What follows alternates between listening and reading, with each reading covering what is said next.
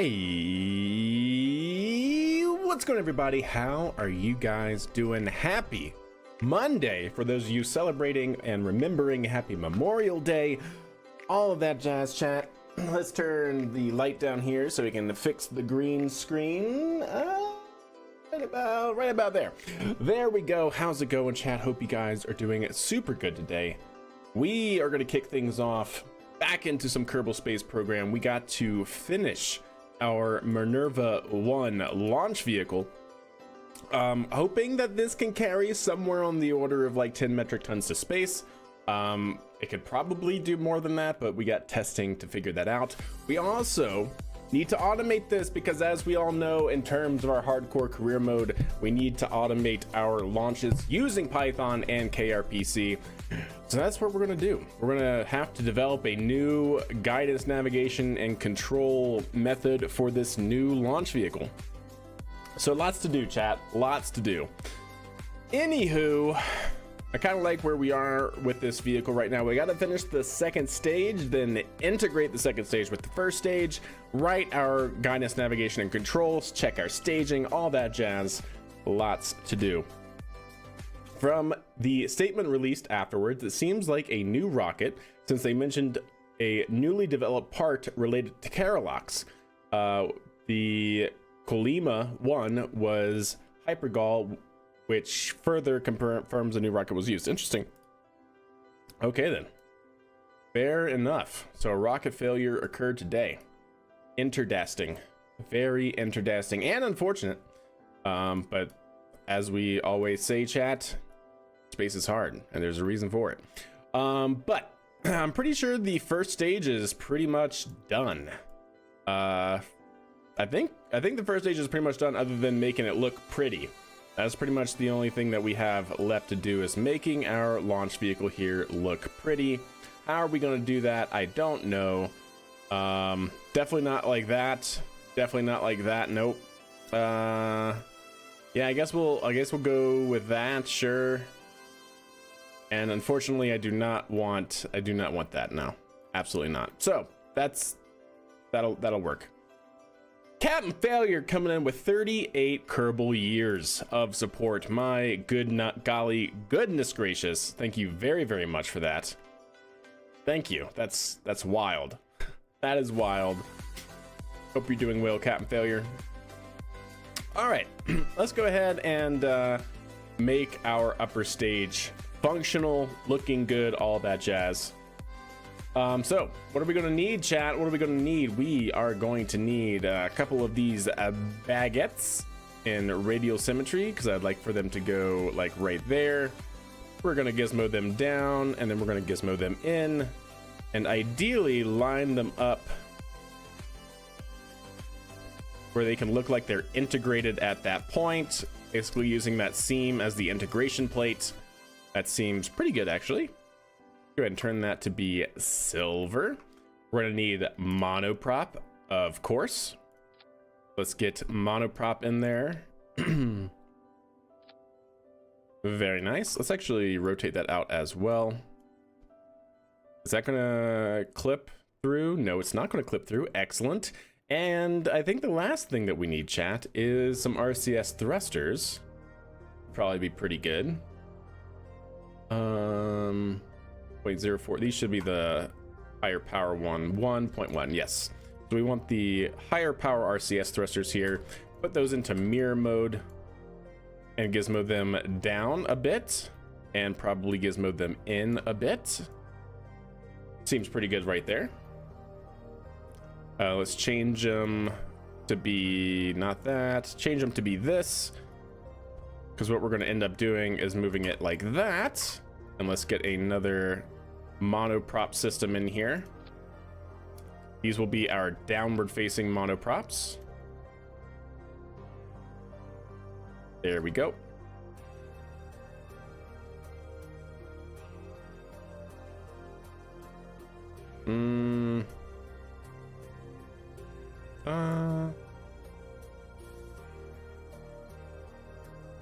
That. Or that. That to be in line, but then it kind of clips into that, so that's a no. So we'll do that. Okay. So this we obviously want in terms of our control. Show action groups. It's going to need to be yaw. It's going to need to be pitch, and it is going to need to be roll. Port, starboard, dorsal, ventral, but not fore and aft. And then these guys are only going to be fore and aft.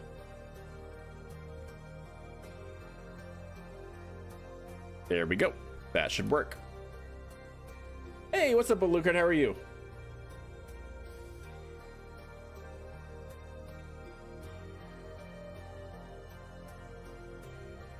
Yeah, exactly, Thomas. I occur. I want more things to be launched, more rockets. I just wish, I wish relationships were better, of course. I'm doing pretty good. No complaints here. Alrighty then. So, because we now have RCS thrusters basically just floating in the air here, I'm going to use my patented approach to make things that are floating look good. Alright, and we're going to use these guys.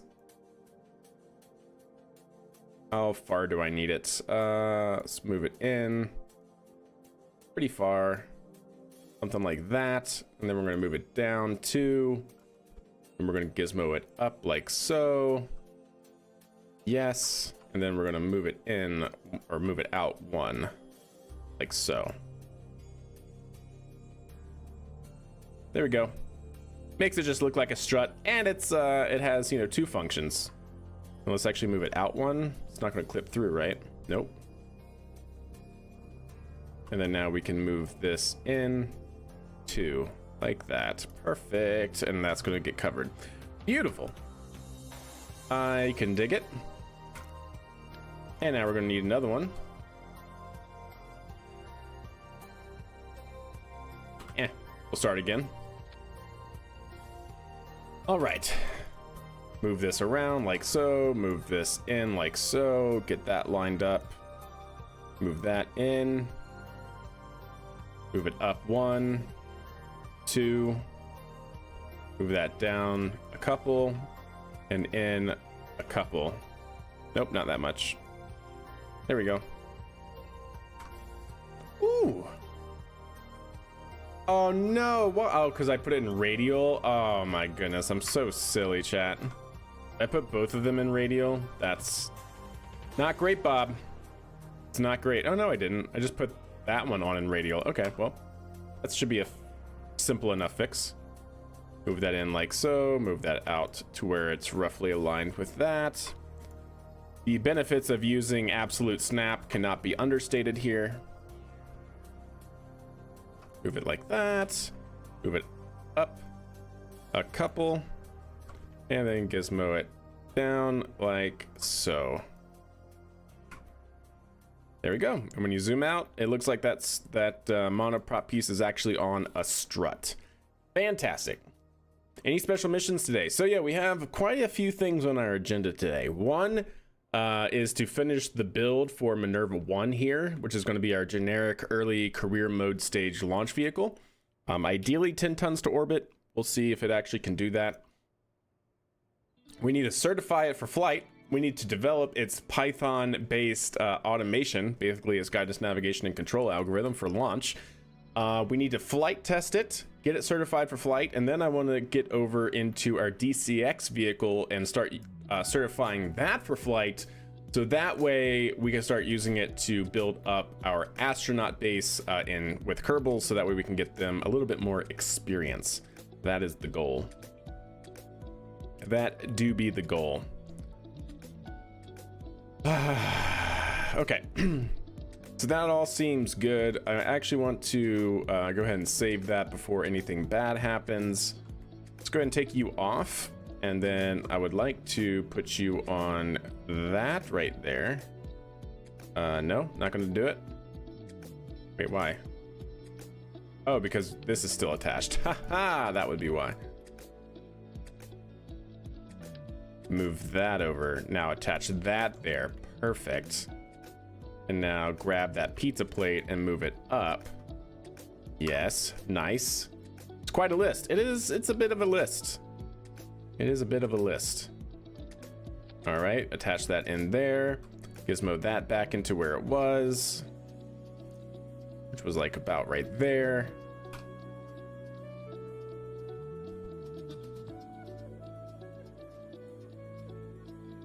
Wait, oh dear. Okay, yes. Now take that and Gizmo that down. Oh yeah. Ooh. Ooh yeah. That's pretty that's pretty good. One up? Nope. That was the right move right there. Perfect. Alrighty then. So a couple things to do now is just all regarding fashion, ideally speaking. Fashion is where it's at, chat.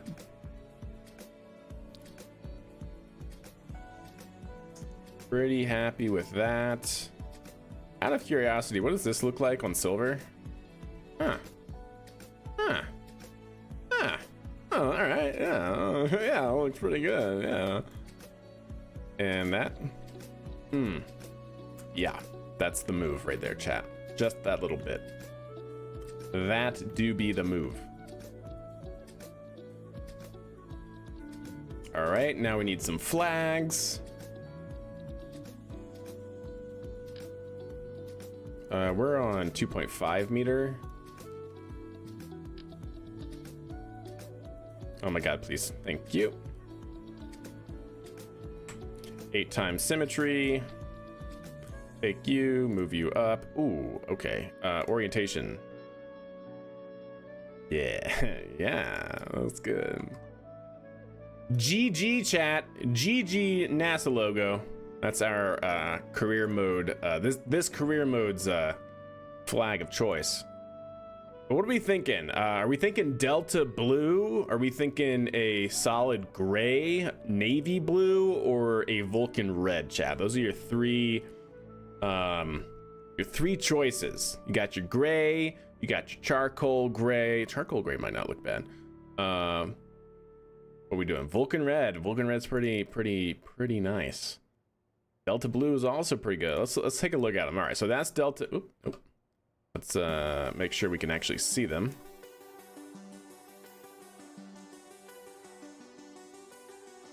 All right, let's actually fix this. Let's make it kind of seamless if we can.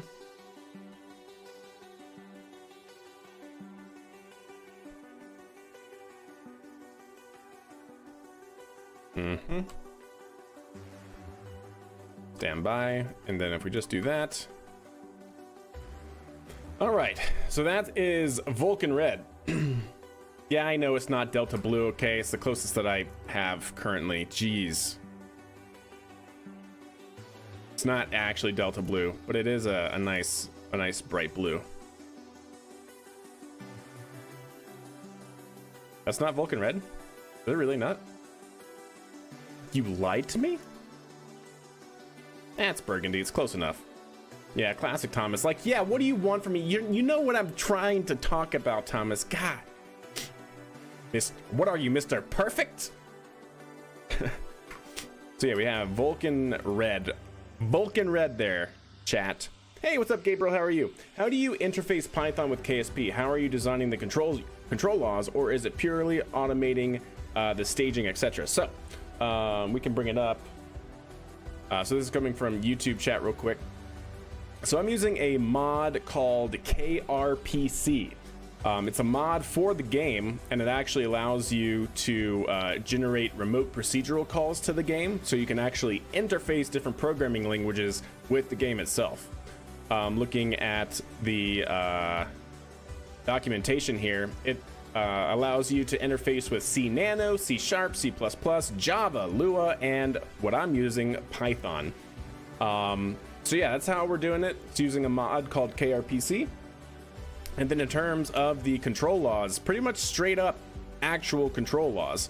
For instance, we're using an easing out, basically an open control system trajectory generator that gives us our pitch angle with respect to our velocity. And then we're also using PID, proportional integral derivative controllers, to match things like throttle response, to match steering logic, and things like that. So it's all to do with KRPC. Oh, it's over TCP IP. You can interface with anything with that stack. Yep, pretty much. That's exactly right. Can we have a QR code on it? No, you cannot. You may absolutely not. All right. So what did we decide, chat? This is Vulcan. This is Vulcan Red. Yeah. So we're doing that one, or are we doing? Let me see. Let's see what does charcoal gray look like. Charcoal gray's not bad. It's a little bland. A little bland. We have this blue. Oh, that pops. Ooh, that actually kind of pops nicely. Or do we go the red, white, and blue stripe? Too Russian. Or we can go magenta, chat. That hot magenta. Heck yeah. I think gray is gonna be bland too, yeah. Yeah, it's gotta be like blue or red. That color blue is gonna be too vibrant, I think. We can go cyan, but I think that, yeah, no, not cyan, chat. Let's not do that. Red or blue, I think is it. Yeah, the barcode. You want a barcode in there? I mean, we could. There you go. Nice solid barcode going on. Yeah, I'm kind of thinking red might actually do it. I do like that. I think that's pretty nice. So stand by. We take that one, right? And then let's take the same thing here and put it at the bottom right before the heat shielding. And 8x symmetry. There we go. Then we're going to move it up. Too much. Not enough.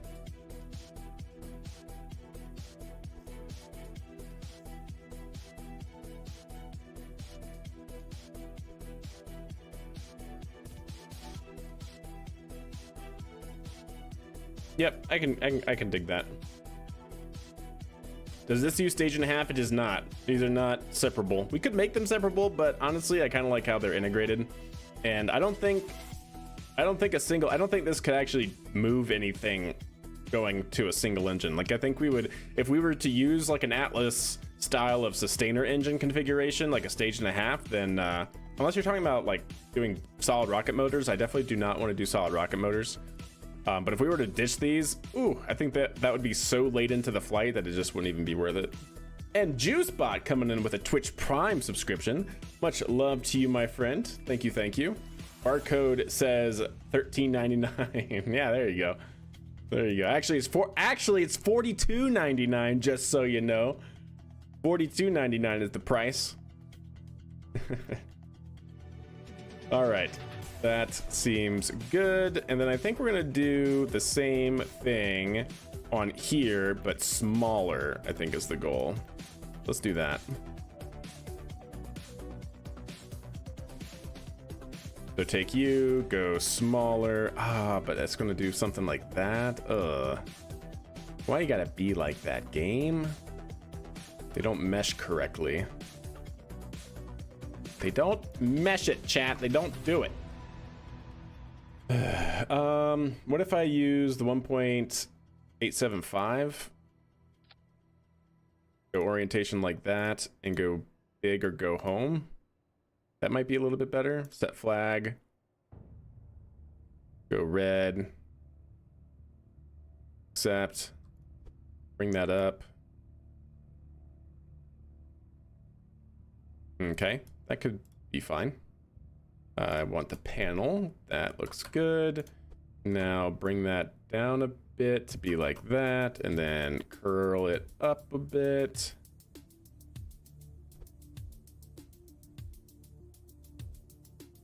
That's just not the right diameter. Shame, chat, shame. I guess we'll leave the upper stage relatively blank here. Flags have colliders, have fun. That should be fine, right? Right? They're not, nothing's gonna be colliding with them. That should be okay. $42.99. What a catch, indeed, indeed. All right. Let's see what we got here. That looks fine. That looks fine. I dig it. I can dig it.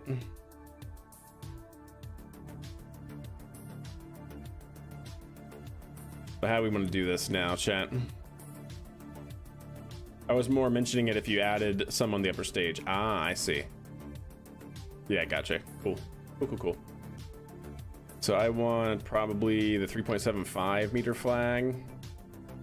Just one set flag.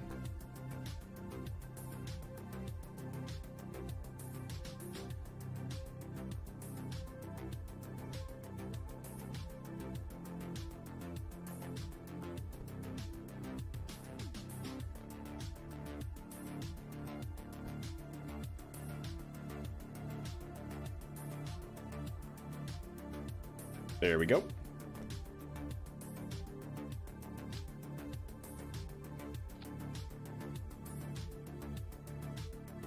Why didn't I pick a shorter name for my rocket, chat?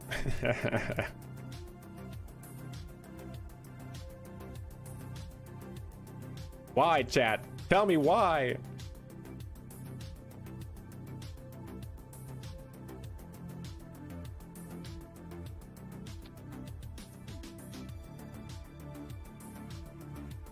I am spelling it correctly, right? Minor. Yep, minor. Minor. Minor. My nerve. My nerve? Okay, my nerves.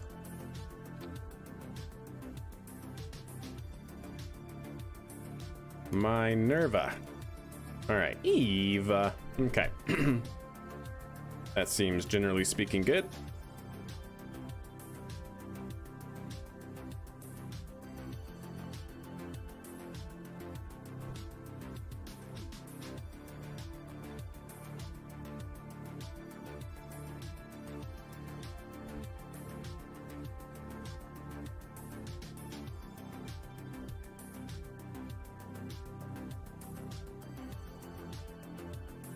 Cool.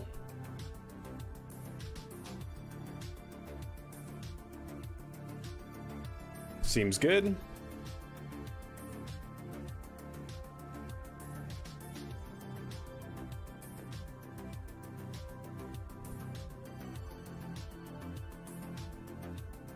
Minerva.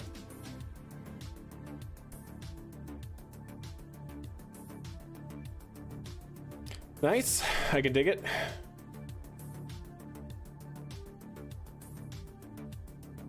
Oh, the conform decals mod. I've heard of it. What are you saying it doesn't do? Ah, I see. All right, now we got to get our space agency, or I should say our commercial company's logo, which is the GG. GG logo, chat. That does have a nice je ne sais quoi.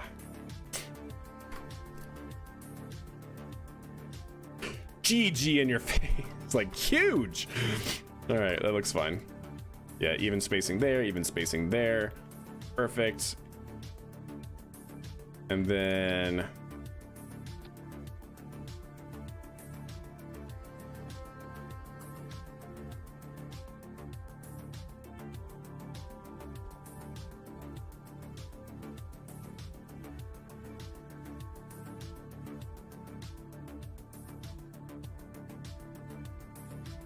yep, there we go. Minerva 1. You're gonna humble brag here for a second. Do it. You won't. All right, now one thing I do want to do, chat, is some more fancy smanchy stuff. I worked on my resume with a friend, and it looks like I might end up with a job at BO. That's fantastic. We got an inside scoop, chat, on Blorgen's inner workings. We have a mole. We have a mole. Hey, Train Man, what's good? How is your day, evening going? I've been enjoying the recent VODs. I'm so glad, indeed. Things have been going good. We got a lot to do tonight here in KSP, but we're gonna crack at it one step at a time, huh? My resume looks sick. I can honestly say I don't know if I've ever heard those words put together like that, and I'm happy for it. I'm here for it. There you go. That's fantastic. That's always a good start. Well, best of luck to you, man. That's actually fantastic. Yes, we need to know the inner workings of Blorigin. Must come to light. What was I doing, chat? I was going to do something. I was going to do a thing. What was that thing, chat? I don't remember. What was I going to do? Oh, this fashion. That's right, the fashion chat. Come on, the fashion chat. Where are y'all? Good grief. Hey, what's up, sick dude? How are you? We're going to use some of these. Yes, we're going to use some of these here. There we go. Rotate.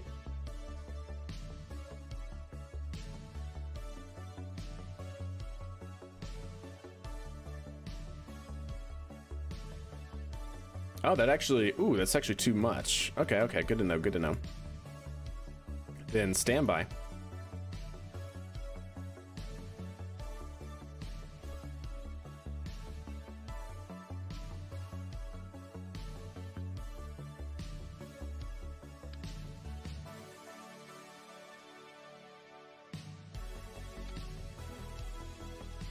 There we go.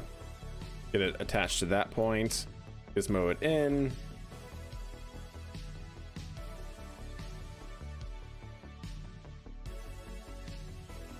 There we go.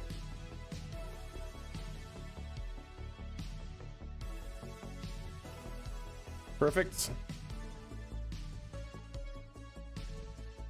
If you're asking me what I'm doing, literally just fashion. Making it kind of look like a downcomer here.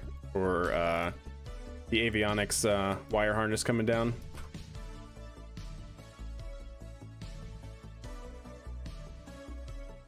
Get like an electrical conduit there. Nice, nice, I dig it. And then we just get to do a whole bunch of them, chat.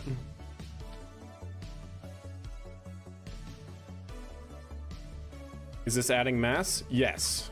Do I care? Yes, but also no.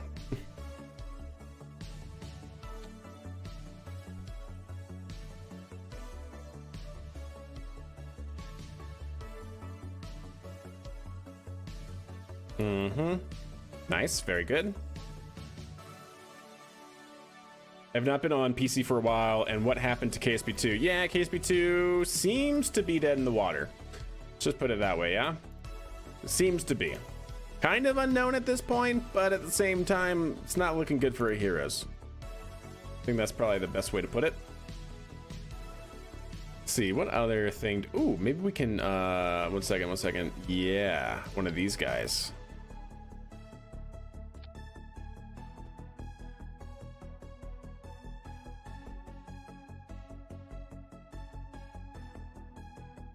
Yeah. All right. Yeah, that's kind of nice. Yeah.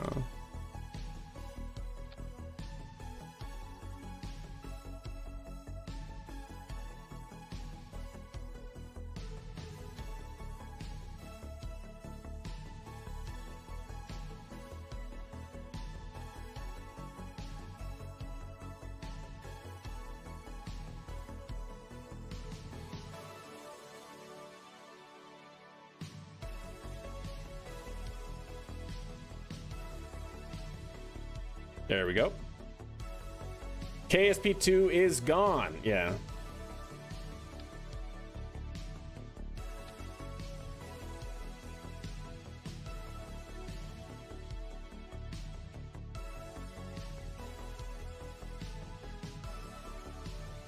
All right. And last one, and then we'll do another conduit. Can experience 2 ruds per launch. That is true.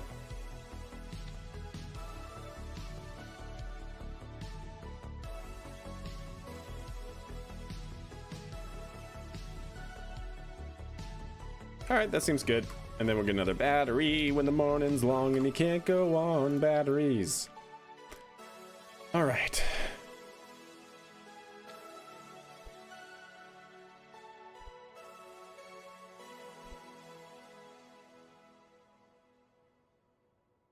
There we go.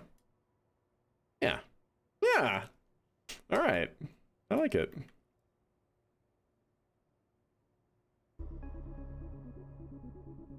Now the question becomes, can I do the same thing, but over here? I think so. What does one of these look like?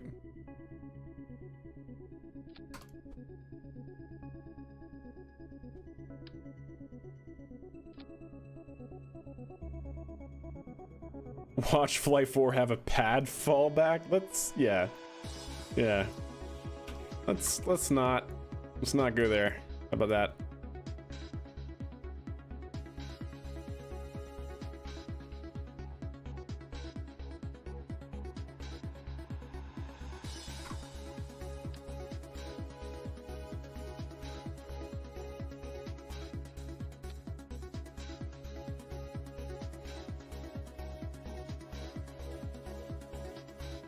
Okay.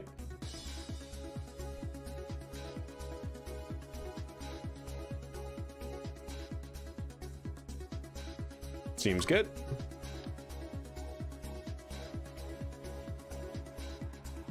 Game, please.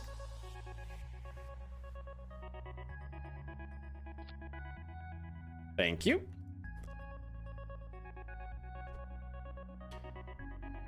Yeah, I guess we won't ever really know. Well, I hope we know at some point, right?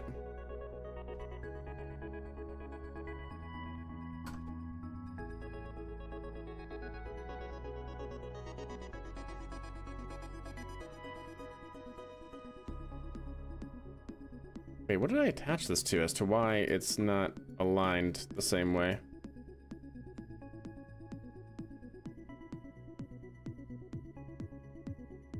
Okay, something like that. Oh, also, I guess I had it the right way the first time. Game, thank you.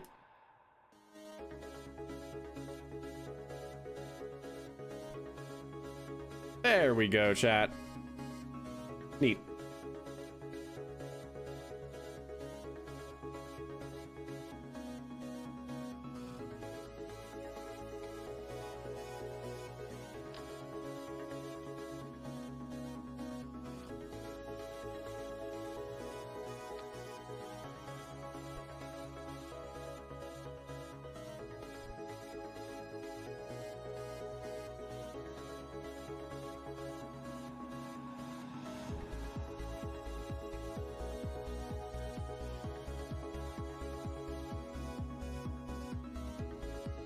There we go.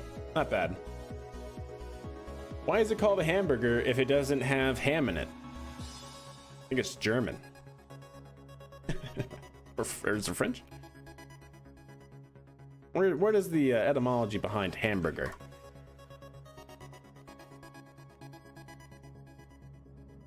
French? I don't remember. It is German. That's what I thought. Okay, cool. So I think it's because of that, honestly.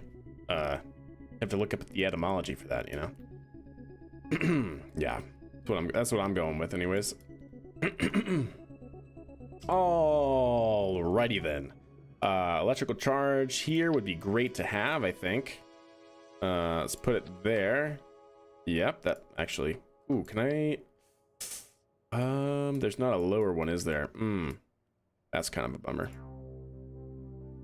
No, there's not. Okay. Wait, what's attached to this thing? Hold up.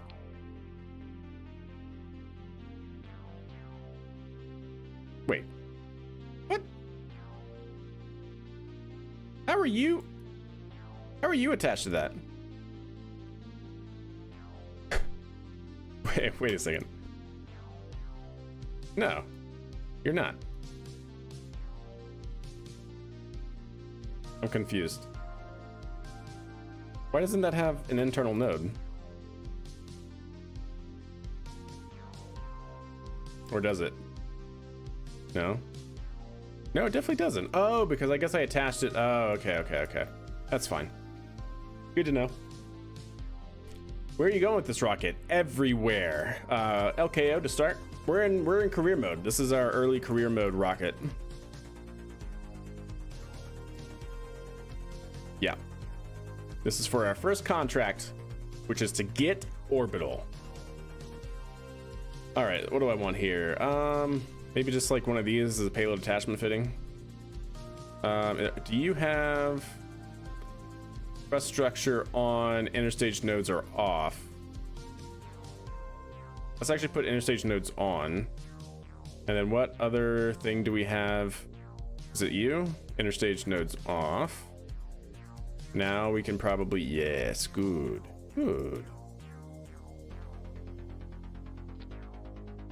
Okay, wow, I do not want that though, preferably. Oh, there we go. No, actually, negative, bad. All right, fine. Turn interstage nodes, well, actually, yeah, turn interstage nodes off. And then we'll take you, gizmo you back around and gizmo you in. You're our payload attachment fitting, awesome. Good deal.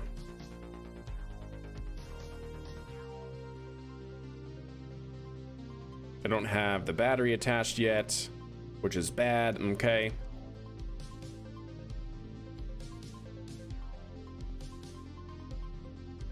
You did that with 2 small tanks and a swivel. That'll do it. That will do it. Hey, whatever works, right? I'm hoping that this will be able to carry us through pretty much all of the contracts. Because my idea here is to develop what we're calling the Minerva rocket, right? But ideally, this is the Minerva 1. And in the future, hopefully we can upgrade this over time to be Minerva 2 or Minerva 1A and, you know, all of those sorts of different naming conventions. Like Minerva, I don't know, Minerva 1A or something like that might have an upgraded upper stage, or maybe even no upper stage at all, depending on what contracts we have. We need additional payload space.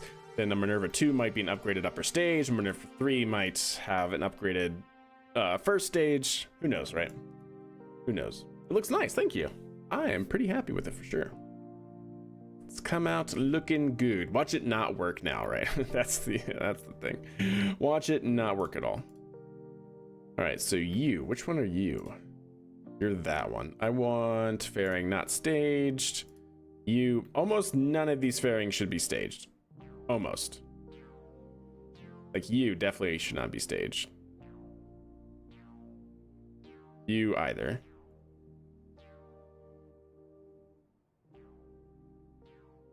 Yeah, you not. You also not. I think you definitely not. There we go. So yes to you.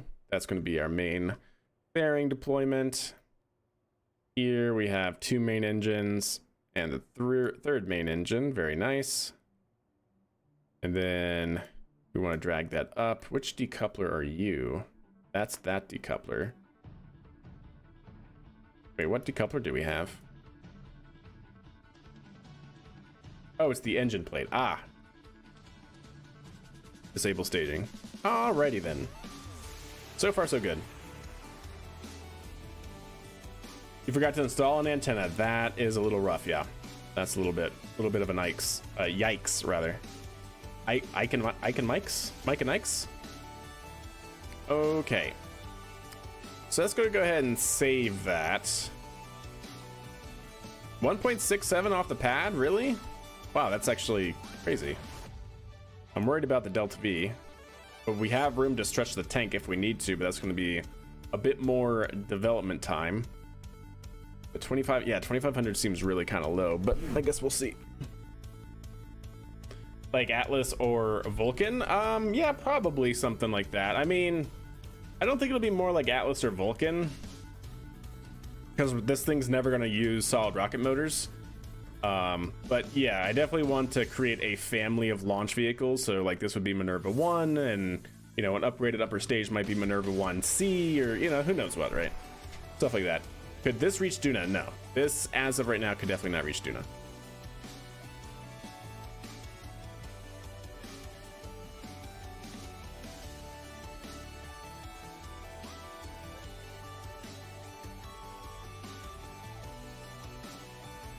All right. Configure vessel naming. This is going to be Minerva-1. Set to max. It's going to be a base. Accept. Change name tag. Control underscore point. Accept. Very nice.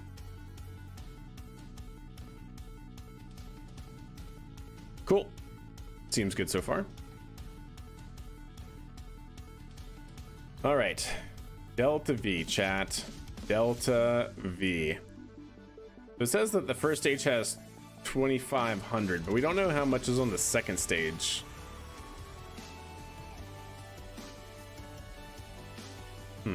Yeah, it is not telling us how much is on the second stage, which is not great, Bob. It's not great. Really hate it. What do we want to do here? I mean, we could always do it by hand. Does that help? Yeah, let's just go ahead and do it by hand real quick. Something must be including the fuel? I don't think so. KSP 1 just sometimes isn't good about yeah, sometimes KSP 1's just not good at giving you the fuel overlay.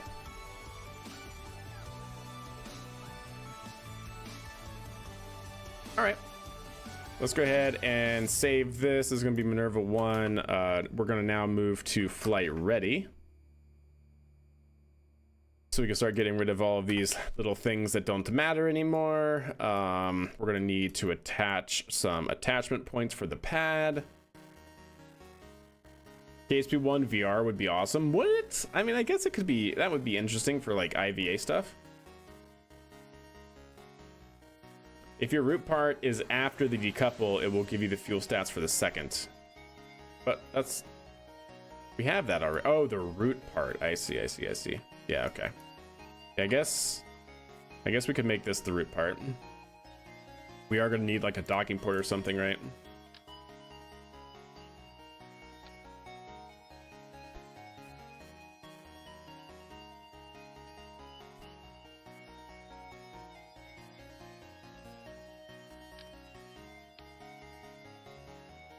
All right, well, that didn't fix anything. Up there it goes, 1,000. Okay, neat. Ah, there it goes. Okay, cool. So 3,000 meters per 3,500 meters per second delta V. I don't know if that is enough, chat. I don't think that's enough at all. But guess what? We'll figure it out. Like, I really only want this to have 10 tons. That might be asking too much, though. Like, we might have to actually stretch the first stage. I mean, we have the Delta V, right? We certainly have the Delta V to do it. Is that sea level? Yeah, it's sea level Delta V, all the way up. So the upper stage with its really high efficiency engine, the Poodle, which is what, 330? I mean, it's just asking a lot for the upper stage is all I'm trying to get at.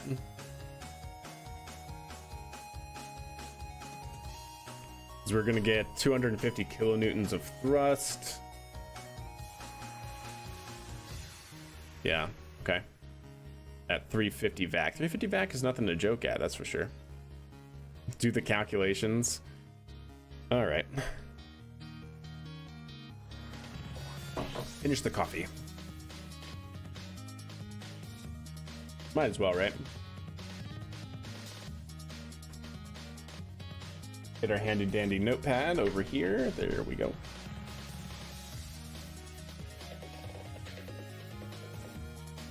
Epic Pen free trial. Oh, goody. Free trial of what though? I already bought Epic Pen. Okay. So we know that Delta V for the rocket is going to be equal to our ISP times G naught times the natural log of M1 over M naught.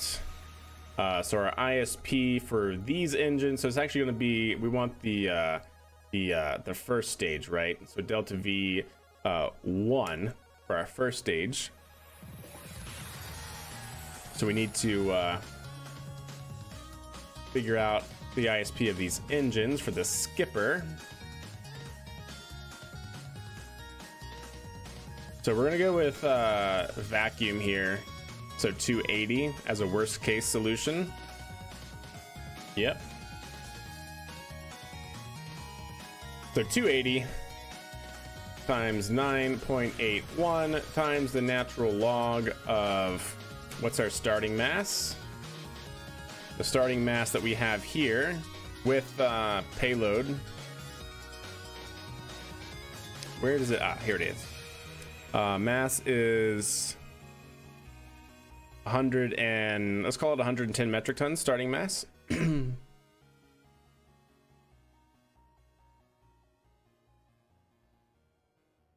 So that's going to be 110 metric tons. And then we want empty. So we're going to take U, drain. Take U, drain it.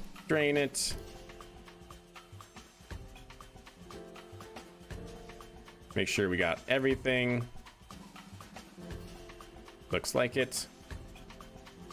Is it only the 2 tanks that we have?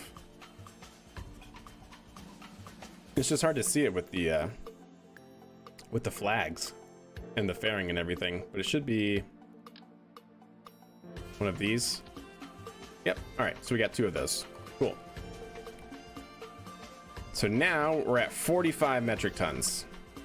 Good to know, chat.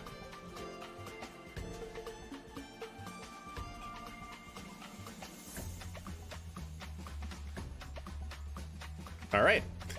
So that's our starting delta V. So if we actually calculate that out, that's going to be 280 times 9.81 times the natural log of 110 divided by 45. So that's going to be 2455 on the first stage. 2455 on the first stage.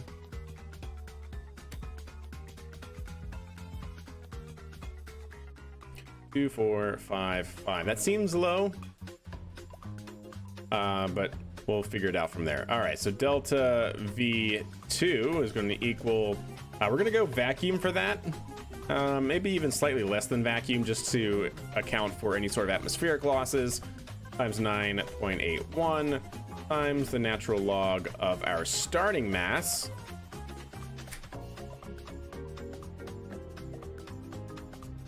Let me go ahead and make sure I fill these back up before I lose my progress here. We're gonna go ahead and save that as is. Okay, and then we should be able to take all of this stuff off. There we go. Brilliant. So that's gonna be our starting mass now for our upper stage, which is gonna be 23.4 metric tons.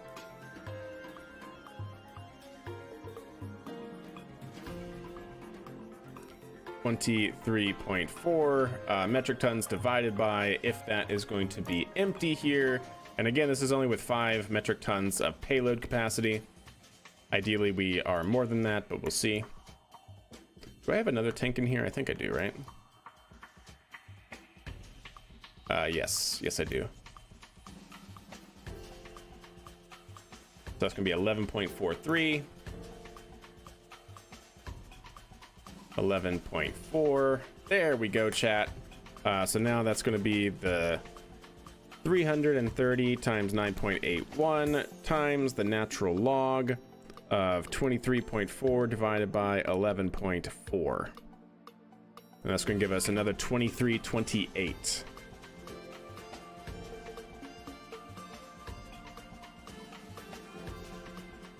All right, so delta V total is going to be delta V1 plus delta V2, which is going to be equivalent to 4783. So based on the numbers, with 5 metric tons of payload, depending on our flight dynamics, we should have enough to get into orbit. Because typically speaking, you want probably somewhere on the order of 4,000 meters per second of delta V to get yourself into a low Kerbin orbit. That's with, of course, some margins for error, for atmospheric losses, and you know, whatever you could experience in flight. So that seems good. But like I said, the real telltale sign is, even though the numbers look good, it all depends on your flight profile, which we're automating. So hopefully that'll give us a little. Oh, and the baguettes. I forgot about the baguettes. It's only going to be a little bit more. So there we go. We have even more delta V than the 4700. The only thing I'm worried about is if the first stage gives us enough staging velocity, right? My desired staging velocity in the game is typically around 800 meters per second. So if the first stage can get us to 800 meters per second, then I believe the second stage should be able to push us if we have at least some sort of moderate thrust to weight ratio. Which actually, speaking of, what is our thrust to weight ratio on our upper stage here at separation? I need vacuum. Oh, so TWR of 1 is actually really quite good for an upper stage. It's actually really pretty fantastic. So I'm happy with that. Okay. That's giving me some good vibes, chat. Let's put it that way. Yeah, 4,800 with 5 tons seems reasonable. I gotta say, it certainly looks the part, right? Okay, let's put some clamps on here, and then we got to figure out the avionics for this vehicle. Okay.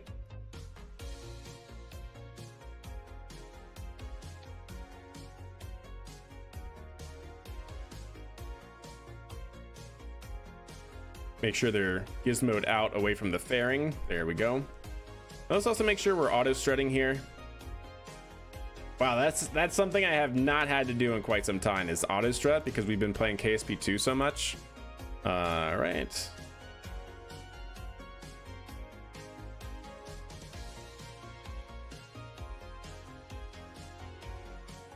Okay.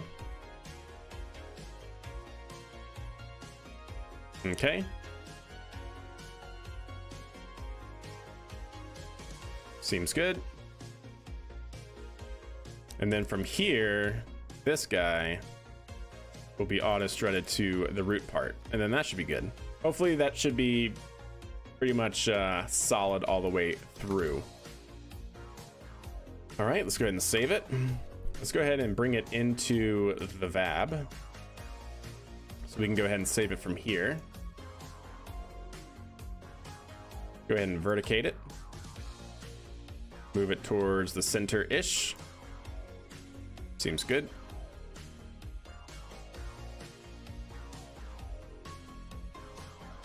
I like it, chat. All right, let's go ahead and save it.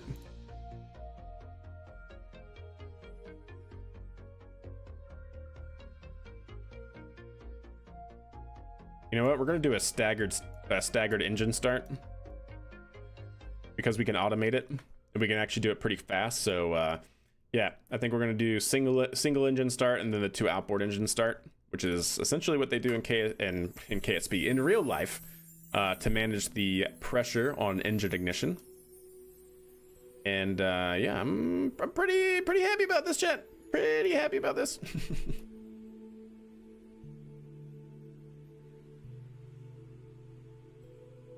Yeah, essentially, Sea Kraken, yeah.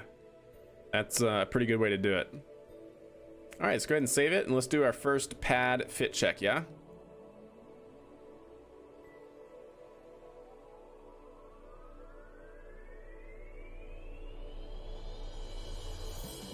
Looking good so far.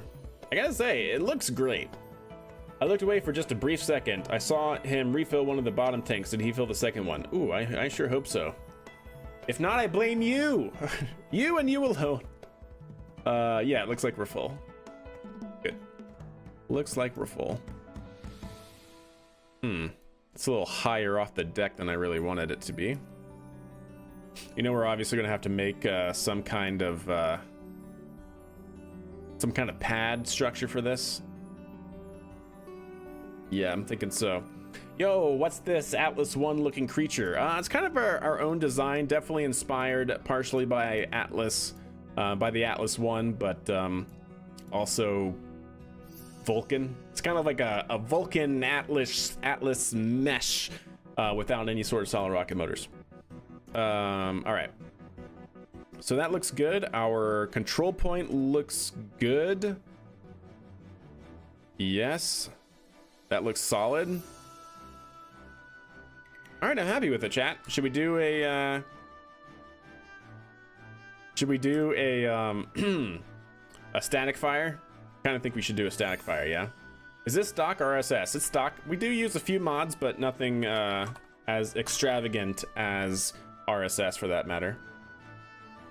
All right, we're gonna. I hope this doesn't blow out your ears. So just, you know, fair warning. KSP is a little finicky on sound sometimes. It's probably gonna be pretty quiet, but just in case, so headphone users, just yeah. Okay, let's go ahead and we are going to hit the first stage engine. Oh yeah, no, that should be pretty quiet for y'all, right? And then in 3, 2, 1.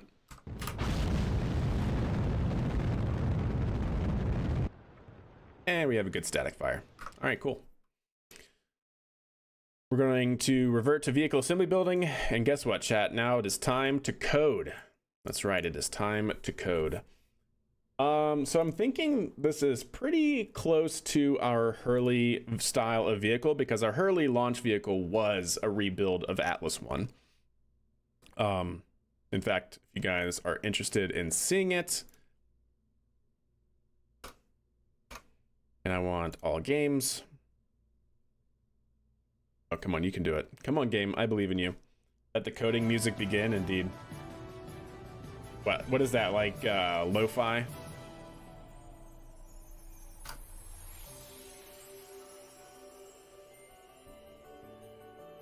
So if you guys have seen our last save that we were working on, we literally did build I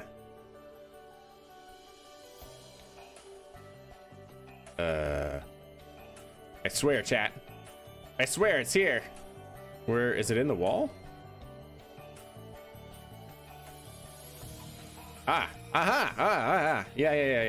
Okay.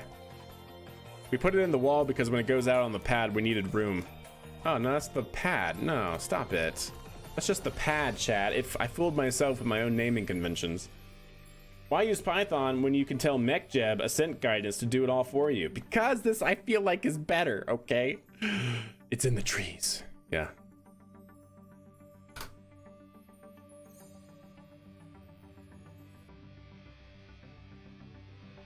The upper stage, Hurley trailer, upper stage, Hurley 8-2, pad transport. I guess we're just gonna have to see it on the trailer, because how I used to develop my rockets in the last save was we built everything out on the pad ourselves instead of just putting it out on the launch pad. So literally we used trailers and trucks to move things around and then used a crane to pick them up and put them on the pad. So what is this? This should be it. Aha, there it is. So here's our little Atlas 1 recreation. It worked. It worked out really quite well. So there you can see our pad integration point. Basically, we had a crane that would move over and pick it up from the top, verticate it, and then drop it onto the pad. But this is what we were using in our last save here. And now we got to do, basically, like I said, we need to develop our launch vehicle guidance, navigation, and control for our new vehicle. But I think we can pretty much copy what we already have with Hurley, because it should be a very similar flight profile, except we're not ditching the engines, right? We're not actually launching and separating our sustainer engines. So it should be even a little bit simpler.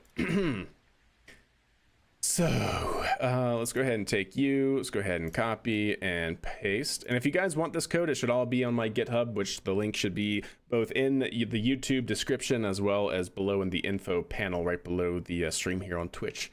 So if you guys wanted to take a look at what we've done, it should be there. All right. So first and foremost, this is going to be the Minerva-1, or I should say Minerva-I.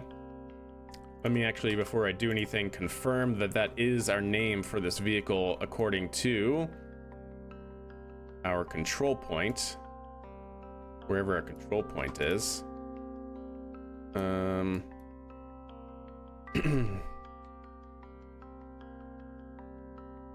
Where is it? Where is it? Oh, there it is. Ah. Please, game.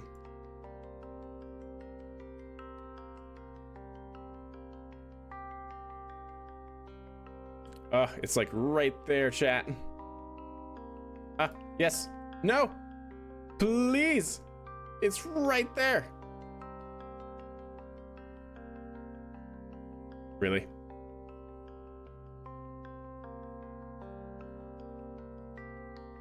See, this is the problem with the VAB sometimes, chat. Which is why I really like the controls in KSP 2, because you could focus apart and not be limited. Stand by. Switch editor.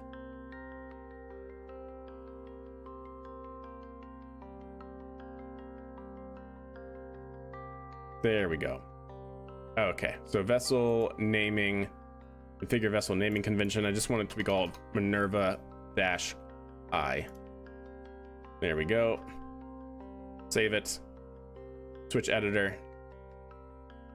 Save it. There we go. So do you decide on the ascent profile? Yeah, pretty much. We pretty much have an open loop control system or control algorithm for generating a trajectory, and then we just have the rocket with a built-in KRPC PID loop. So KRPC is the mod that we're using in game, and it has in its Python package an autopilot, which is essentially just a group of PIDs that the package runs to actually control the launch vehicle.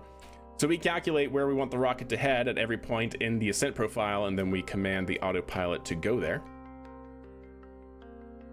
So we're definitely developing the guidance and navigation, and then we're handing off control for the pointing part. Alrighty then, so that should be fine there. Go ahead and save that as is. So yeah, root vessel is going to be called Minerva-I. That should be good. Is the abort installed false? There is no abort criteria. We need payload liquid fuel. The liquid fuel for our payload is going to be 405. And then for our upper stage, it's going to be 720.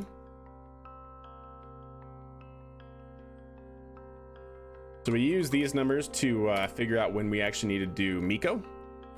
So 720 plus 360. We're not going to have any MECO condition multiplier because this is going to be a non-reusable first stage.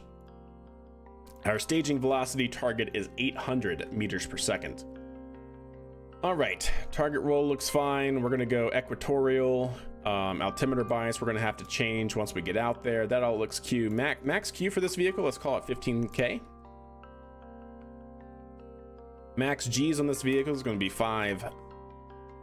And then we're going to call, we're going to actually command all. Hurley is now going to be called Minerva.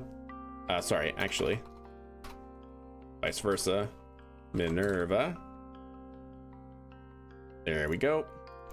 So this sets up all of our parameters, defines our target heading. We have our max Q thrust control loop. So we have actually our own PIDs like commanding thrust versus time as well. So we can actually manage our max Q point. Countdown, that should all be totally fine. Okay, so then we activate next stage, but that is not, oh yeah, that's true. So it's gonna be engine 1 ignition. And then we're going to do time.sleep, and we're going to do 0.1, actually not even 0.1. I don't know if the game's fast enough to do a control loop of 0.05 seconds, but this is going to be outboard engine ignition, yep. Then we sleep so we can actually get away from the pad. We check our active vessel, making sure we're commanding from the right point. Engage autopilot, set up our control authority, and then set our target pitch and heading. All right, from there we do our roll program to align ourselves with the proper flight azimuth, and then we sleep for 5 seconds, and then we start our pitch over maneuver. Now our pitch over maneuver for our Hurley vehicle was custom, so we'll probably make a custom one for this just to keep things simple. So is it basically drawing a path in space, and then the control loop is just trying to keep the rocket along that imaginary path? Yeah, Super Matt, and I'll show you exactly what we're doing here. So the open loop trajectory is this right here. We're essentially commanding a delta beta, so a change in pitch relative to our current velocity relative to our target staging velocity, because at our target staging velocity, we want to be pitched over at least 45 degrees. And so that's essentially what this does. So based on our velocity, we should be able to get a very nice, easy arc. And so as we go faster, we pitch over faster, and as we slow down, we of course, pitch less. And so all of that is managed here with our delta pitch. We're not going to have any booster engines to separate, so all of this can actually just go away. Yep.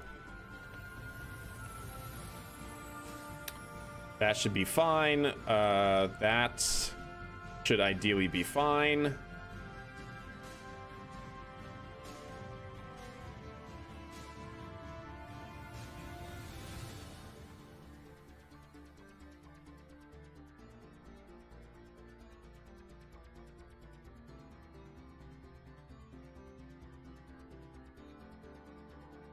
You know what? I actually don't think I want this here.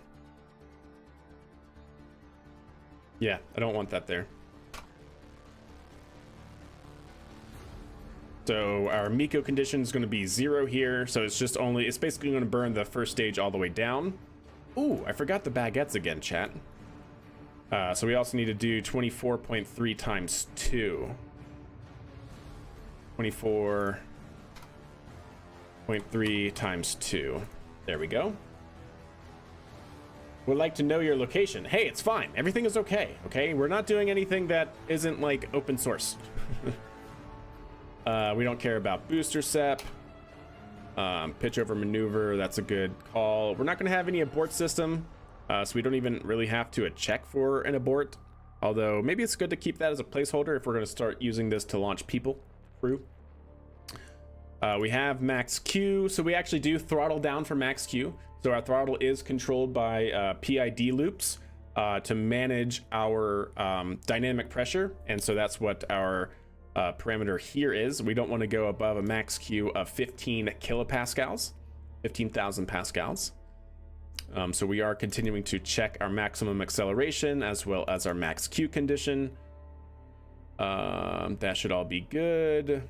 Total thrust vessel, if total thrust is less than or equal to 0 Miko, that is correct. Although hopefully we can also do that here. Oh, you can actually, I see. Yeah, that's actually doable. So let's actually set that condition here. Miko condition multiplier. Let's do it when we have 200 units of liquid fuel remaining in the first stage. Actually, maybe 500. Because it's going to continue burning for 5 seconds, so... Yeah, I just wanted to hopefully enter a stability point, right? Yeah.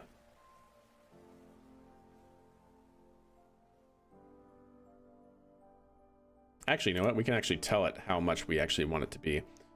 So this at full throttle for the engines is going to be putting out liquid fuel of 18.642 per second. So 18.642 per second times 3 times 5. So we need at least 279 units of liquid fuel to do that. So let's call our Miko condition 280. Miko multiplier should be 280. That should be good. Exactly, Sirloin. Yeah, it's kind of my thinking as well. All right. Ideally, that should be enough.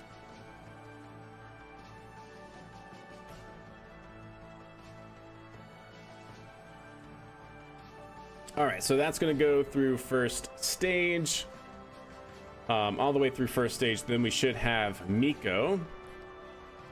So let's go down to that. So we have pitch over maneuver. We command Miko. We activate our second stage. We jump to our second stage. We check our active vessel. We wait 2 seconds for SEP. Oh, you know what? A separator motor on the first stage might actually be really good here. Yeah, I think we're gonna actually need to do that. Anyways, yep, then we command full throttle. We change our autopilot. We activate our second stage engine. Wait, is our second stage engine already? Ah, yeah. Let's actually change that.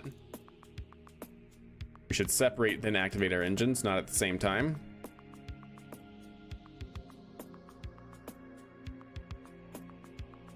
Yep, stage separation. Yep, that works.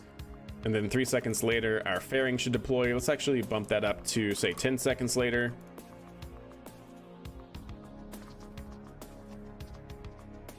Okay, that looks fine. That looks fine. Now for closed loop guidance. Let's call this, we want a target of 80. All right, then we go into our closed loop guidance here. I'm not sure if this is going to work because it's never been great. It's never been great, Bob.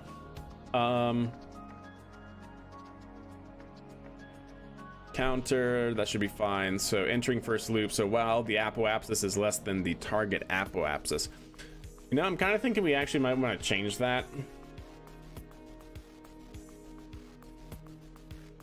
I wonder if we should actually have 2 here, chat.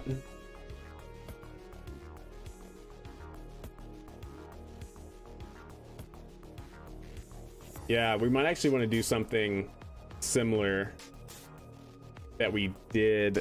What do I want to do here, chat?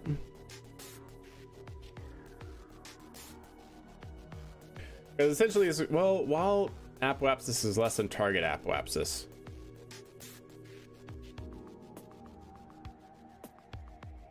That, I guess, could be fine. Well, no, because we could hit the target apoapsis, and then we're going to change our control loop, which enters second, to manage our rate, our vertical velocity.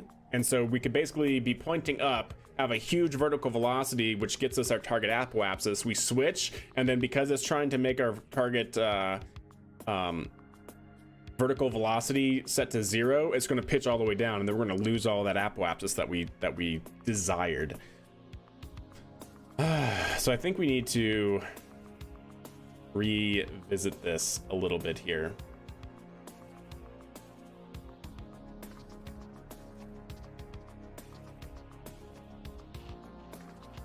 Yeah, I think we need to revisit this.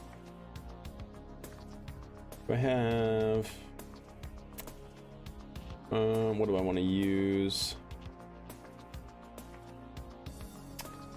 Not sure. Is there like a good... Looking at the docs here. Maybe our first loop should actually be managing our vertical velocity. No, I think, like I said, I think the first thing that we should do is have it be a function of both our target apoapsis and our vertical velocity, maybe? Yeah, or maybe it should just be our vertical velocity as our starting component. But while our vertical velocity is not 0, right? But then we can manage our apoapsis and point down. That actually might be the winner.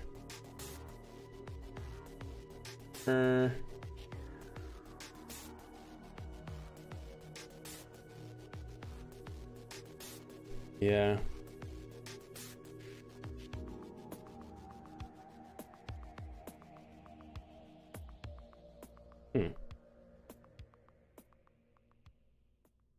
I guess that can work. Nothing useful there. Nothing useful there. Nothing useful there.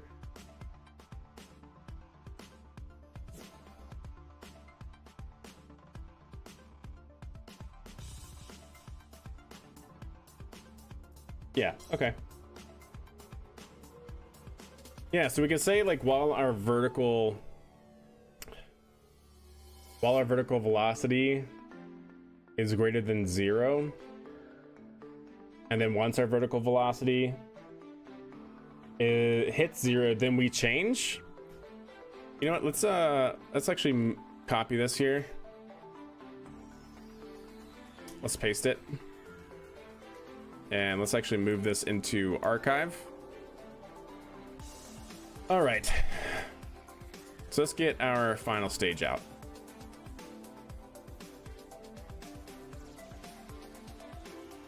So this is trying to manage our time to apoapsis with a target of init time minus the counter.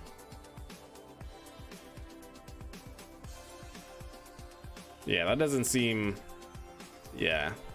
Let's actually change this here for a second. And let's try to simplify this. So we actually probably want it to be talim.vertical vertical vel, I think is what I called it. Let me actually see.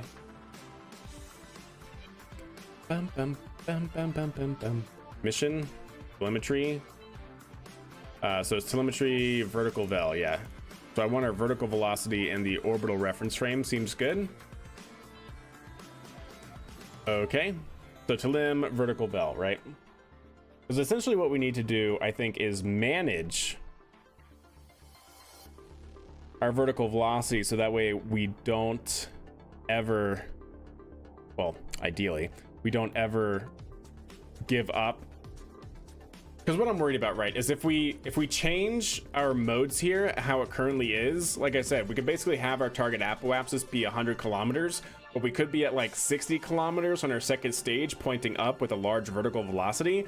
And then as soon as we hit that, because it's going to try to get vertical velocity set to 0, it's going to point all the way down to negative 40 degrees pitch.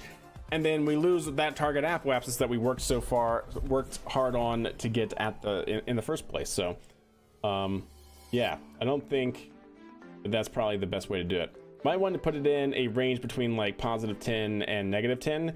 Yeah. What I'm thinking about doing,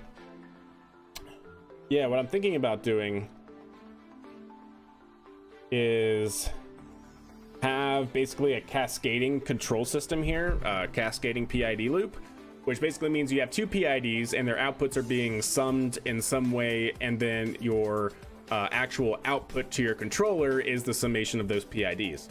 So we can have a PID tracking our apoapsis, right? And so we want to target apoapsis, say 100 kilometers, but then we also don't want our vertical velocity to go any more than, say, a target of 10 meters per second. So I think that could be what we want.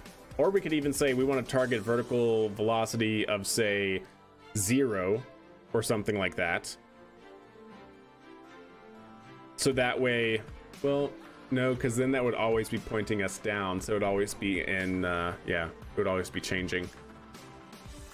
Maybe we just do this off of vertical velocity at the moment. But anyways, let's try something here. So I am going to need essentially our starting time to enter this stuff. So we want our start time to equal time dot time. Because we essentially want to also track our time to orbit for, I think, probably the next loop. Right? I think that could work. I think that could work.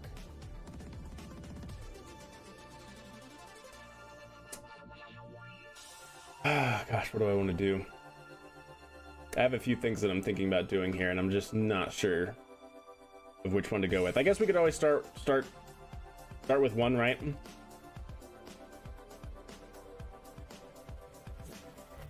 To always start with just one. Yeah. Yeah, no, you know what? Let's keep it. I don't know if I'm going to need that yet. Well, we're going to need it if we're going to try and track our time to apoapsis, but until then, I'm not sure. So we're going to go ahead and just restart. We have this already saved, right? Try spinning. Ah, yes, of course. Of course, a horse. So we want talim.vertical velocity being greater than 0. right? So while we're greater than 0, we're going to be doing our stuff here. So we're going to need our pitch control. That's what we called it, right? Pitch control, yeah.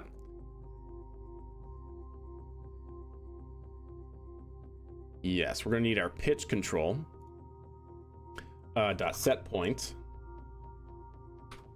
to be equivalent to I guess it should be, actually no, we already did that, right?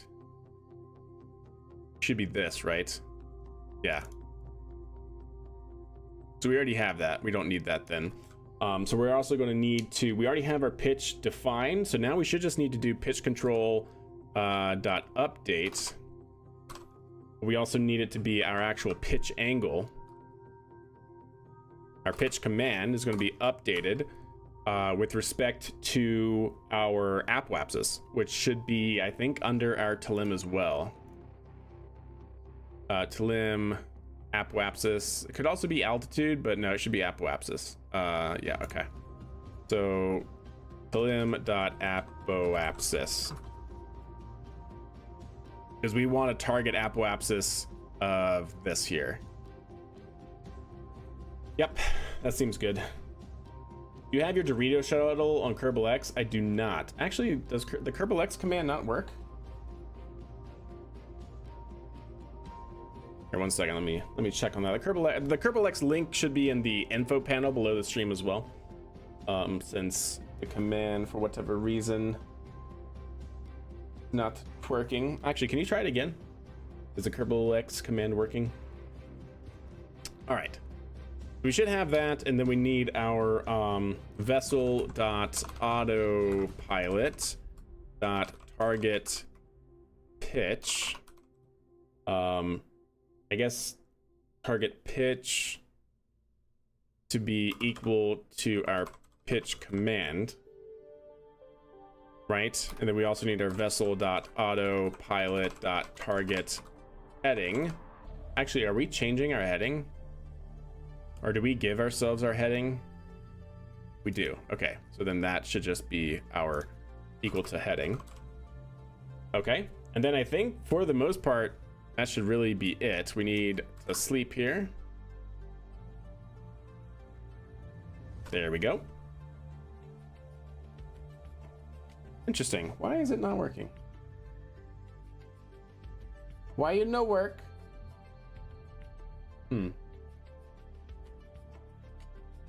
Yeah, it's set to everyone. It should work. Is the bot just sleeping right now? Kerbal X. Ah, there it goes. I restarted the bot, so maybe that's why. Yeah, because it sets for everyone to use, so I'm not sure. But there we go. All right. So yeah, that seems pretty good, I think. So now we have TLM periapsis less than or equal to 90, huh? Should that be target apoapsis? Do we have a mission parameter for that, chat? Because right now it's just set to 90,000, while our periapsis is less than 90,000. Well, I guess that's fine. But maybe... yeah, let's do 70,000, which is going to be our minimum orbit, right? Let's see what that does. Yeah. Let's go ahead and see what that does, I guess. So the first thing that we're going to want to do is have our set point. We're going to need to update our pitch set point. Right? Which is going to be actually our rate control. What is our rate control set point? Okay, yeah. So we have our target vertical velocity set to that, which should be okay. Actually increase that a little bit.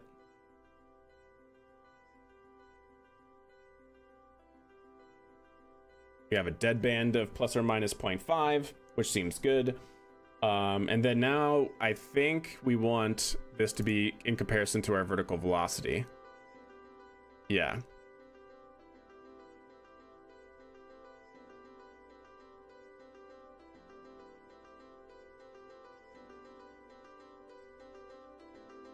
Yeah. The only problem with this, perhaps, is we might want a check here if our periapsis, if our talim.periapsis is greater than 70k. Or is maybe greater than 20k or something like that, because that should basically mean that we're very, very close to achieving orbits. So, so if that is greater than, say, 20 times 1,000, 20 kilometers, we want to brake, right?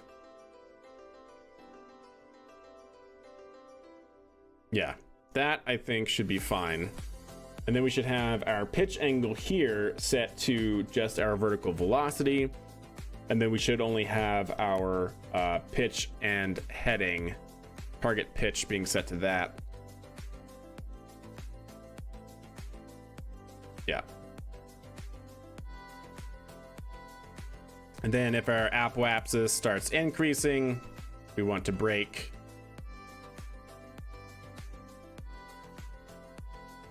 And then we should just brake. Okay, something like that might be a-okay. So if our apoapsis is less than our target apoapsis, just basically go 0.0, 0.0 absolutely prograde, and then shut down. So simplifying a few things here, but I'm interested to see if this works because our other way of doing it was a little spotty. So let's try that and see what happens. We can always take command on our second stage if we absolutely need to. Oh yeah, we also need to rename this, don't we? Rename this to, this is gonna be our Minerva 1.pi. There we go.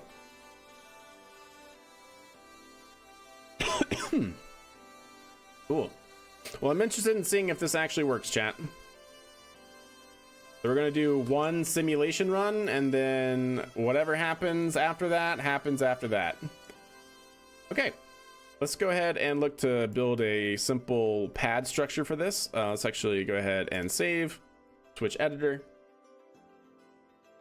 That seems pretty decent, if you ask me. Yo, and by the way, BPNO Nick, thank you so much for the follow, much appreciated. Alrighty then. Yeah, what is part count, chat? Who cares?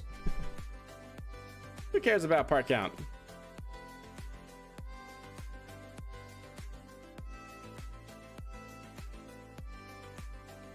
Wait, why? Wait, really? Why you gotta be like this, game? Oh, because they're not in 4x symmetry, but of course! Why would they be?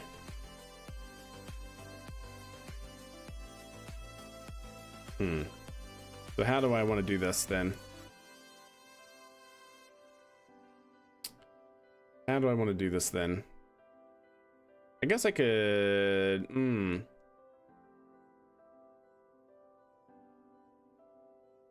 Is there a center point that I can put this on? I don't think so. So I guess we're just gonna have to build it off of these, which is fine. Okay. That seems fine. And then we're gonna also have to do something like this.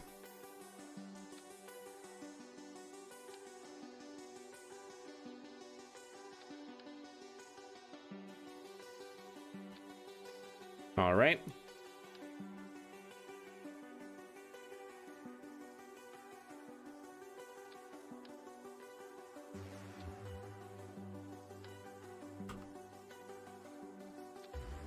Wait, what?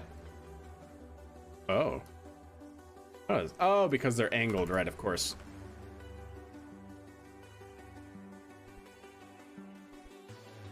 I was like, that was so confusing.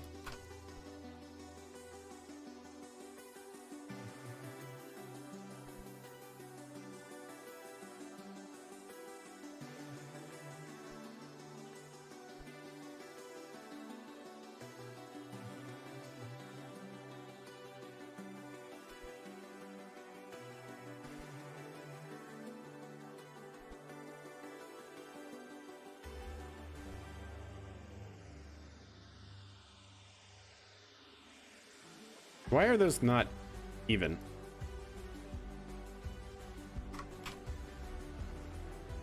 We're on absolute. Okay. Gotcha. Understand.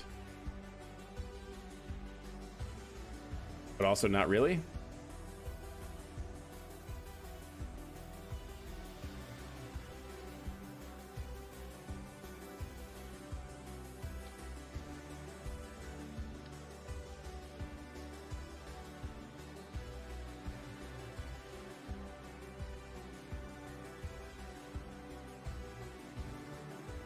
Come on, you can do it.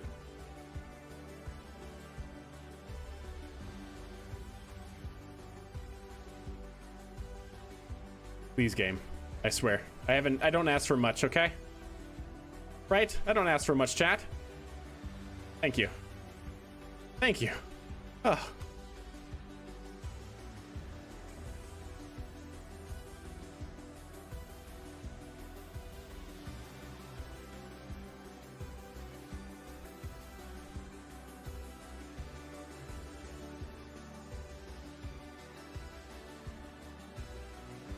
Okay.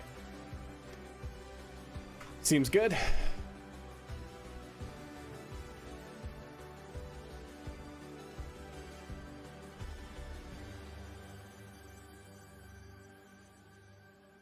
Ah, I see. It's not gonna quite work then.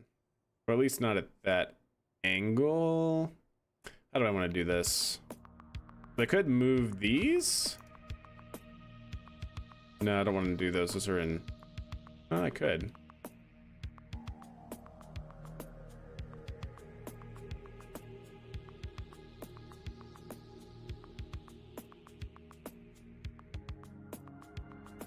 Okay. That could be fine.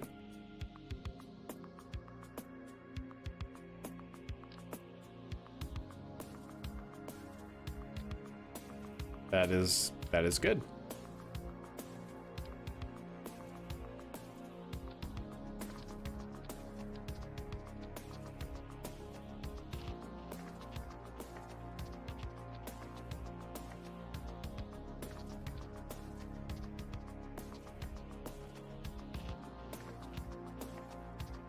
Oh, we actually need one more. How about that?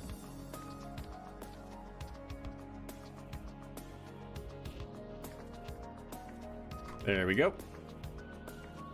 Simple enough. Sweet. Now for this.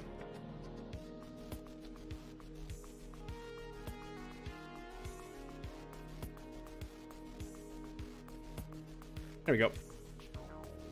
What's the empty mass of this thing? I think we saw it at 20 metric tons. I think is what we saw it as.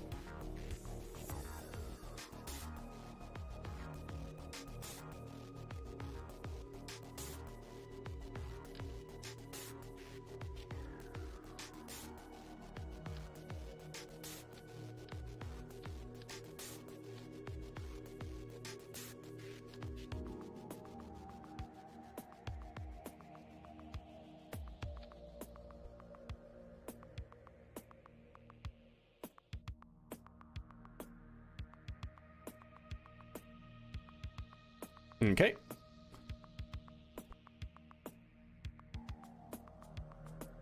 Stand by.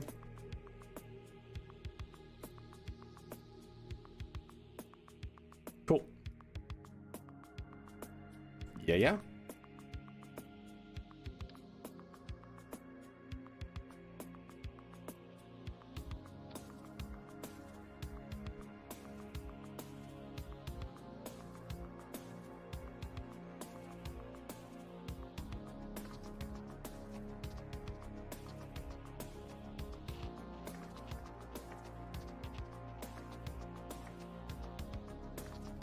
Sweet.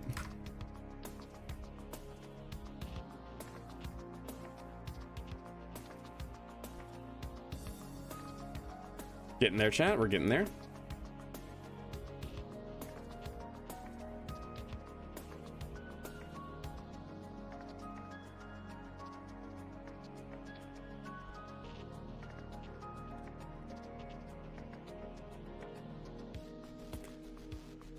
All right.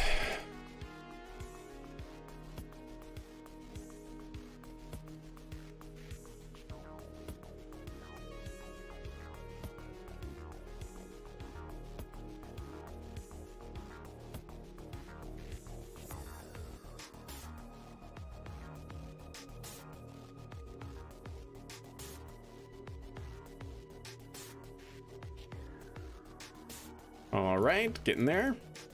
Just gotta auto strut some stuff.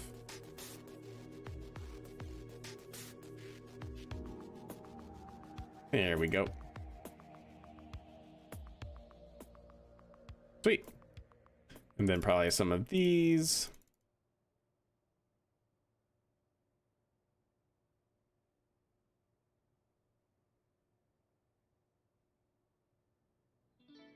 Cool. That I think could be pretty good. Alrighty then. So we have that. Most excellent. Most excellent. Doom, doom, bum, bum, bum, boom.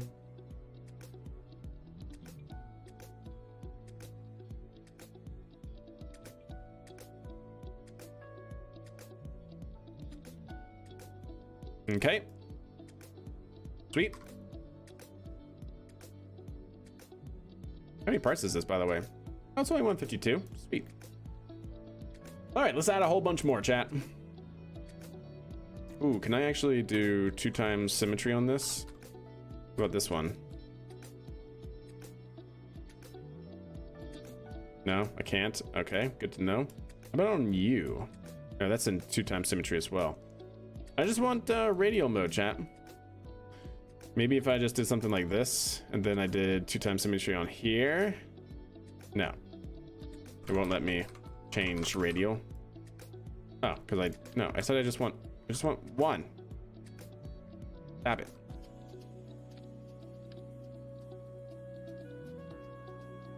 There we go.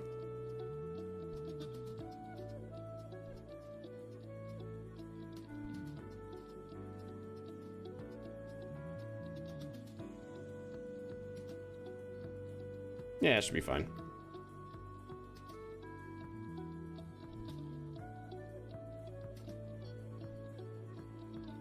Yeah, good. Perhaps build it with consideration for a future crew tower. That's the idea. 100%.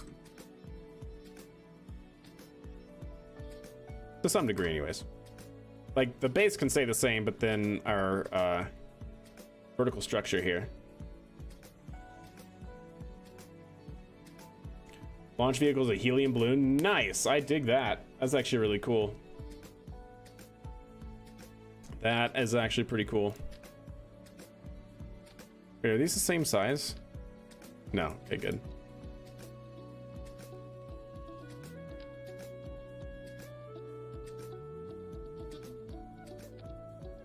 Okay. Yeah.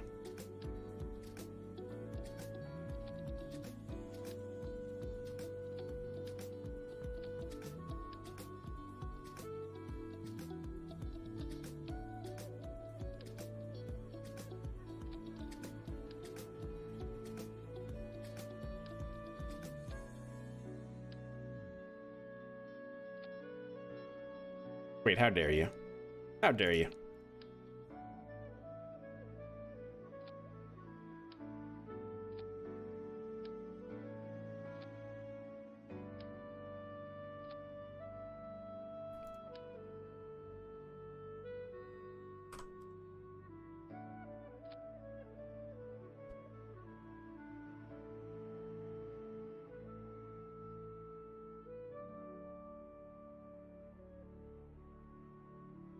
Nice.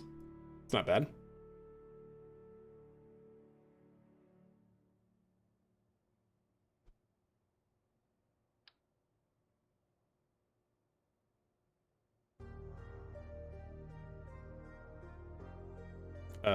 Where's my... There it is.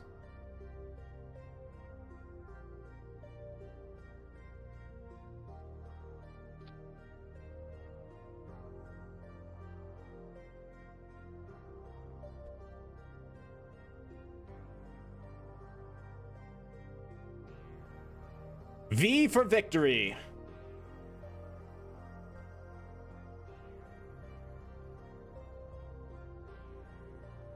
Yep.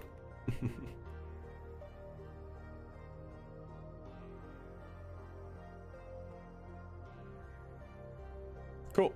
Oh, you know what I should have done, chat? Oops. Oh, okay. Well, at least that symmetry kept the same.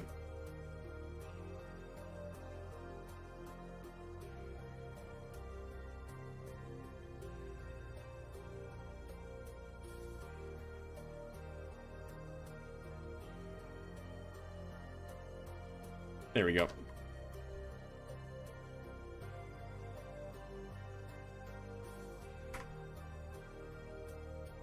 I like it. So we're gonna need another one of these.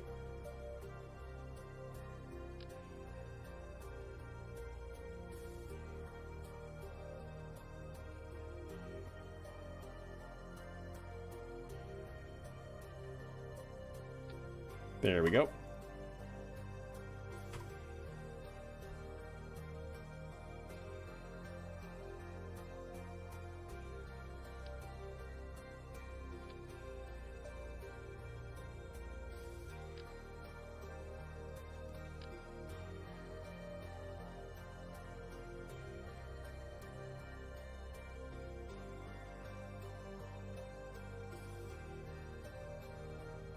Stand by. Trying to figure out which shape actually fits there the best.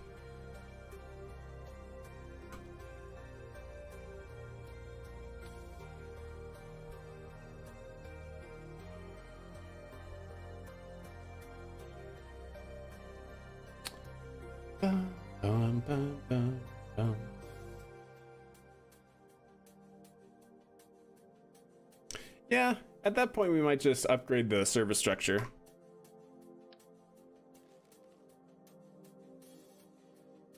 Because what we could do, right, is just use this as an elevator shaft. But I was actually kind of thinking of keeping this and then having a separate structure off to the side that's similar. So it'll be modular in that sense, I think. Oh, you know what? I wonder... but it's going to look bad, chat. That's the only thing I don't like about it. Or what happens if we use one of these triangles? But then, yeah, we need the right angle, though. How do we bridge this gap, chat? Do we use a, one of the wings? Like the strakes?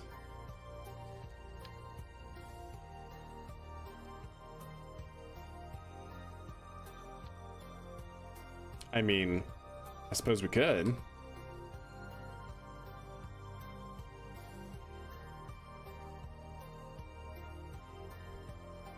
Like, right?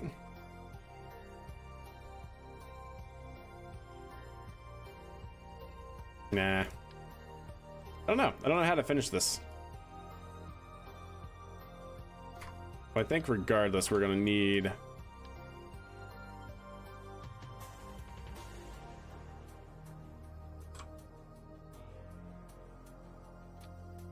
probably at least one more tier.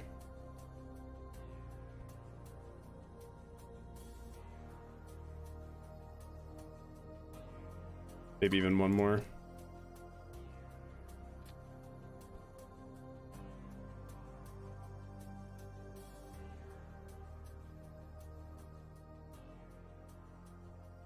There we go. Now we can bridge that gap. I don't know, maybe we just end it off of one.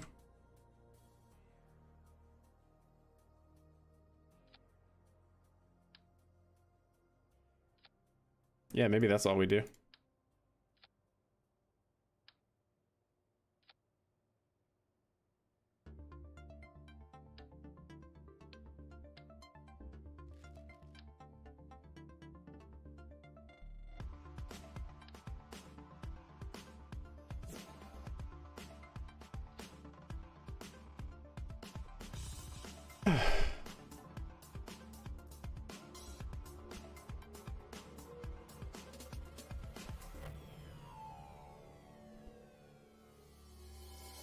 There we go.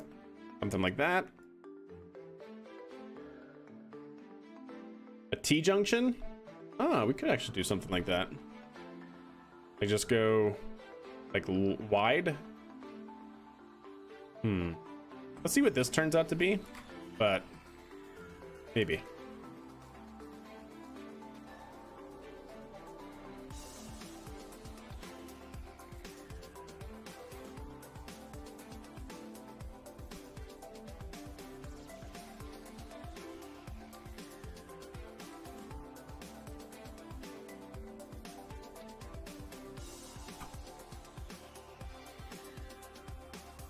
Okay, seems good.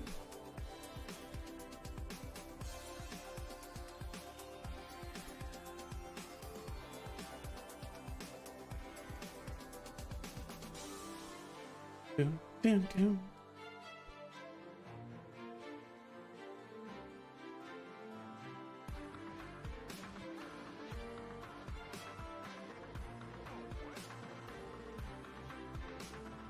Okay, I think that's fine. It's all about the fashion, chat. It always was. Always will be.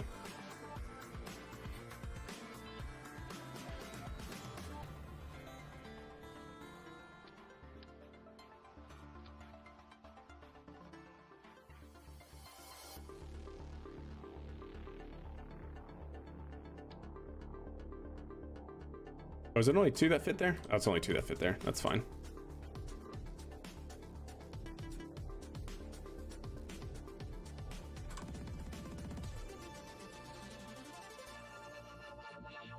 Oh, come on, you can do it. I believe in you. There you go.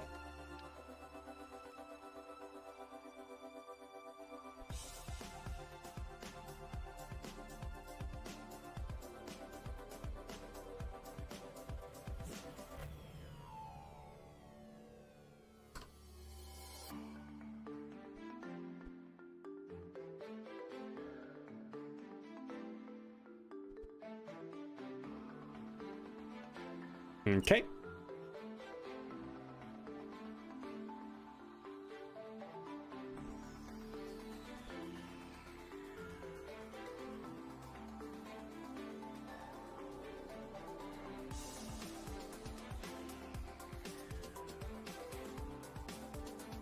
All right, good enough. Good enough for government work.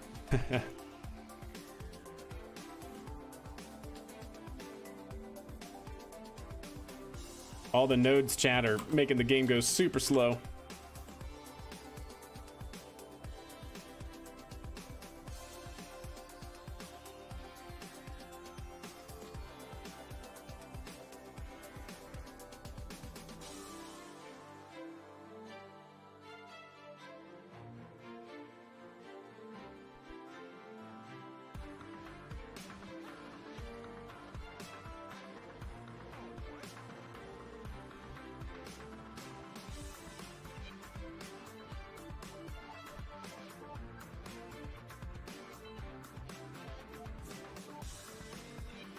There we go.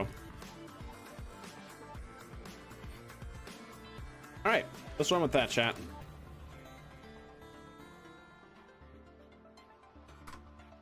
Save.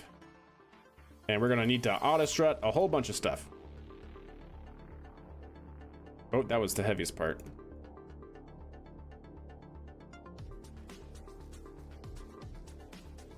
There we go. Probably don't need all of them. Maybe famous last words, who knows?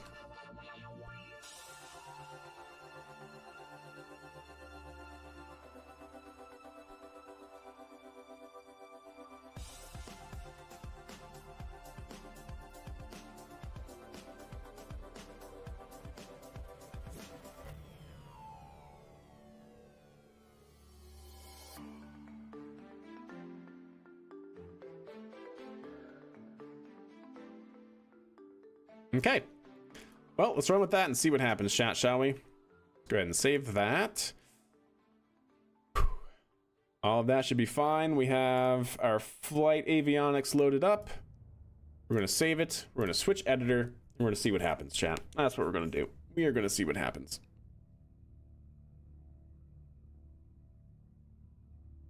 Neat.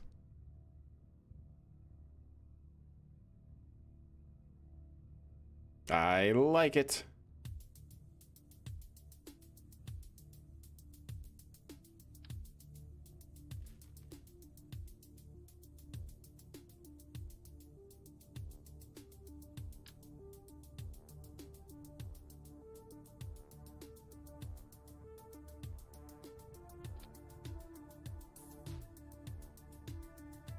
Oh, you know what we can actually maybe do? Just take you and put it here.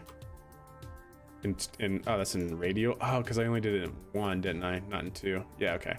Fair enough.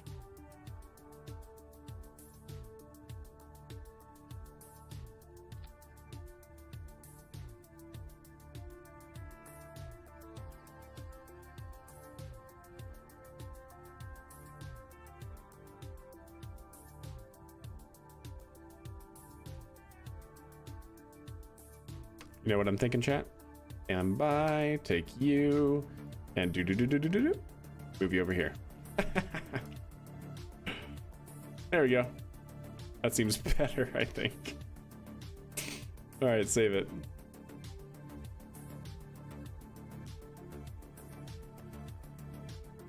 Yep, seems good. Happy with that.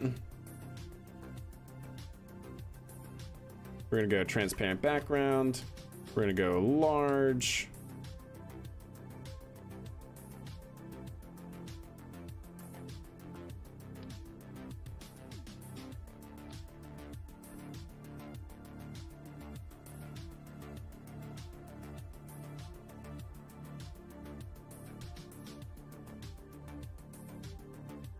There we go.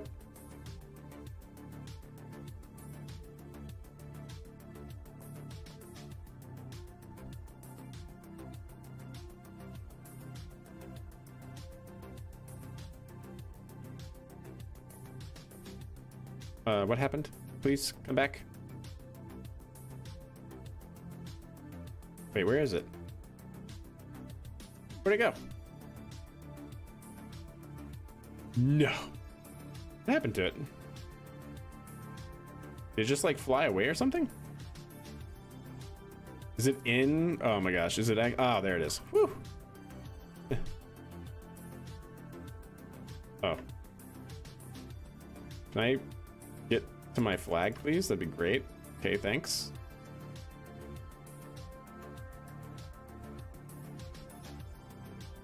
There we go. There we go. Save it. Yeah, flag, please. Like, game. All right, Minerva 1. We're gonna see how it flies, chat. It might not fly at all. Who knows? But let's try it. Launch it. I hope our pad isn't bigger than the pad that we currently have. That'd be a little obnoxious. That'd be a little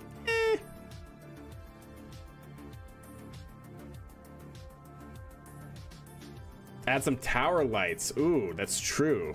Totally need to do that, huh? You know what? Let's see what happened. Okay, so that's sagging, so I just needed to hit. That's fine. I just need an auto strut, or oh, because it raised it out of the ground, that's why. Yeah, okay, so I can strut that in, and then because everything is on this part, and I think I forgot to strut that, right? Aha! Boing! Brilliant. And then if I did this, the heaviest part. There we go. Yeah, nice. That seems pretty good.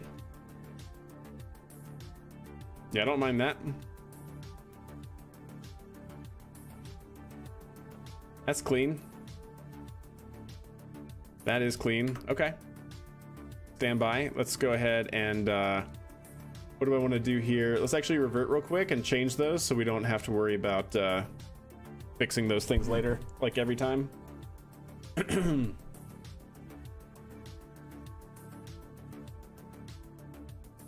A giant tuning fork? What? Well, first off, we're not NASA, okay? We're not some government space agency. We're a commercial company.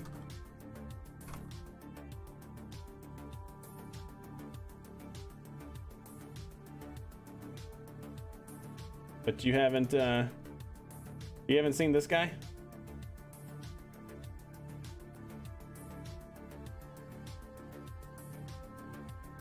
Yeah.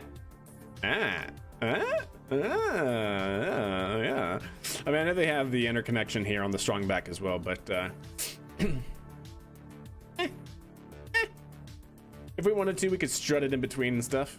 I mean, for the most part, there's nothing in between here. The reason why it looks vacant up here and not down here is because the transporter erector or the strong back here is actually tapered going up. See that? So that's why it looks dark here. It looks like it's closed, but it's not. It's open all the way through. Yep, we're gonna hit the launch button here soon, for sure. Okay, so with that, let me make sure I take you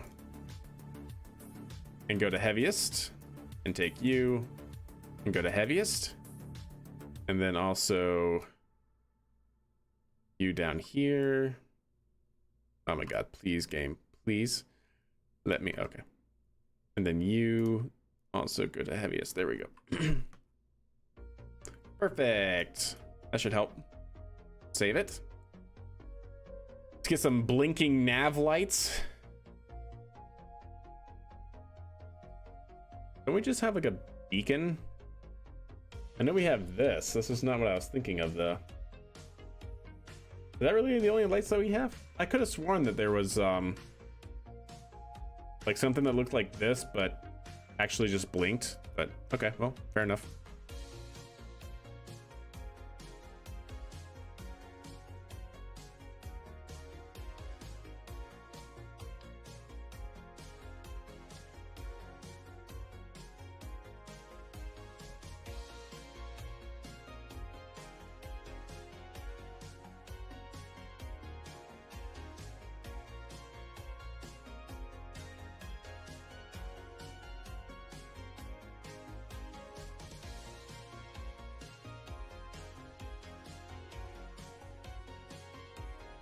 All right, let's see what that does.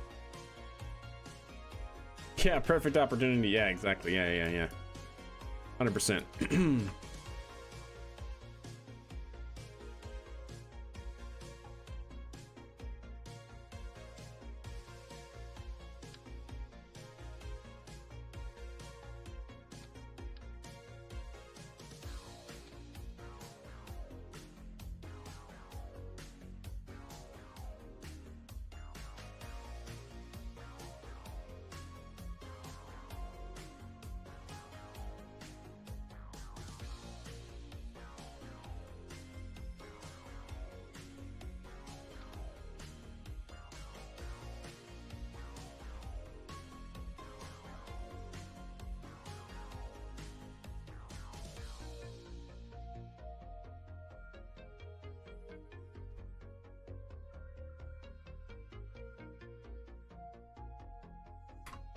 Okay.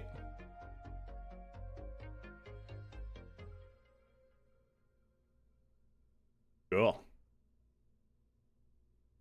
Seems good.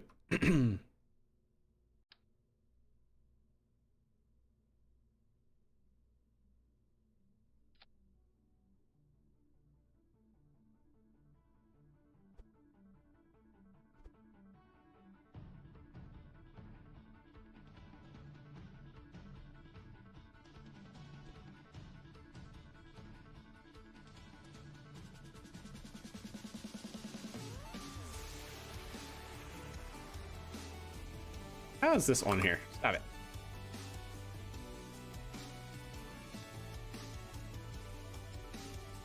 Okay.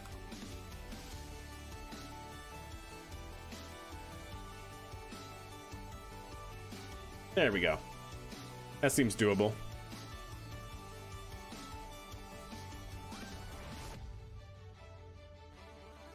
Come on now, you can do it. Thank you. Save, switch back. Just so that way the VAB and the SPH craft files are the exact same for right now. All right, save.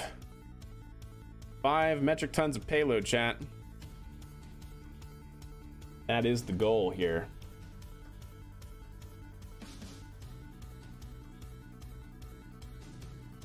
We are going to first... yes, we are first going to try a simulation run. Basically just going to see what our flight avionics is capable of doing. Whatever goes there, we only get one test run is how I'm going to play it, chat. All right, so our altimeter bias is 92 meters. So I'm going to set that here at 92 meters. All right, well, here's our simulation run. That's true. What color do towers blink? That's my question. Are they just white? Actually, okay, that's too fast.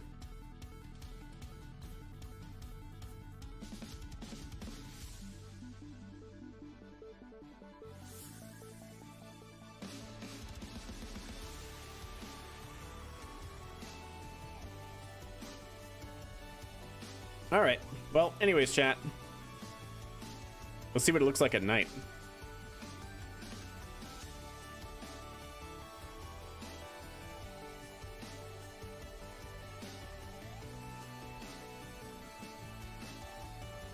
Yep.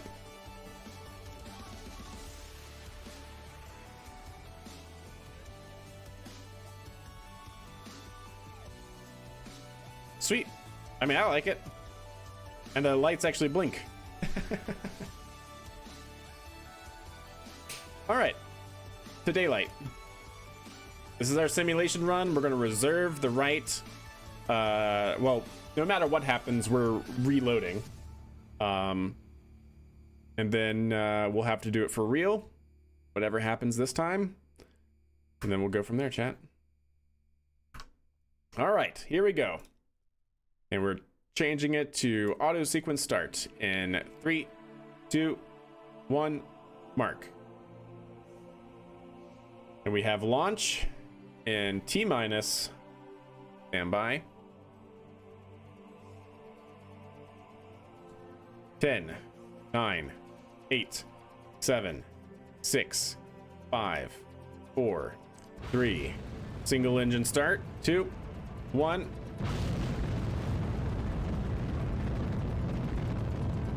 Ooh.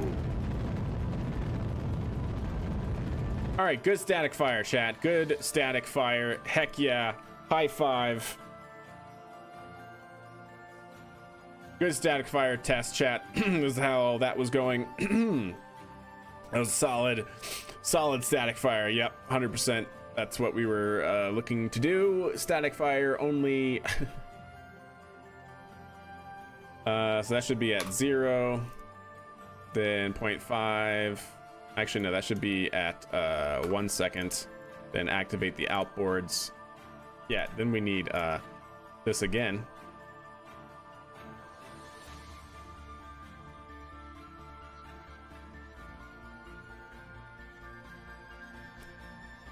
Exactly as intended. Exactly right. 100% static fire. Okay, simulation number 2. All right, here we go. Auto sequence start. 10, 9, 8, 7, 6, 5, 4, 3, 2. Main engine ignition.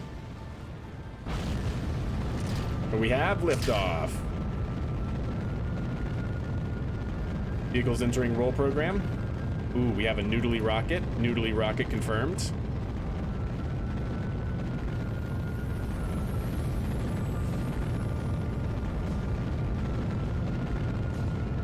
There we go. Vehicle's pitching down range. Ah, yes, but of course. Gimbal should be pretty low. Yeah, gimbal should be very low. Actually, yeah, the gimbal and the outboard engines probably only need to be like 2 degrees for roll control. And then this should be pitch and yaw. And these should be for roll only. There we go. Well, we're flying, chat. We're entering our max Q throttle bucket. We're already now back up to 100% rated power of thrust. Vehicle's continuing to pitch down range. Very Kerbal rocket indeed. We are looking good. Wow, this vehicle actually is going to be fantastic. We're testing 5 tons of payload. We have 1,000 meter. We're gonna have a great staging velocity, that's for sure.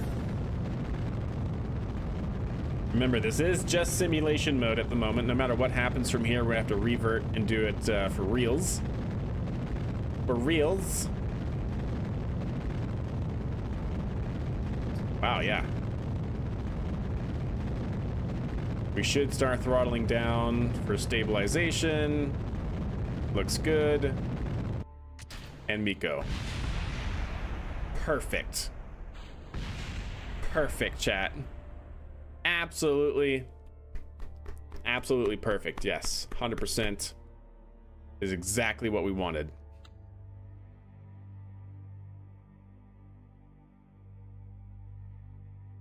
All systems nominal. Hey, so we just had our Firefly moment. Ooh. Ooh. Right. Right. What happened? Separation of stage 3 confirmed. The Rockomax adapter collided into the protective shell. Who called disassembly? Indeed.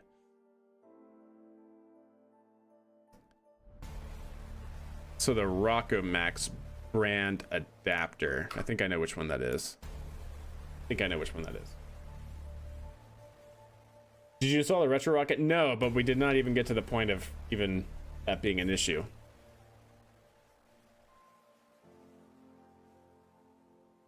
Rockets are all about fire. This is fine? Yeah, something like that.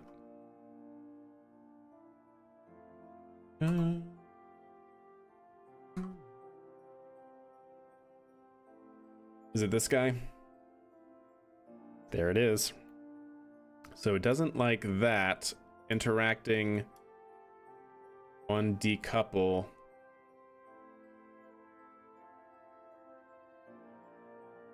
With the with that. Okay, stand by. What happens if I move this down a little bit to where it hopefully isn't going to be hitting it? We could even bring that with flags, potentially. Because flags should have, at least at the very least, a smaller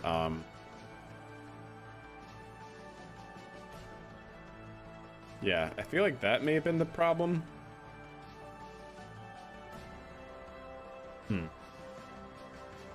So we could cover that gap with some small flags, maybe.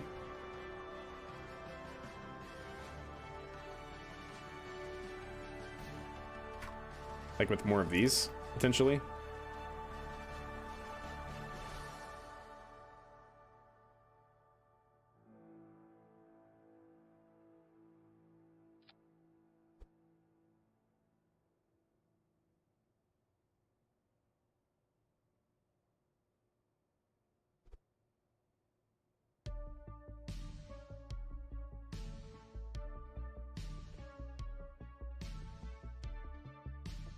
And then if I could, yeah, maybe. I don't know if this is gonna be better or worse. I'm hoping it'll be better though. Yeah, the gimbal, that's true. Good call.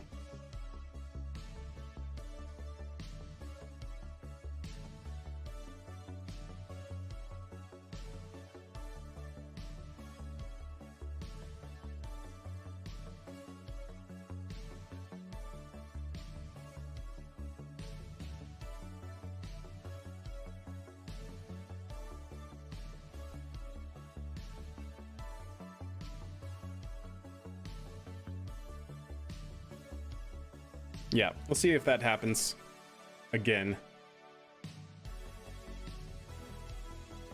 Because ideally those should have less of a problem. What happens if I even do, instead of a panel, But like the small flag, just to kind of try and cover it up a little bit. Oh, that's fine. Hopefully that'll be a smaller collider. Hopefully. And then yes, go down here. Control authority on the outboard down to 0.2. Show activation. Those should only be on roll control.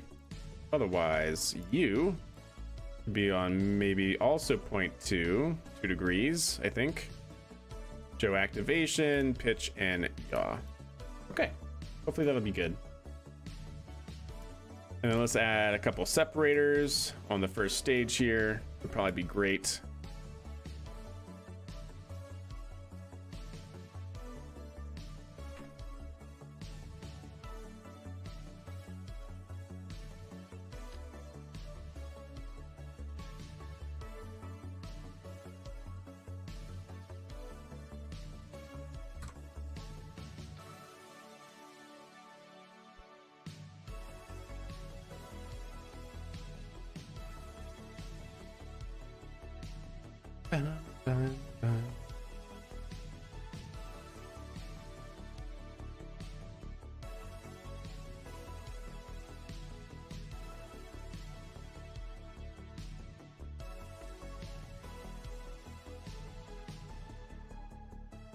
Okay, that'll be our housing for our separator motor.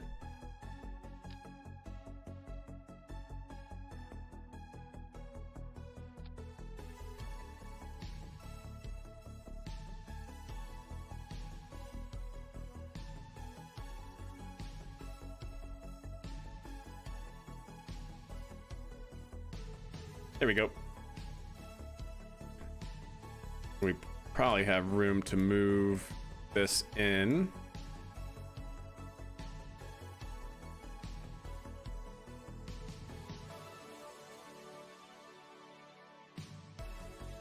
Yeah, maybe even a little bit more. And then bring this and move this in. And also it doesn't need to be quite that angled.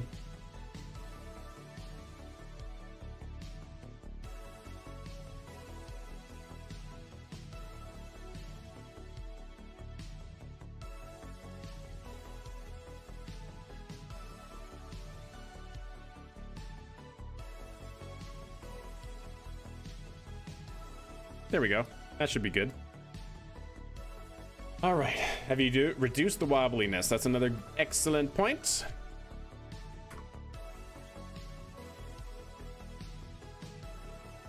How do I want to do that exactly?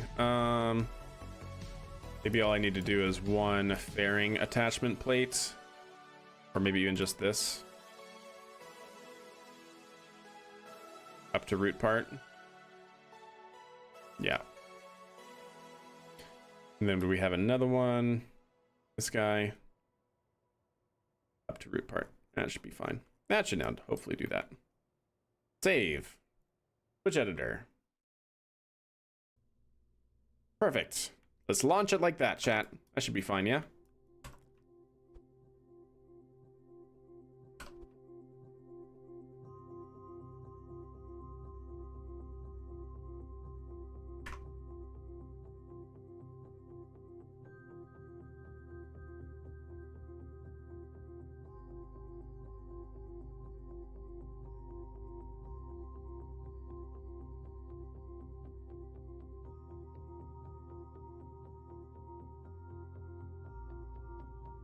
Wait. Is that right? Or no, blink on. Yeah, I guess that's fine. Okay. Save it.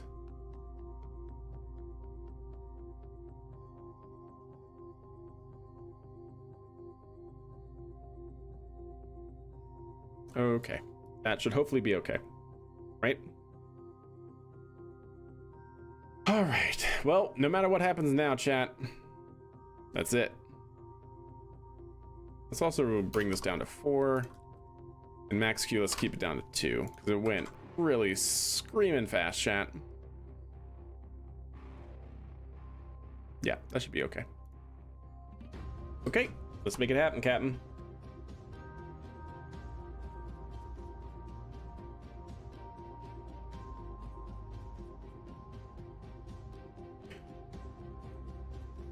So here we go. It's gonna be M1, M11, EMI1, Integrated Flight Test 1. Today is going to be 5/27.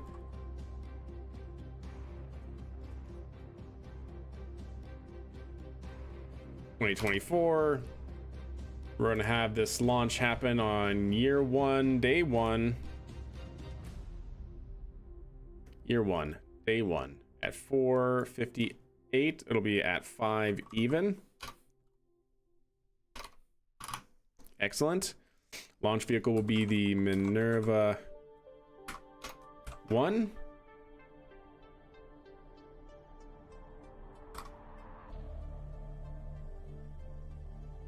We have 5 metric tons.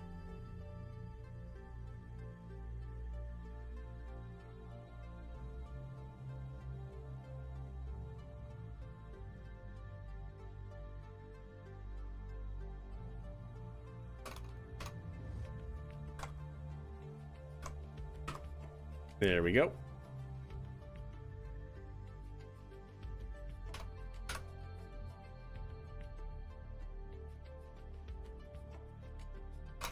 There we go. All right, let's do it. IFT1. Whoops, everything just went away. Great. Stand by, chat.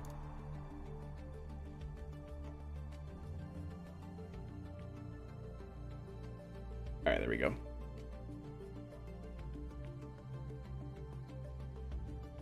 Okay.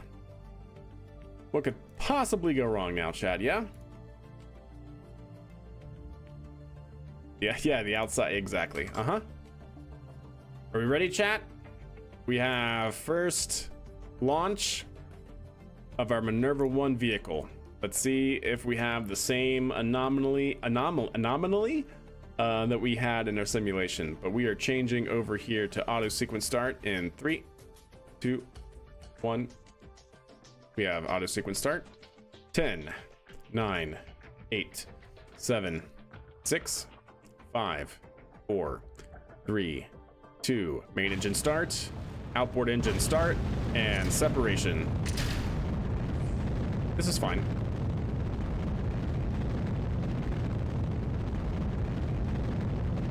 Wait, what?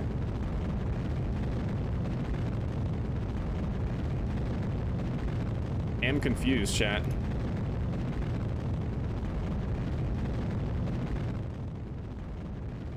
Am very confused here.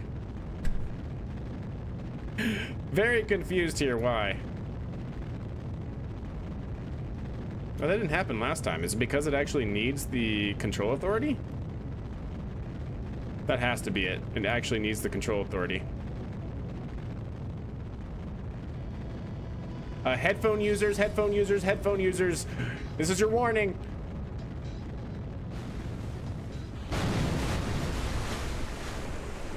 We have an anomaly? Okay. Yep. That's gonna do that. Great start, chat. Great start. So I think we need the control authority to be a little bit higher, just a wee bit higher, chat. Just a tiny bit higher. Yes, probably something that has to happen. It's my guess. All right. Good first test, chat. Good first, fantastic, in fact, first test.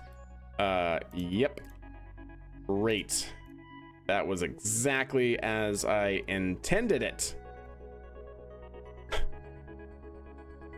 Seemed like the proton failure where the technician forced a computer in upside down. Exactly right. Yeah, I think that may have just happened. You missed it? You didn't miss much.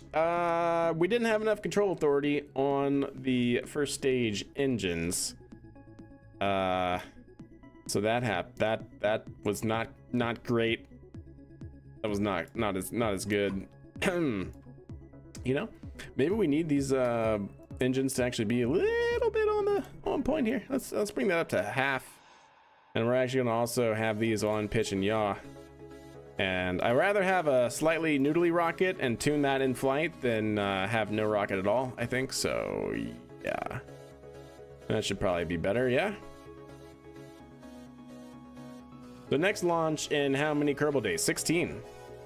Yep, 16 Kerbal days. So let's go ahead and save. Go ahead and switch editor. No, I'm sorry, 30 days. Yeah, 16 in between flights of the same vehicle. So we have to time warp 46 days. All right. Yeah, so we're down a couple months here, chat. Yeah. So now, because we had an anomaly, we have to time warp to account for our you changed the flight parameters. I did change the flight parameters, which was not perhaps, well, what did I change? I didn't change these flight parameters, right? I changed this, but that's only our max Q, so that should be fine. I'm pretty sure the problem was that we didn't have enough control authority to counterbalance or to counteract the aerodynamic forces, and then once we pitched over really far because we didn't have enough control authority on takeoff, it then just, there was no saving it from that point. So yep, let's go ahead and we're gonna time warp to day 46. We do this to kind of progress the game, especially when we have other missions going, and then also to account for things like mishap investigations, right? Which is what they do in real life, and turnaround pad times and all that sort of stuff. So, all right, let's go ahead and go to morning and go from there. No, there's no build time necessarily, other than just in between launching the same launch vehicle, we have to time warp 16 days, so that kind of accounts for it, if that's what you're asking. All right. Pull this next line? What do you mean?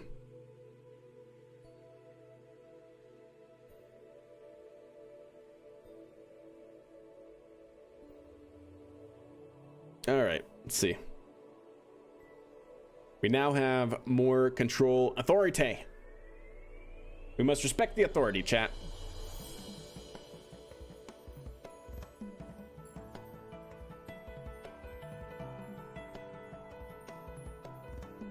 And let me just check, make absolutely sure. Yeah, good.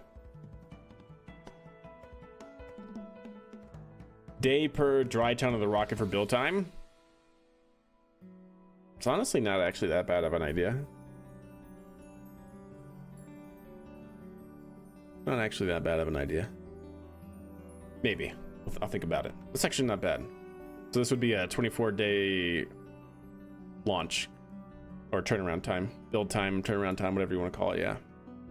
Alrighty then, chat. Let's just try it as is. So hopefully, question mark. You know, also this might be too close. I mean, I don't feel like it should be too close, but at the same time, right? Like, I have no idea what had us jump off the pad at such an angle last time. Anyways, let's go ahead and go, chat. Actually, abort count. Let me update this. Okay, so outcome, failure. Notes, flight computer, IMU installed upside down, resulting in vehicle targeting ground impact heading.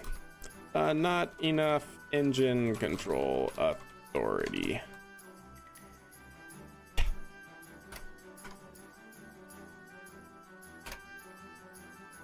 Why is it red? Why aren't you red? Got him. All right, I'm gonna copy this. IFT2. Round peg went into the square hole, something like that. Something like that. All right. So how much money do we have? Yeah, we got plenty at least. Got plenty of monies. All right. Well, let's try this again, chat, shall we? And we have auto sequence start. 10, 9, 8, 7, 6, 5, 4, 3, 2. Main engine start. Outboard engine start. Pad release. Ooh, okay, so we definitely do not have enough clearance there, I guess, or something is clipping. All right, but hey, guess what, chat? We're free.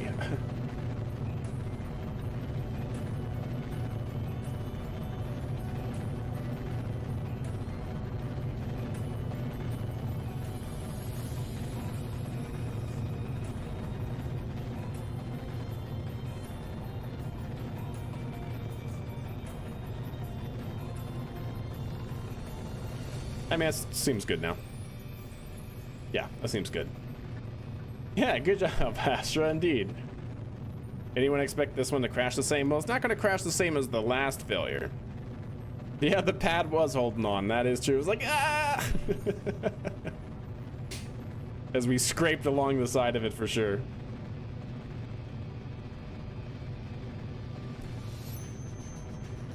It looks really strange though. What, the red top and base? Oh. Teach their own, I suppose. All right, we're looking good. Vehicle is now back up to full throttle on main engines. Yeah, let's go ahead and bring that down now.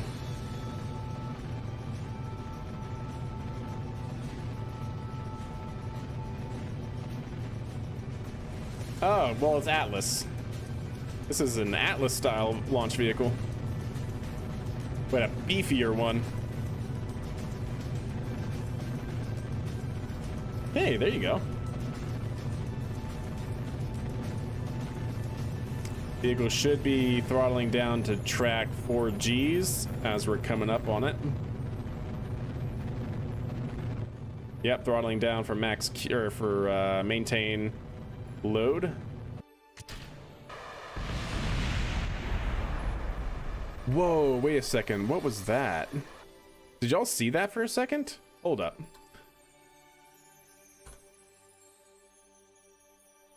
Was the fairing closed? And I can't switch to the other one. No controllable. We had an anomaly? How did that happen? Why did that happen? So again, no, well, that time the Rockamax adapter collided. One second, chat. I want to try something real quick. I want to see something. Because we have our adapter plate being our connection point to the decoupler, I want to see if that's because the decoupler has way too strong of a force. I forgot to take the decoupler force and put it to 0 like I will always do. But I'm wondering, is that the issue? Wait, can you not actually change the decoupler force? I know you could in KSP 2. He reverted. Oh. Oh my god, you're right. Well, we'll crash the next one. Nope, wait, you can't? Oh yeah, you can. Yeah, 0. 0 that out.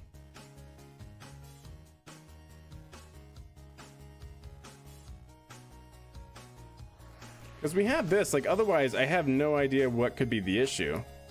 Because we have the decoupler attached to the adapter plate here.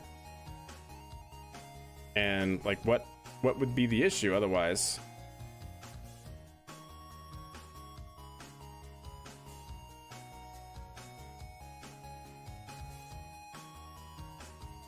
Because everything else is in alignment. Alright, let's save it. And let's launch it. And since I accidentally reverted on the last one, if this one works, we'll just have it be lost.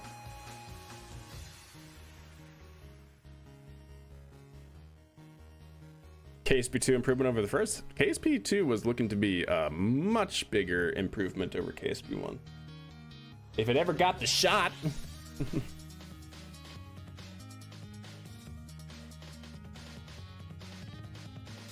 Hey, Ceviche, thank you for the follow. Keyword was indeed. All right. Oh, that's right. So what down here is the issue as to why, like, something is making it jump, like when it's colliding on separation. Let me actually try and fix that as well real quick. KSP3 and Unreal Engine. Ooh, okay.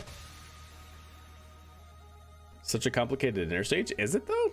It's really not. It's a fairing for the wall, and then it's a decoupler attached to a an adapter plate. That's it. What's, are you talking about hierarchy wise, or it really shouldn't be that hard for the game to figure out, you know? All right, I'm gonna gizmo those out some.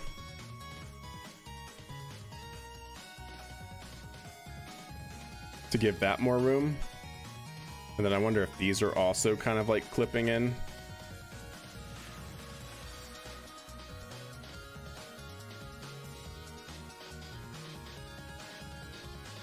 And then let's also move these back a little bit.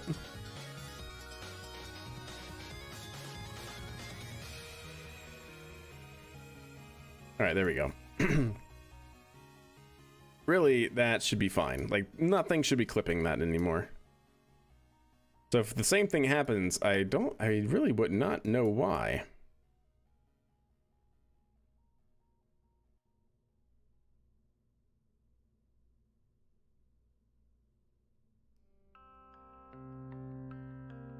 Yeah, okay.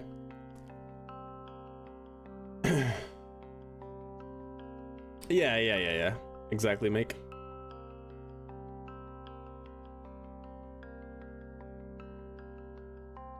So yeah, I'm not sure. Not sure why that's happening. I have a feeling it could be because of the force load on that. But we'll see, I guess. The next thing to do, I guess, is just to try and gizmo that up even a little bit further. Which is honestly not really something I want to do, but at the same time, whatever, if I have to make it work. And then just cover it with the flag, I guess. I don't know. We'll see. Try it again.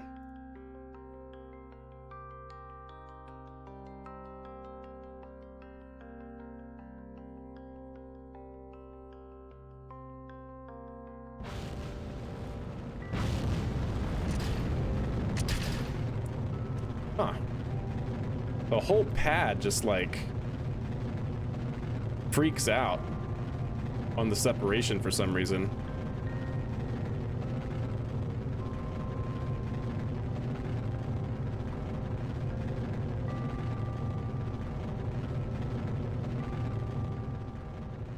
Yeah, I'm not sure why.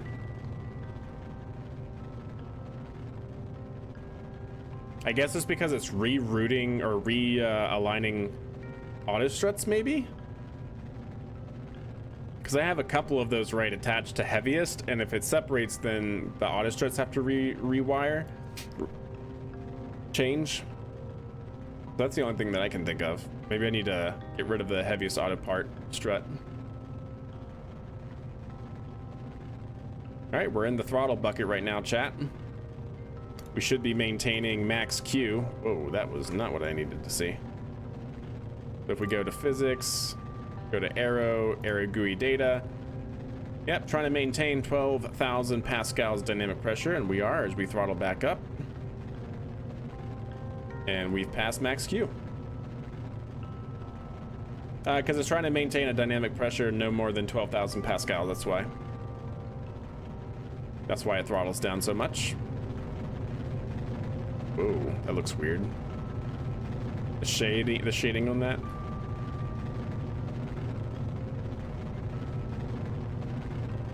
Okay.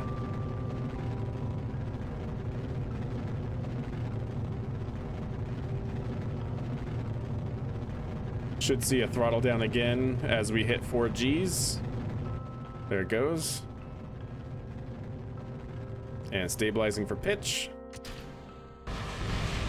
Nope. Although, well, it actually kind of seemed to survive that time. Interesting. All right, well, let's let this one fall back into the water so we technically lose that money.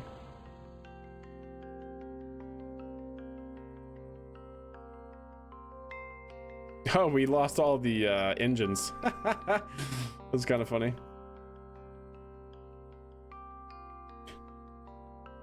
Hey, to each their own, Dare, right? Each their own. I wish you could switch to debris, like, it's kind of annoying. And we're still trying to control it, but we have no fuel and no other control authority, so yeah. Oops. All right, well, let's see how it burns up nicely.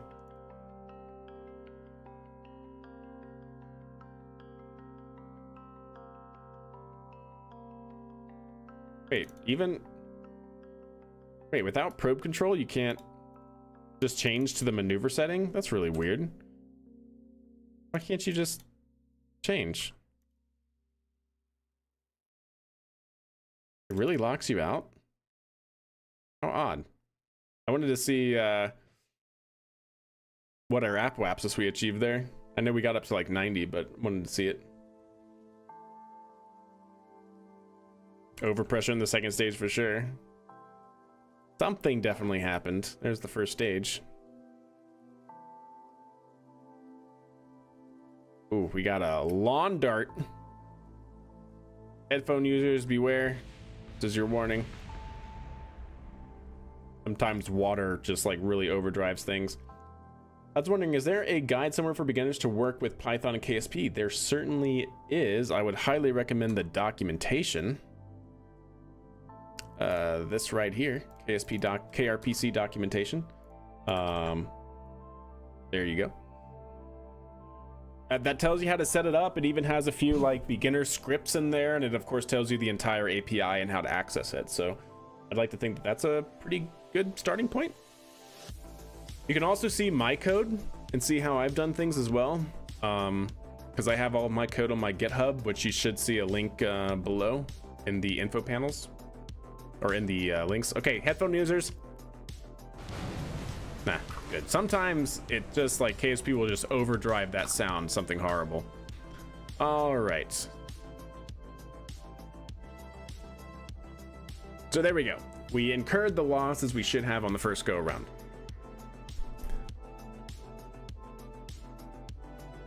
I want to test something here, chat. And I want to try moving the second stage up and out of the fairing completely and see if that fixes it. Or if it's actually the decoupler. Or, you know, what actually might just be the better thing to do is let's just get rid of the decoupler. I'm trying to figure out what the actual root problem is. Because we could just have it... Oh, we could also try that. Actually having the engine be the attachment point. Which wouldn't necessarily be like realistic, but how much more time am I streaming tonight? Probably at least another 45 minutes or so. There's things that we can do. I just don't know which way I want to try first that would actually give us... Well, okay, let's first see if it's like the decoupler or not, because if it's not the decoupler, and also for whatever reason these don't work.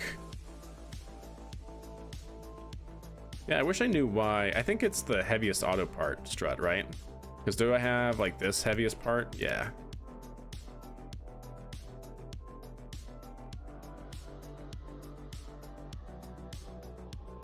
Yeah, let me just check and remove all heaviest auto part strutting on these guys.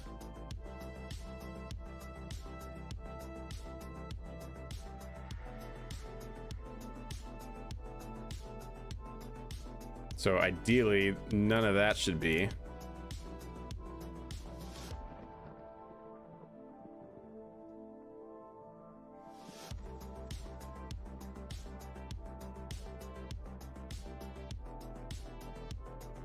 Yeah, okay. Good. Now that one certainly is. So we're going to do grandparent. And then I think what I'm going to do is do some actual struts here. Yeah, I think what I'm going to actually do is some actual struts.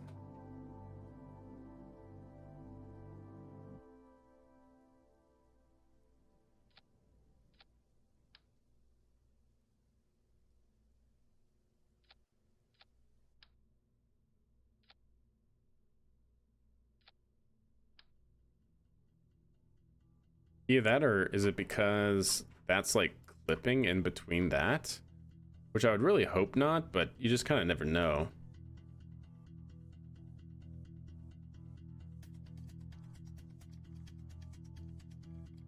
Like, I'd really hope that's not the issue, but you know what we could do?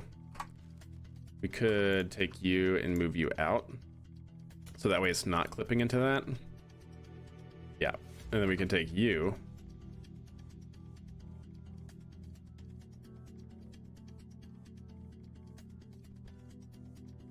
And move you forward a little bit. Like that.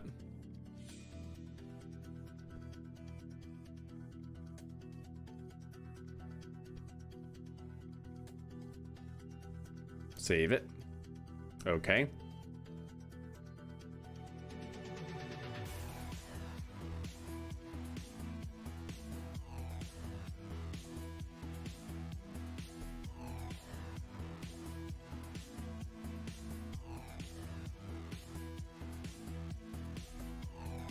Yeah, I'm just wondering how much room do I actually need to give it, but I'll give it all the room it needs, you know?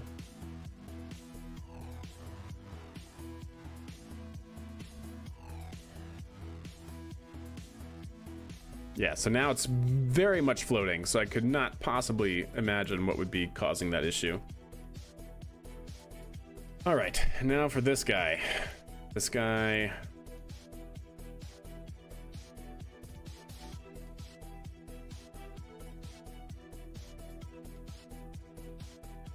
Like, is it the fairing that's causing the issue? Or is it the decoupler attached to this point? I'm not sure.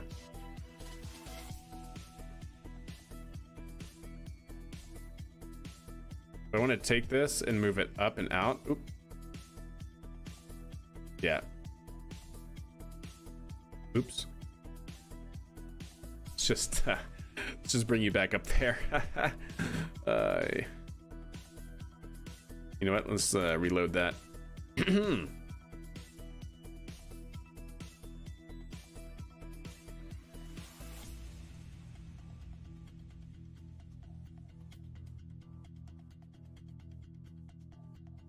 Yeah. Okay.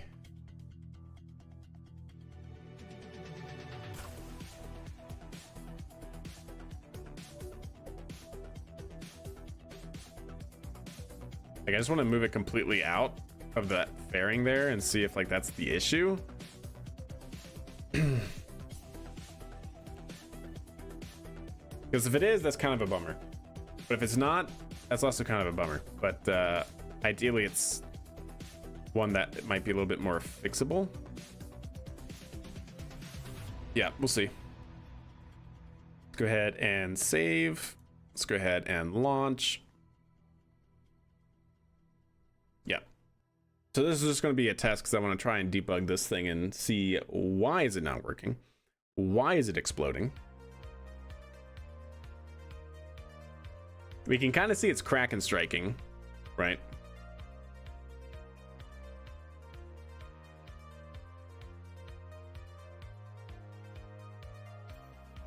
And I'm not sure why.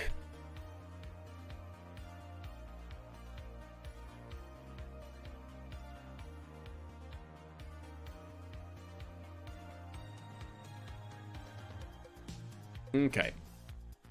Also, I really would like to see the pad not crack and strike either. That'd be great too. Just putting that out there.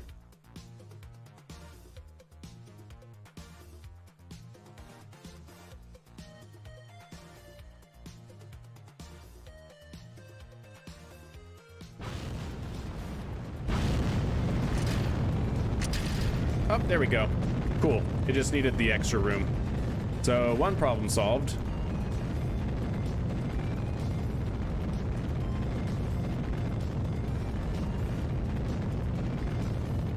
One problem solved, chat.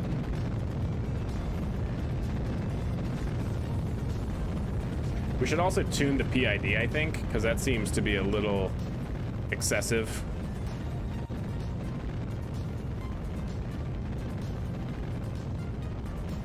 Because the PID is doing that, which is, it shouldn't.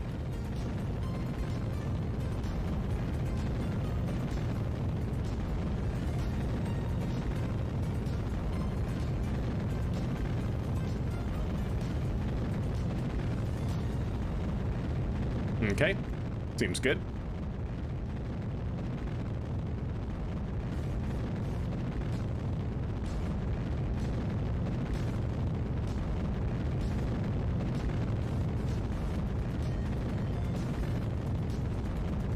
I gotta say, I feel like it looks great. Just, we gotta fix whatever's going on with that, I guess.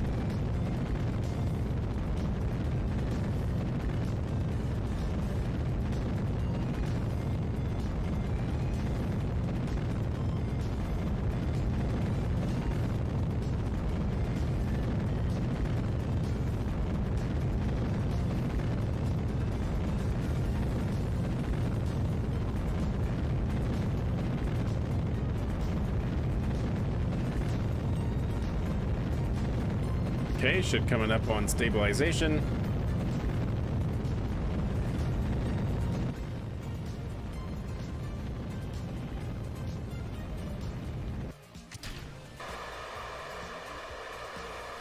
So I think it's the fairing, chat. Right?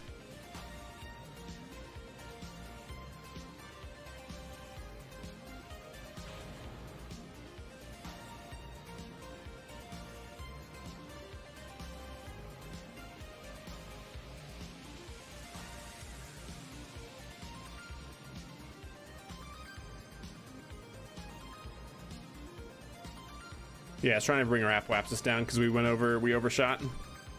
That's all I was trying to do. No, it's fine, it's working. It's just we have a very large error, so it's like, what do I do?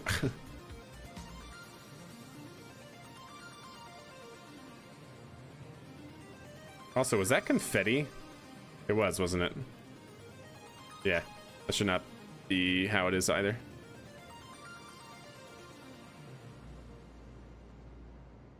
Okay, so it seems to be the fairing, but which fairing? That's the question, chat. Which fairing? We're bringing it down, because remember, we wanted an apoapsis of 80, so... we really overshot.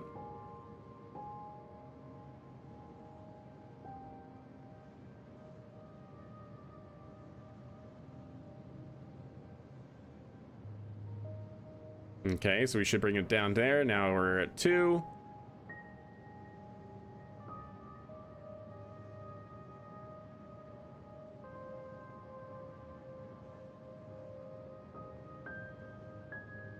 Looks like we have too much control authority here.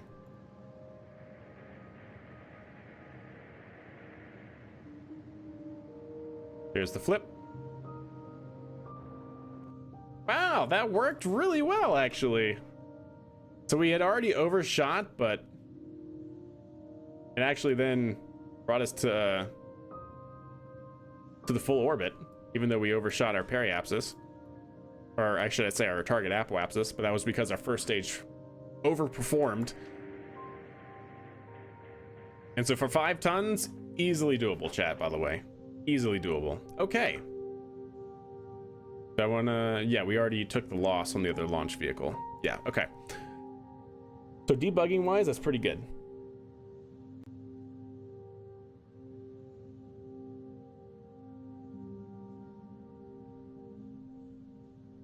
All right, so we have an issue here, so it seems, and I'm wondering why. So what's the... like, I see the fairing. And I know fairings sometimes are, like, not compatible, to say the least. So I'm honestly wondering if I should just have our vehicle here, instead of having the tapered in fairing, we should just have it be straight, so that way we don't get a seam and we can have it end on this fairing. That might be the move. Let me actually try that. So let's go into the switch editor. Hopefully this won't require too much. Go ahead and save it.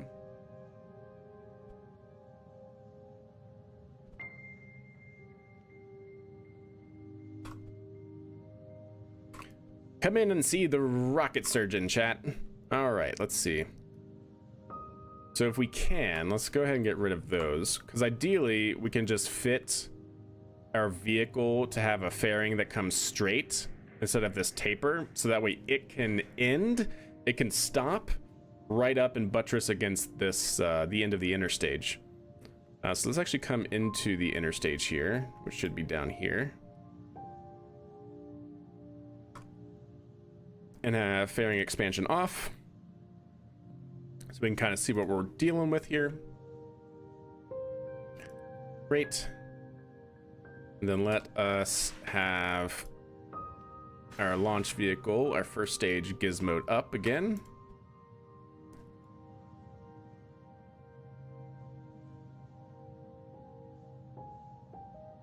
So yeah, ideally we can do something like right there. And then now we need to come into this one.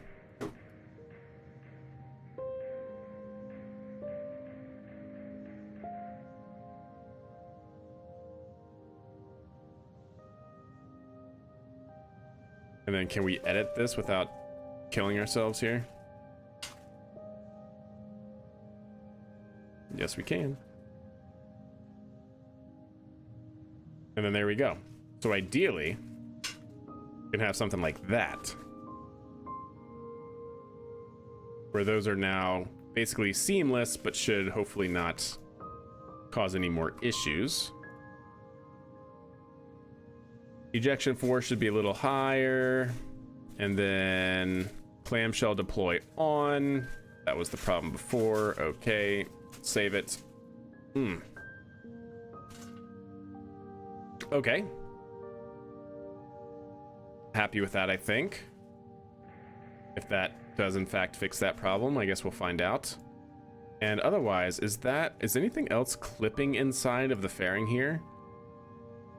That's not clipping, that's not clipping. I don't think so. So that's good. Then we have this. Let's make sure we have some auto struts.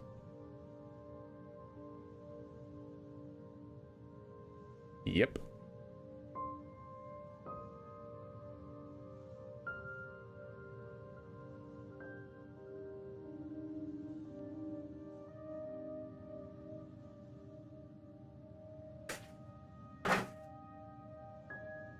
There we go. Something like that. And then these guys control maybe don't actually need that much control authority on either one. I know we tried this out before, but there we go. Go ahead and save. And can we tune this? So stopping time. Yeah, let's make this 0.5, 0.3, and 0.5. That should make it slower. It might be too slow, but I just want to do one more simulation here and make sure we debugged that. And if not, then we'll have to see what else can happen. All right, so save it, switch editor.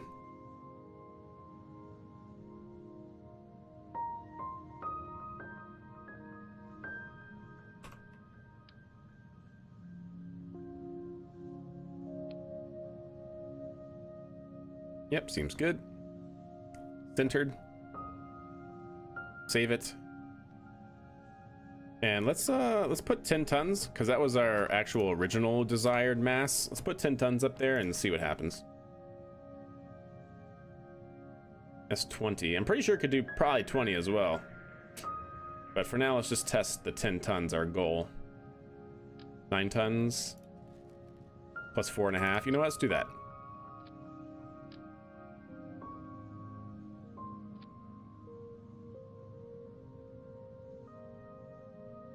Okay. And let's make sure we strut it in.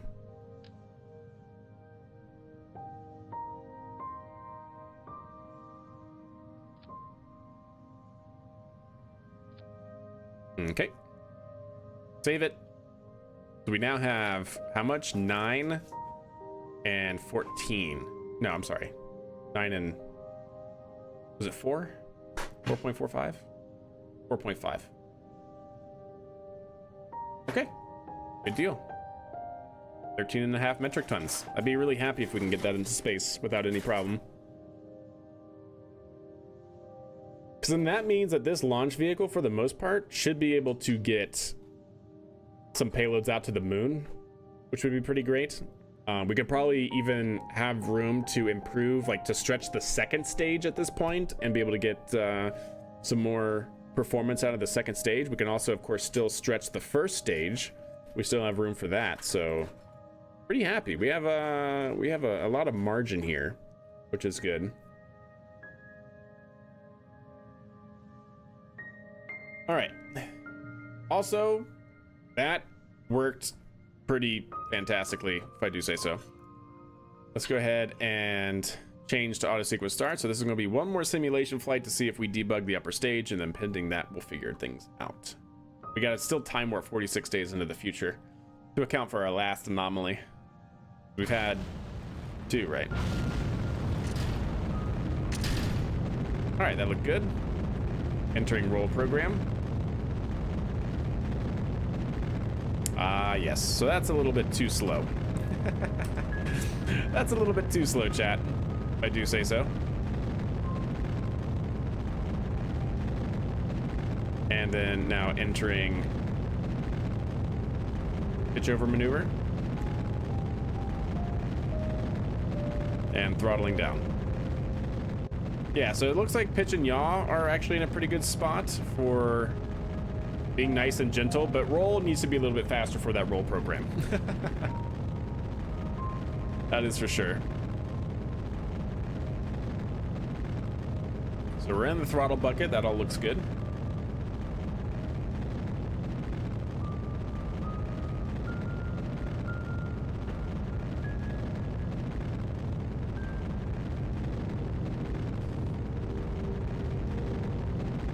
We're now ramping up to full thrust out of the throttle bucket.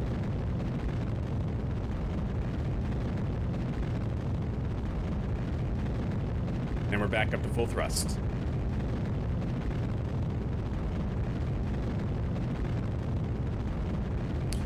Eagle is continuing to pitch down range. We definitely will get another very decent staging velocity, so happy about that. Even with this increased, we basically added another, what were we originally, 5? Yeah, pretty solid. Another 7 tons on board. 8 even.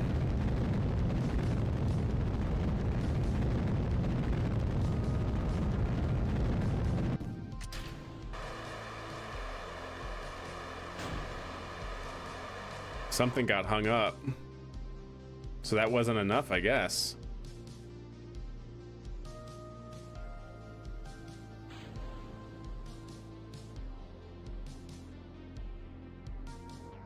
Okay. And we had an anomaly on the fairing deployment, so it needs to have a heavier fairing deployment, I guess. Or maybe even just go to 3 separations. There we go. Oh yeah, I forgot to give this less control authority. There we go. Oops, not that, thank you.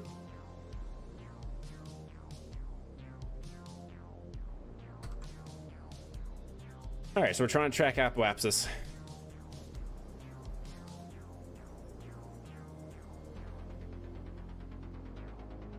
I'm not sure why it keeps trying to do that.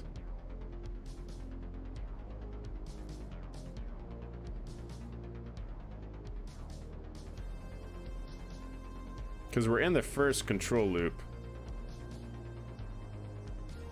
We have heading. Heading should be the same. I'm not sure why it keeps doing that. But anyways. Yeah, what is the autopilot doing? I'm not sure if it's because of the bearing. I don't think it is though. Kind of weird though. So now we're pitching up to maintain. Yep, that's fine.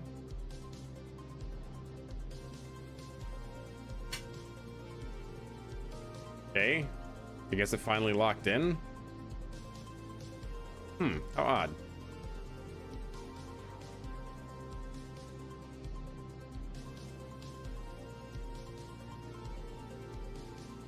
Yep, trying to maintain an apoapsis of 80. Looking good. But it looks like after all of that, it does not look like we're gonna be able to get this into orbit though. Actually, maybe. We're gonna be pretty close.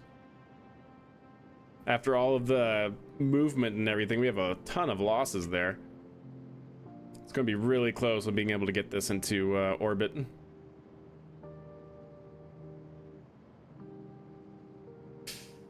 Are we gonna make it, chat? Oh yeah, there we go. Easy, right?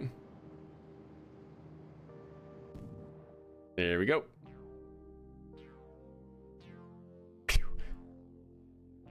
Well, that could have been a whole lot better. Let me tell you what, chat. So, revert to vehicle assembly. I want to see what is the Poodle's what is the Poodle's collider? I feel like that could be the last issue here, is like, does the Poodle have a collider that is interfering with the fairing or something? No, it is not. I don't know what it could be hanging up on then.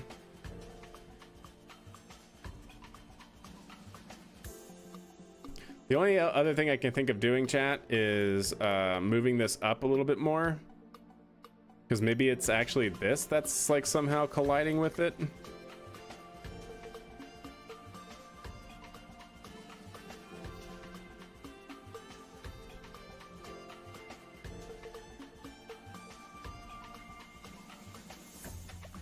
Because see, we have a gap there.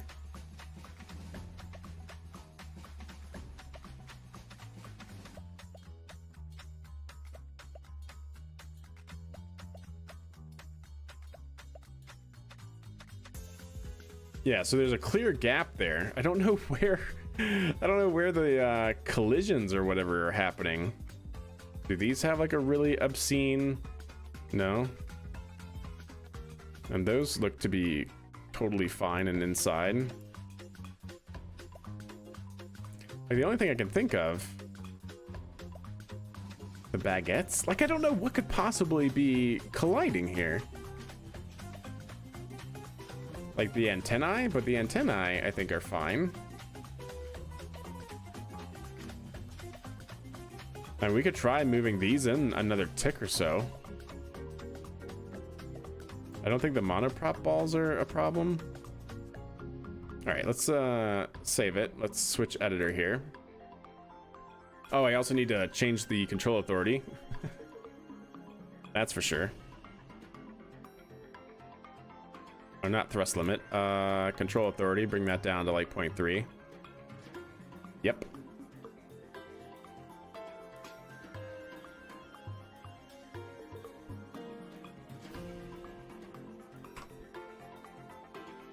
So what's cool though out of that test is even with the horrible ascent profile and everything that we had after second stage separation, the flight avionics got us back on track, and we were in fact able to get 14 metric tons into low Kerbin orbit, which is pretty good. Also, let's make this 3-sided. And let's increase our ejection a little bit. Yep, fix the roll rate. Already did that. To confirm. And I don't change it here, right? No, I do not change it anywhere here. So that's good. Which means it should only be here. And so yeah, we changed that back to 1.3 instead of 0.3. And we can maybe give this a little bit more, but I actually kind of like the stability that we had from it, and I think that was fine. But the roll was definitely an issue. Oh, and this one here as well. This was, yeah, that's for the second stage. So yeah, higher roll rate.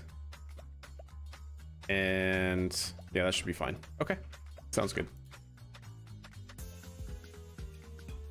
Good.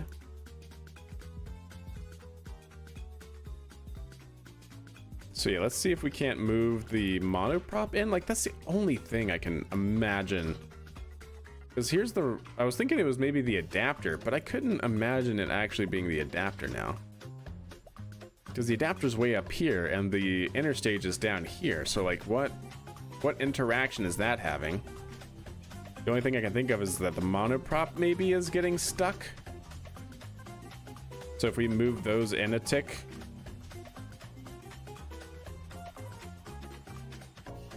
maybe that'll be enough.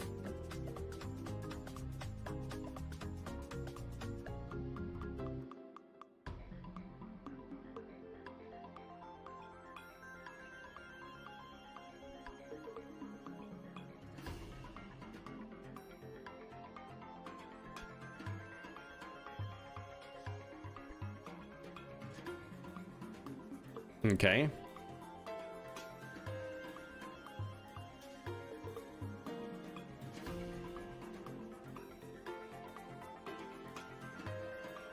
Like, that's the only thing I can think of there.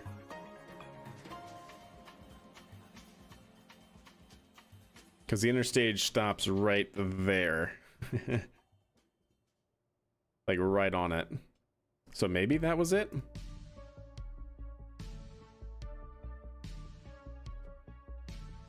Do we move it in one more? I'd like to think we don't move it in one more, right?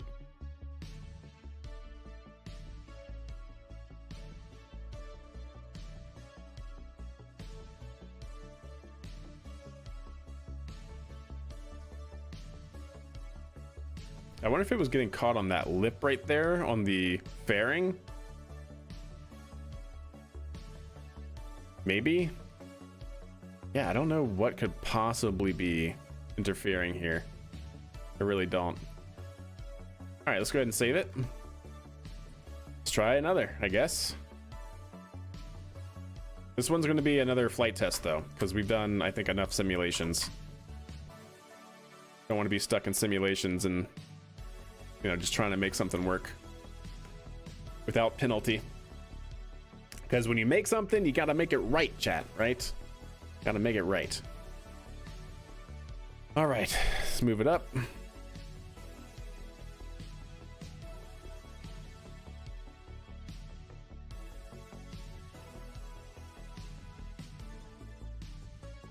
Okay, seems good. Let's go ahead and save it. Go ahead and launch it, and we'll see what happens. So a couple things to... Ooh, did I change the... Yeah, I did. I changed the control authority on the upper stage. So a couple things to note, right? Things to look for. Roll rate should be better on the first stage. Second stage separation is hopefully nominal. Second stage control authority is nominal. And then fairing separation is nominal. Those are the four things, actually, I think is... Were they 4 or 3? Anyways, those are the things. First stage roll rate, second stage sep, second stage control authority, and fairing. So 4 things, four objectives here.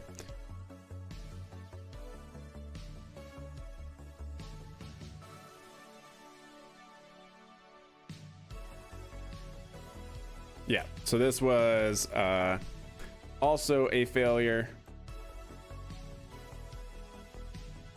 And so we had a second stage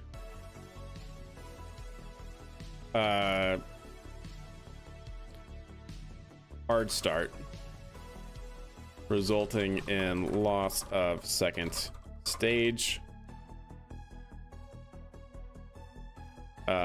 Some Kraken striking on second stage due to fairing.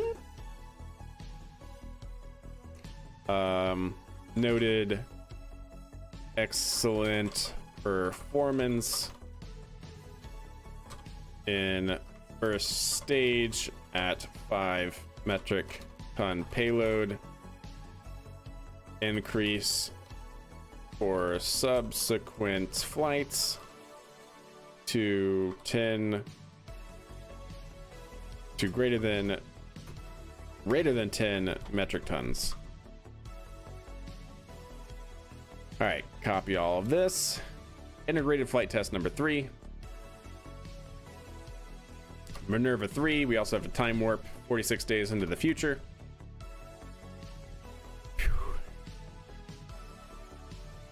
That was actually not the correct time. The time was 1:20, I believe. 1:27, if I remember correctly.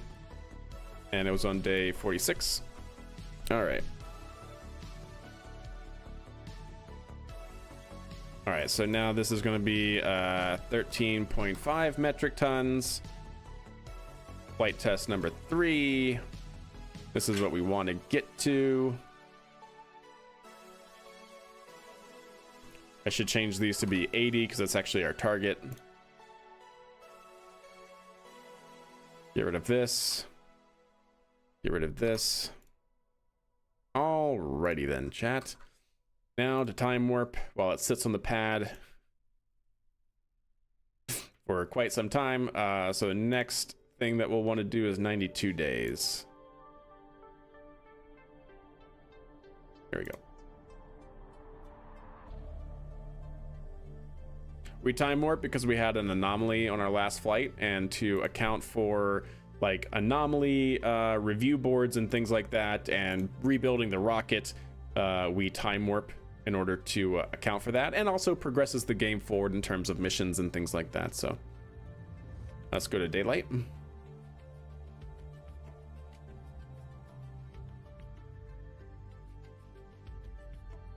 So time of this mission will be at 4:35. Seems good. Dang, the red tape, indeed. It'll always get you. Although we did successfully completed objective, or yeah, mission objective 1.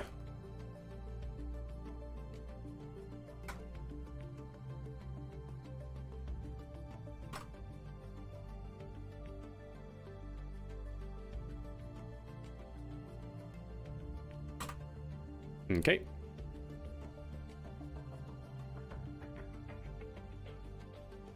Seems good. Okay. Well, let's see what happens, chat. Yeah. Chat, are we go for launch? Are we ready to hit the launch button?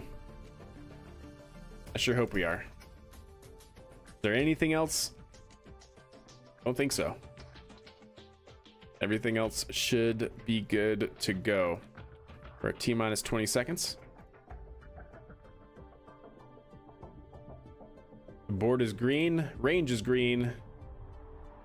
Set the date in the notepad. Thank you. Day 92. 4:35. And we are go for auto sequence start. 10, 9, 8, 7, 6, 5, 4, 3, 2, engine start, outboard engine start, and pad set. Minerva's away. Entering roll program. Roll program is much cleaner. Excellent. And smooth. Heck yeah. Vehicle should now be entering pitch program. We are go for launch. That's right.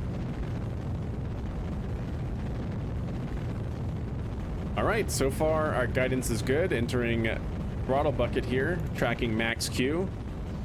To confirm max Q, We should be aiming for 12,000 pascals. The vehicle is now throttling down in order to match that dynamic pressure and to track that dynamic pressure. We should see it start to increase the throttle gradually to keep that dynamic pressure at 12.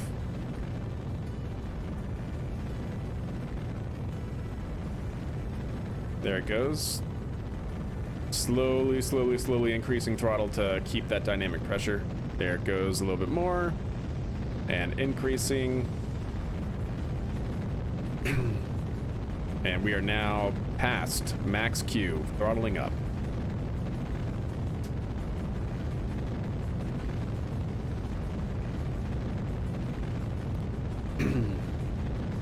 All right, now it should basically go all the way to stabilizing. Go ahead of second stage set. Flying better than me. Fair enough. Yeah, it does pretty good.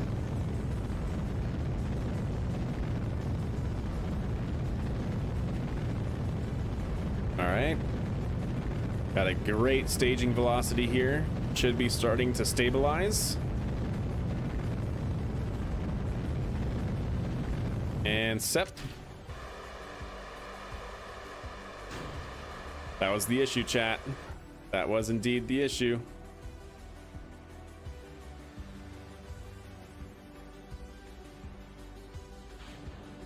Oh man, really? How does that happen? All right, well.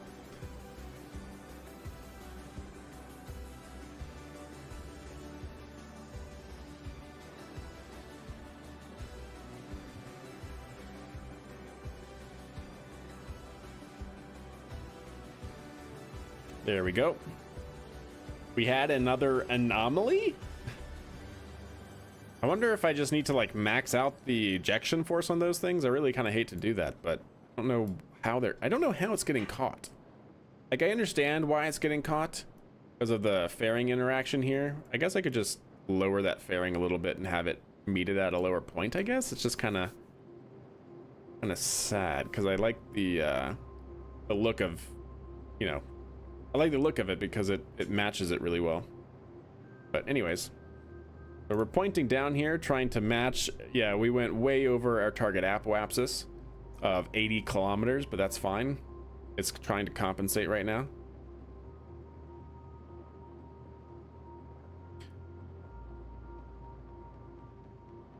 Once our vertical velocity hits 0, we should switch to prograde.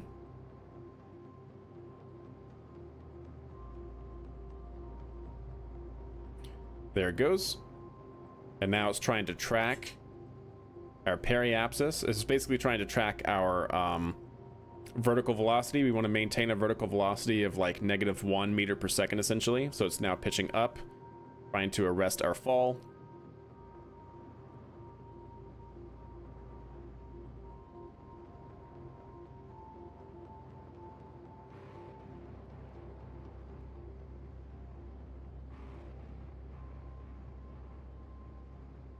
There we go, pitching. We can actually probably give it a little bit more here. Yeah, there we go.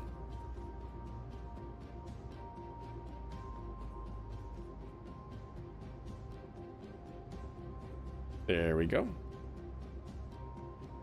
This is much smoother. This is actually pretty good.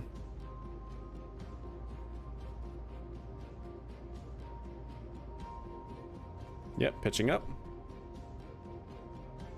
We could even tune the PIDs a little bit to make it a little bit more responsive, but honestly, right now it's doing pretty good. And shut down. There we go. I'm happy with that. Move the payload adapter forward. This guy, you think? That payload adapter? Why? To give it more room here? Is that what you're thinking? Yeah, that could be it as well. There we go, chat. That was a successful flight, minus the bit here. We have 6 meters per second of delta V in our upper stage. It's kind of funny. More room for the fairing, yeah. Yeah, I concur. Got some monoprop still. So yeah, that's 13.5 metric tons to 100 by 88.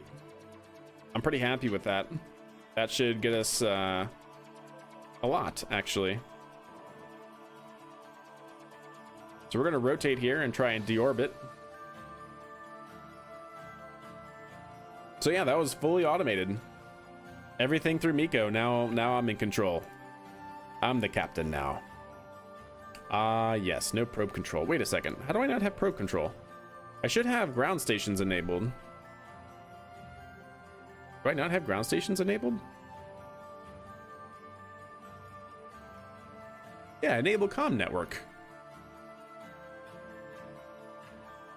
How do we not have comms?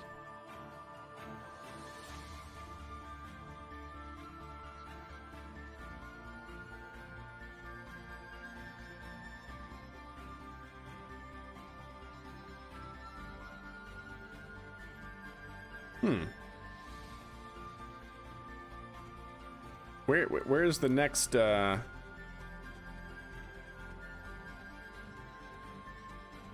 where's the next communications? Because I'm pretty sure we should have another communication point here somewhere.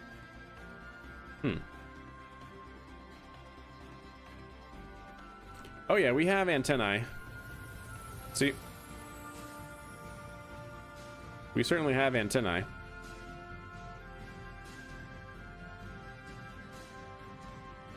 So it's not that. I just don't know where the other comms are. Like, is there just a gap in between here and like something over here? I'm not actually sure where all the comm towers are. All the ground stations are.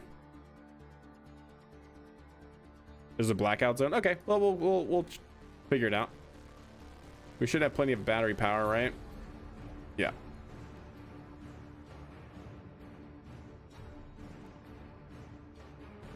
Yeah, I just don't remember where the ground stations are. We're gonna need a bigger Starlink. Well, that is gonna have to be the first thing that we do for sure, 100%. Oh, there we go. Perfect. Yep. The ground station is right there. So there is a blackout period. That's totally, that I actually kind of like that. Makes the game a little bit more interesting.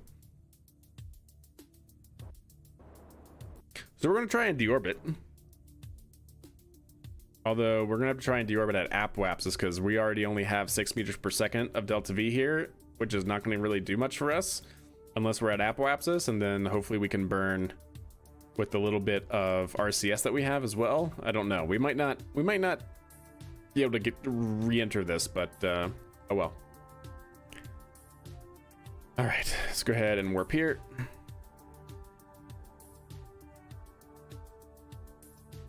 Yeah, fair enough, Thailand. Yeah, 100%.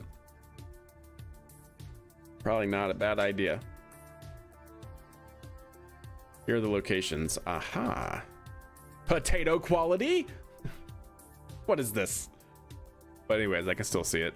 Yeah, okay, so blackout period right there. I wonder if these are far enough away for a blackout period. But then those are pretty close.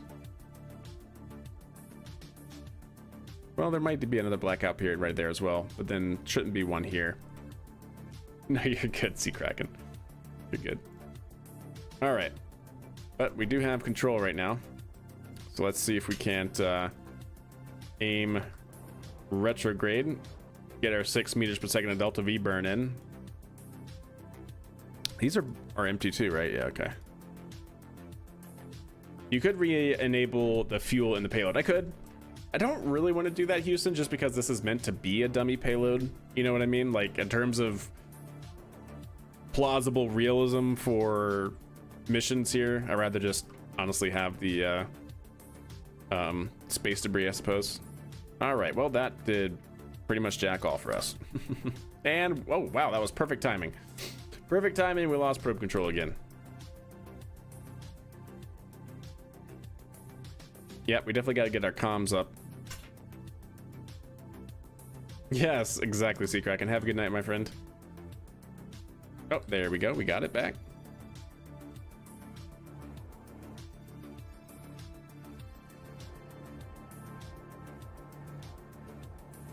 Are we going to be able to get it suborbital? I don't know. Not looking good for our heroes. It might.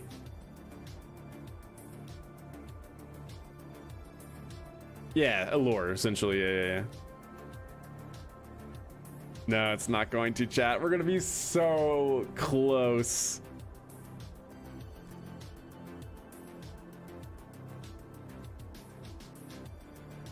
I think we're going to be agonizingly close here. Come on. Come on, get us suborbital.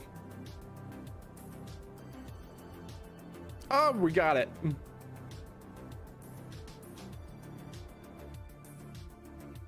Cool. So now we're on a decaying orbit, although the decay rate's going to be super minor. All right. Like, how much per pass do we actually drop our apoapsis? That's my question.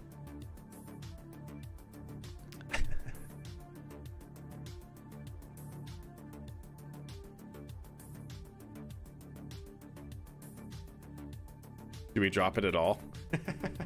Okay, we're dropping our periapsis by a couple meters. Yeah, what are you gonna do, right? That's okay. Well, we're obviously not gonna ride this all the way back in. I just was hoping to get it suborbital, and we did, so that's good. You know, eventually, if I really cared about it, we could actually ride this in until it decays.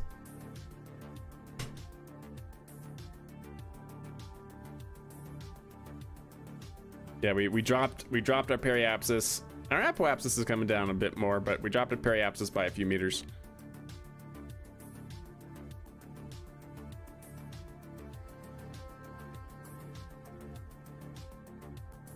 Yeah, it would probably take, like, I don't know, at least 20 pass-throughs to be able to, before we see any meaningful drop in our orbit.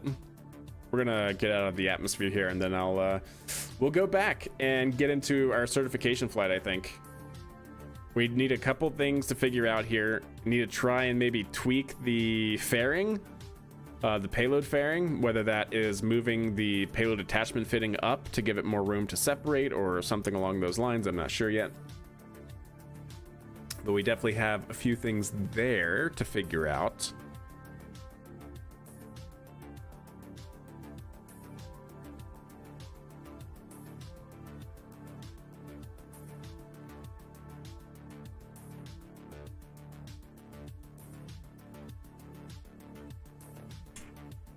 All right, apoapsis came down a kilometer. How about that?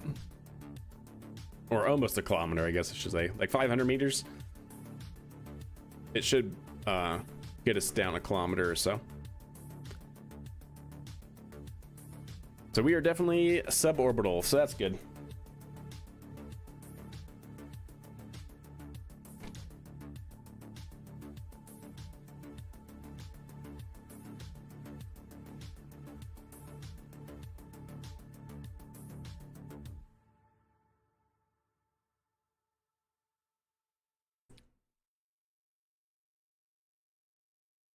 Soon, chat.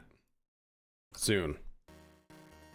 I don't want to time warp, like physics warp through this, because physics warp will actually skip physics calculations, and we actually might not get as low of a orbit decay as we do if we just sit here. So unfortunately, we're gonna sit here for a second longer, but yeah.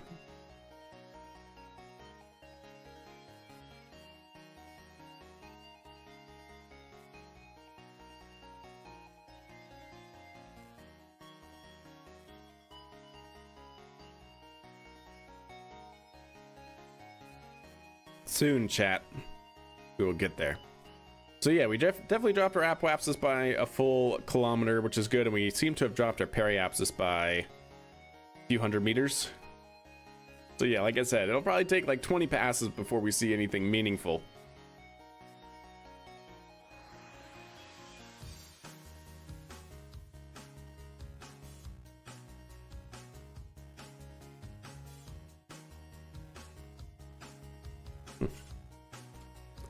All right, almost out.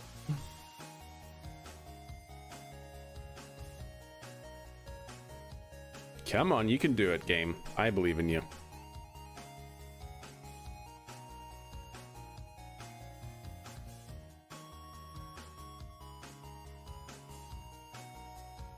Like, we're right there. A few hundred meters more.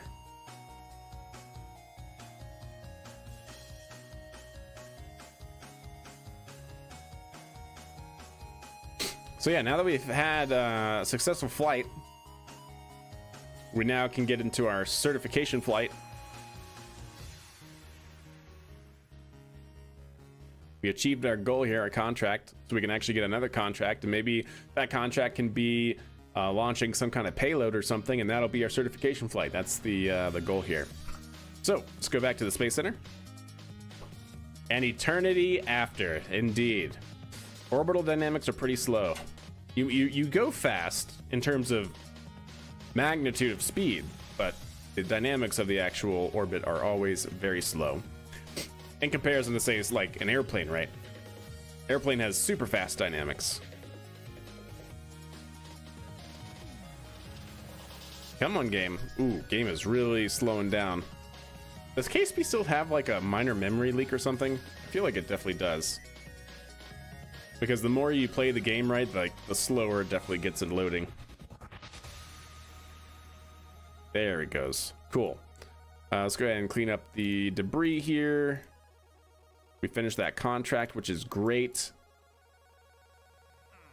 Okay, we have a lot of available contracts. Do we have any active? No. Good. So, conduct observational surveys of Kerbin. A crew report. No, I don't want to do that. Conduct seismic surveys. I don't want to do that. These are all surface. I don't want to do that. Go on an orbital spacewalk near Kerbin. Well, we're definitely not ready for any human flight. Space rating. Test the 3.75 meter airstream. Do you just not have like a simple launch a satellite?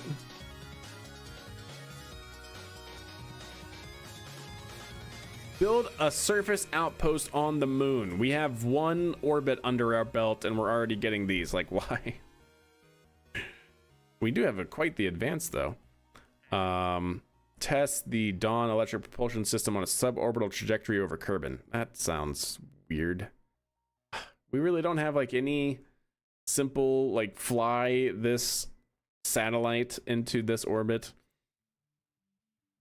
Okay. Test the REL-10 Poodle liquid fuel engine landed at Kerbin. Landed at Kerbin? Okay. Well, we already we already used the Poodle. We want you to test the decoupler at the launch site. What kind of contracts are these? Build a surface. What? Why? Expires in 5 hours. Fine, well, duration 14 years. Okay, I guess I'll have to take that one. We got quite the monies. On a suborbital trajectory over Kerbin. Is there anything to do in orbit? Like, please? The Whiplash Turbo Ramjet. To perform the test, activate the part through the staging sequence when all test conditions are met. Okay, well, I guess we could do a couple of these, right? Oh, but we have to do them at multiple... Wait, what? In flight over Kerbin. Ay, no, absolutely not. Why can't there just be...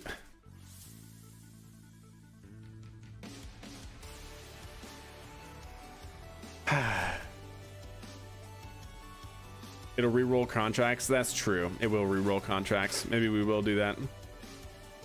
All right. Well, let's try it.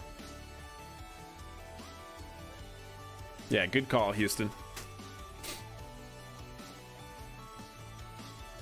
Give us some time, since we're gonna have to time warp anyways if we're gonna launch our same vehicle again per our rules. If we're gonna be launching the same vehicle, we have to time warp 16 days in between flights to kind of like account for turnaround times and stuff like that. It also progresses the game nicely in terms of missions and stuff. All right, let's see. Does that do anything? Bring 2 tourists on a high G adventure. Have Haley pass out from G forces. Ah. Right. Okay. We want you to confirm some theories about observational consistencies. We have to take surface, explore curve, and position satellite in a specific orbit. Position. Yes, thank you. We need you to build a satellite to our specifications and deploy it in a very specific orbit. Okay. Oh, wow. Apoapsis. 12,000 kilometers, huh? Okay, neat. Well, let's do that. Get a nice little payout going too. But it's just in satellite in equatorial orbit at 4,000 meters. Okay, 4,000 kilometers. Yeah, okay, sure. Well, I guess one of those will be our certification flight. And the moon, yeah, I might as well go ahead and take that.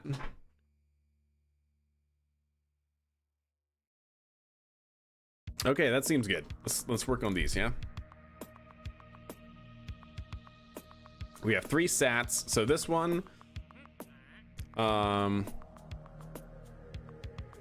build a new unmanned probe that has an antenna and can generate power. The probe must be fully assembled when launched.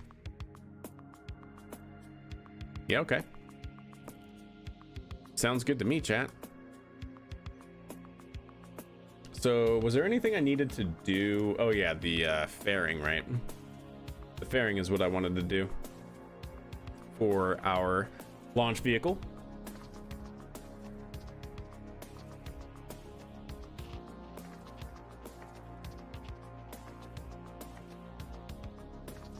Not bad so far, chat. And we already have satellites that we can probably pull from our last save, because I really kind of like some of those just generic sats that we made. They should be able to do this just fine. And it actually kind of, they're pretty small. At least I remember one of them being small. So that should actually be a perfect like certifications, like CubeSat style of mission.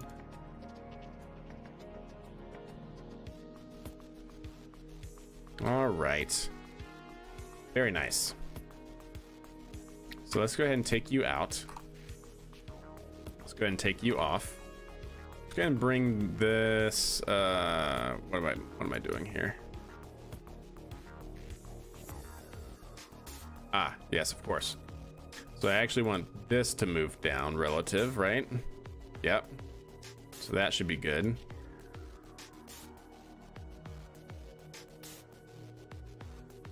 That seems good.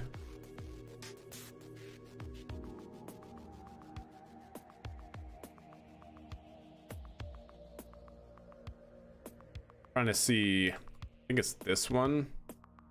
Go ahead and save that. So I could maybe bring it down a little bit. So edit fairing. So can I have it do something like that?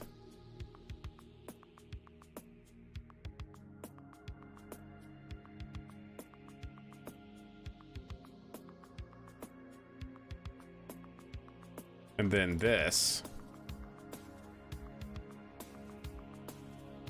Go ahead and edit. Actually, before I do that, I want to make sure I keep the same size, because we kind of already made the fairing right, and that was the size I intended to go with, and so I don't want to mess it up. So we're going to make a simple guide here.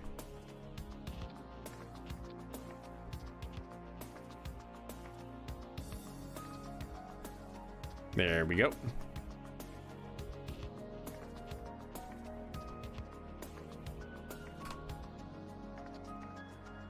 Hey, what's up, Uncle Bill? How are you?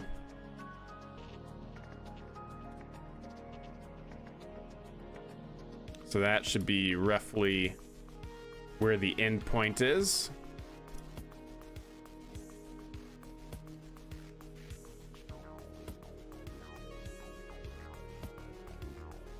See, that's what I was worried about. Is that okay? Well, I guess from here I can always gizmo the other one up a little bit.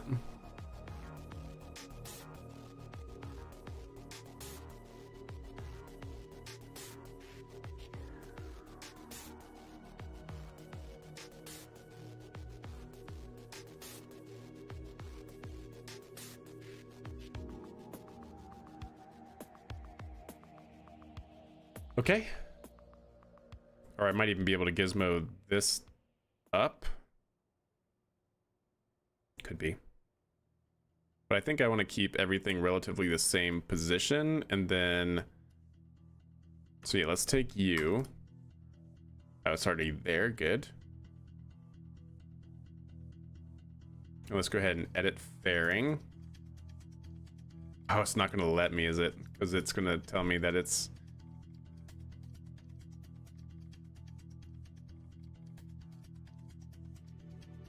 not going to let me. Okay, well, in that case, I guess let's what's the root part of everything here? I feel like it's definitely, is it this? That covers that, that covers that. Yeah, this one. Or can I just actually take this? Nope. No. No, I cannot. Take you. Gizmo you up. One.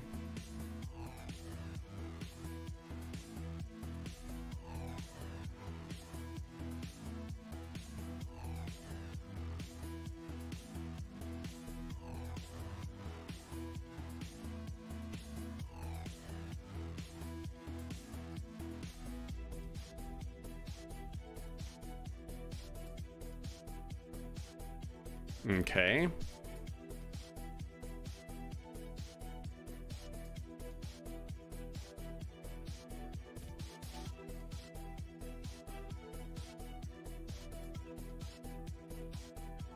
Yeah, they can go up a little bit more. Hopefully this fixes it. I don't know if it will.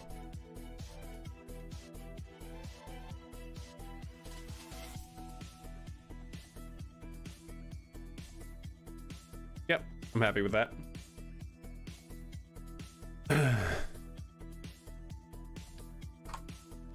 Go ahead and save it. Check our staging here.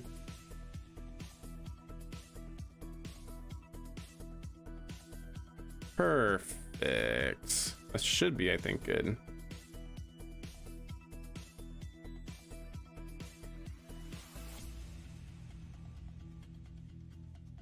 Let's actually keep it down. Because I would rather it just work, but we'll see, I guess. Yeah, but now we have a little bit more room for the payloads. Okay, good. Save. Let's go ahead and rotate. Save it. Switch editor. Yeah, it could. We'll see after this test.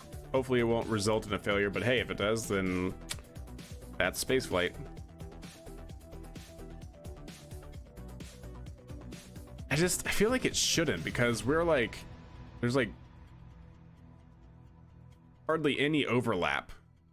So I'd like to think that it doesn't. Like, you see that? Like, this just juts out, and then there's a tiny gap in there. So I'd like to think that like 700 ejection force over 3 clamshells should be like a lot, but we'll see.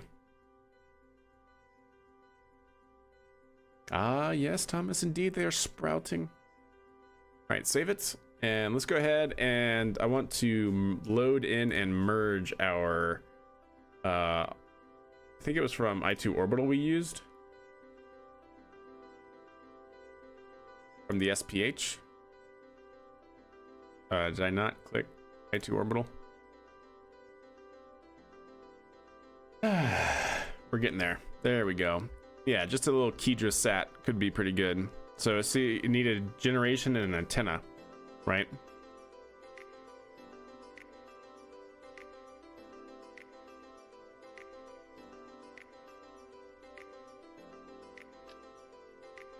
Yeah, just one of these little guys, chat.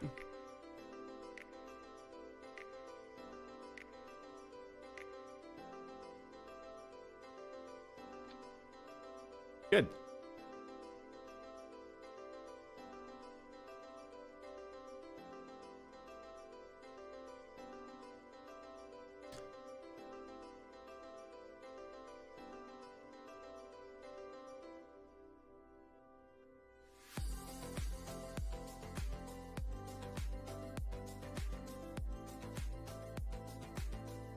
Okay. Yep, the other thing I wanted to do, chat, is on the second stage here, right?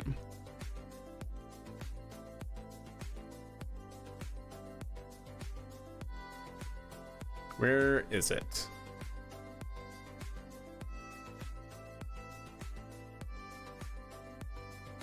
Yeah, I think it's here.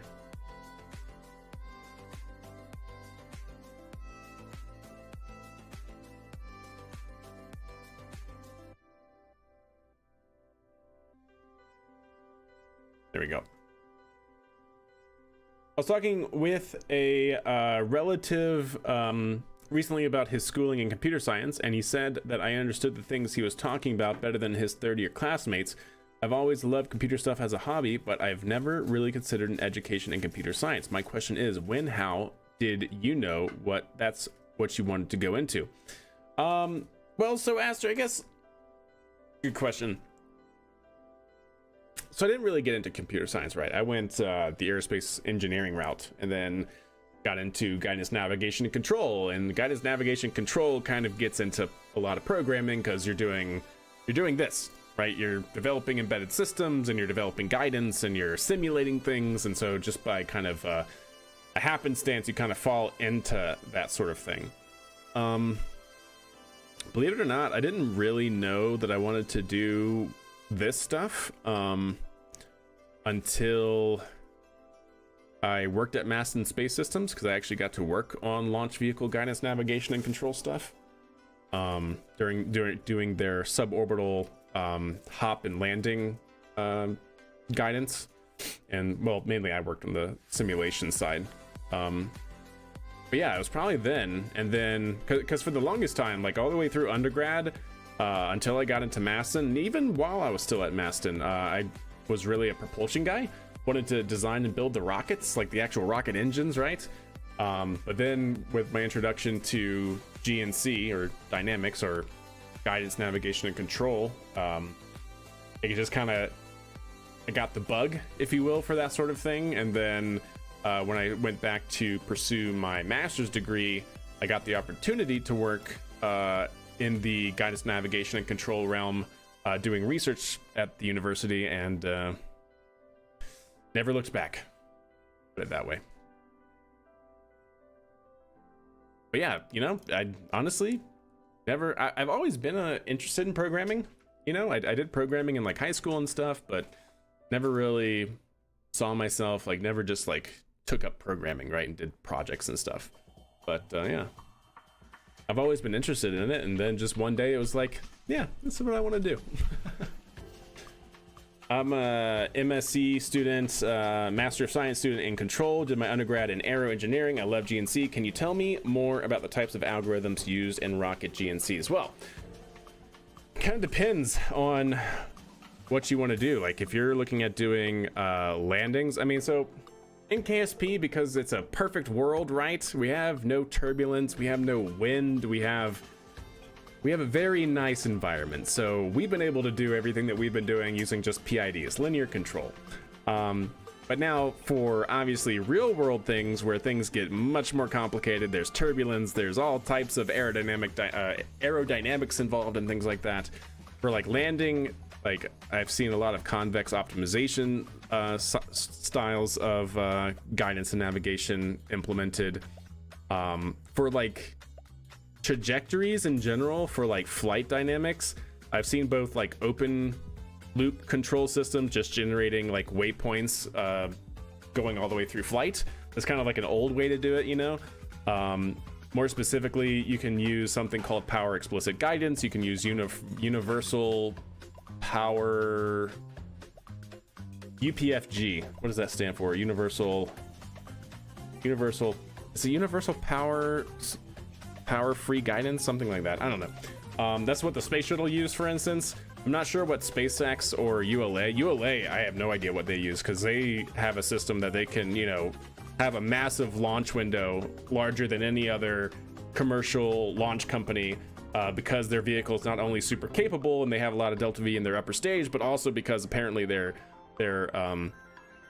GNC is also pretty well advanced for being able to calculate their flight window and being able to change the vehicle parameters on the fly for that sort of thing. Yeah, I've seen a lot of model predictive control, but that's mainly in research. I don't know if any commercial companies use model predictive control in their launch vehicle guidance, navigation, and control. Yeah, I mean, there's a lot of stuff. Yeah, NPC type control I've definitely seen. I don't know how prevalent that is in like actual commercial use, but I've seen it in like a lot of research and stuff. You know, Maston was acquired by Astrobotics. Oh yeah, I definitely do. Were you ever given the option to work for Astrobotic? No, because before, like way before all that happened, right? Like Astrobotics took over Maston a couple years ago, something like that. Last year, a couple years ago. I worked at Maston in 2016, and then I went back to get my master's right after that in 2017. So no, that was way before my time. Does that mean you also studied things like the Patriot system failures in 91? No, never actually specifically got into those case studies, actually. Yeah, almost a decade ago. Yeah, man, I'm old. Yeah, absolutely, coffee. Absolutely. But that's just the stuff I've worked on. I'm mainly in satellite GNC right now, doing things like RPO and pointing and, you know, payload constraints and things like that for GNC. Alrighty then, chat. What were we doing after that tangent? We were flying. That's what we were doing. We were about to fly. We have to time warp though. We're gonna save that. We're gonna leave, and we got to time warp 16 days. Rocket retiree. Yeah, that's me. An old geezer. Do you ever think about starting your own aerospace company? I mean, I technically already have. Kind of. I mean, I didn't really start the company. I'm a co-founder of the current company I work at. We're at a, you know, little startup company trying to make it. We're doing all right for ourselves. All right. Time warping. That's what I'm doing. So we finished the last mission. Let me bring up our flight mission log here. Oh yeah, that was a complete success. One thing to note, bearing separation, anomaly, bearing separation, planned fix will be to redesign second stage aeroshell and payload bearing interfaces. More room. Simplify it. Yeah, more room. Give it more room. That's what we're going to do. And so we concluded that at 92. So 16 days. Yeah, okay. 10 more days now. 99, 100. So at 108, we should be good. Oh yeah, the Ariane 5 flight for sure. Yes, indeed. That was bad, not good. Yeah, funny how yeah, avionics, root of all problems. Maintaining things like your units that are used, yeah, making sure that you don't overflow your memory. Ooh, there's a lot of stuff that goes in that. Yeah, let's just load Ariane 4. I'm sure it'll be fine. Different systems, same operating or different operating system, all that, it's fine.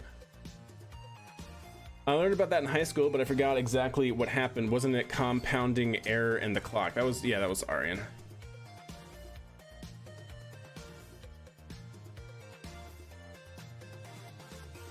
But what are the Patriot system failures? That wasn't, was that also running out of memory? overflowing their allocated memory, or their, what would you call that? I mean, it's their memory, but it's not like, is it their entire memory, or is it the memory assigned to a specific variable, right? Like you have a U32, for instance, right? Unsigned integer, 32-bit integer. So is that technically a memory overflow, or is there like a subset? Because like when I say memory overflow, I immediately think like you've overflowed the entire memory of your entire system, but is there like a sub, is that what it is, or is there a better description for what occurred there? Alrighty then. Let's see. Oh, crud. We gotta see. This one's going equatorial, right? This one's going equatorial to like 4,000 meters, I think. I think we're gonna go up to like probably 120 kilometers here. Equatorial. Equatorial, we want to, yep, our target,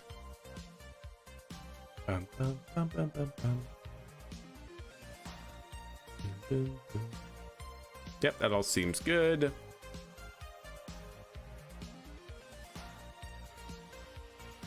Yep, we want to go up to 120, chat.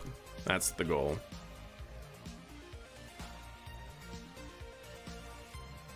Okay. Rounding error, so became seconds out for calculating where to be. Yeah. Okay, well, chat. Here is our certification flight. This is going to be Minerva 1-4. Cert. Launching on day 108. We're going to call our launch time at 0421. Operational. Minerva 1, LP1. Payload simulator is, this is actually going to be a Keydris. How did I do it? I think it's Keydris. No, Keydris. Keydris. No. Keydris. What's the name of the stupid satellite? Do I have it named here? I really do hope I do, but I don't think I do. I think it was yeah, I think it had an E in there. And I think it had, you know what, let's do that. I'll fix it later. Okay, mission objectives. Successfully achieve desired orbit is the goal. For contract, and that desired goal here, equatorial orbit. So we need an apoapsis of 4571 by 2531. 4571 by 2531. 0 degrees inclination. Argument of periapsis 97.7, 99.7.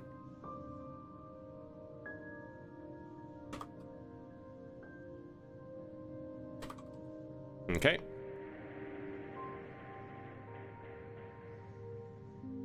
Okay. Seems good.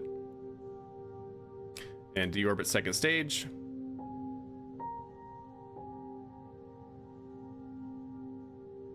All seems good. Cool. May I post the link to the explanation of what happened? It's a super short article. Yeah, by all means. I feel like you should have regular status, but there you go. All right. What could possibly go wrong, chat? We are now on the clock. It is 4:21. We are auto sequence start. And in 10, 9, 8, 7, 6, 5, 4, 3, 2, main engine start.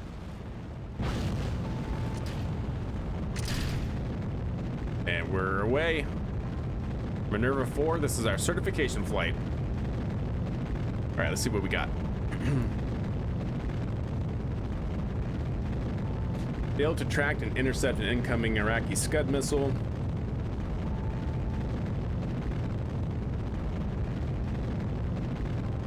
It turns out the cause was an inaccurate calculation of the time since boot due to computer and arithmetic errors.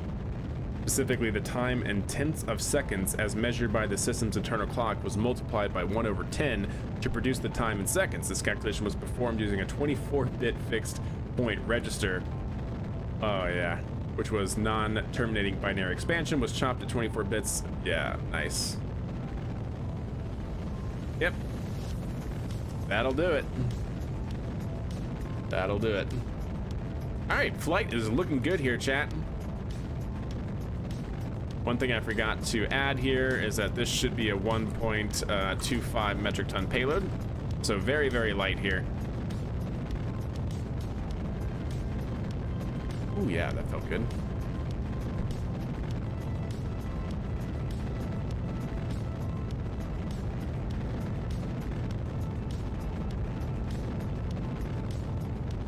Should have a great staging velocity, by the way, chat.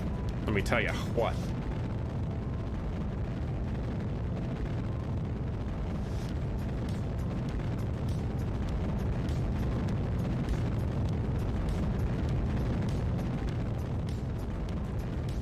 Ooh, that's looking good.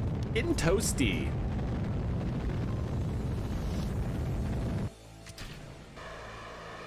Clean. Engine ignition, clean. Bearing pop. Okay, less clean, but doable.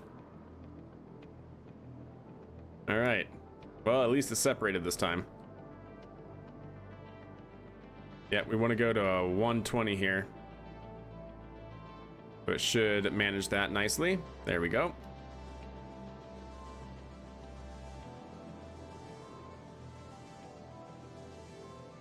Let's bring that down a little bit. There we go.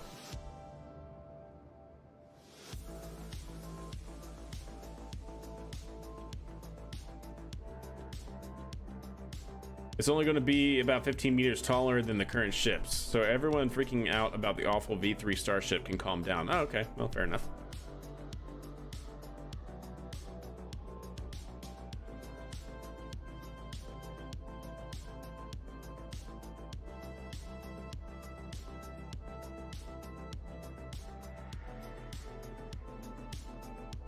Yep, we're looking okay. Yeah, 50 feet taller. I mean, I was about to say 15 meters is I mean, I guess in the grand scheme of things it's not like that significant, but at the same time,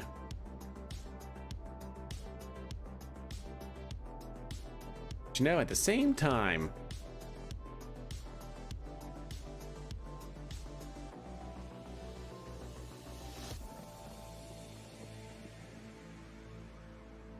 okay, we're keeping our apoapsis at 120. That's exactly what we want, chat.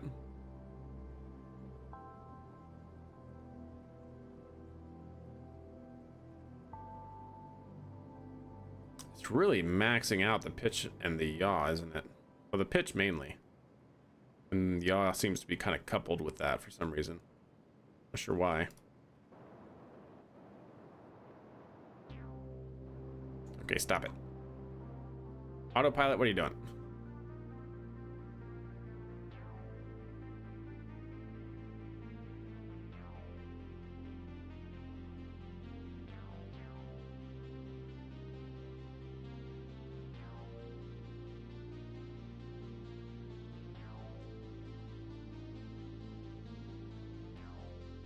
There we go. Nice. That'll do it, chat. We still have 2,300 meters per second delta V. Awesome. And we're going to have a blackout period here soon. Well, actually, yeah, no, we will have a blackout period because this is not in orbit yet, so. Whew. Years 2030 and the Starship stack is double what it was in development, indeed. They were originally going to do 20. Yeah, that's pretty insane. Why is there a reason why they're doing that? Do they just need, you know, to stretch it so that way they have larger tanks? Because, right, stretching it is the best way to increase delta V, or basically increase your fuel capability while minimizing your dry mass. Like, is that why? Because they know that their current margins suck.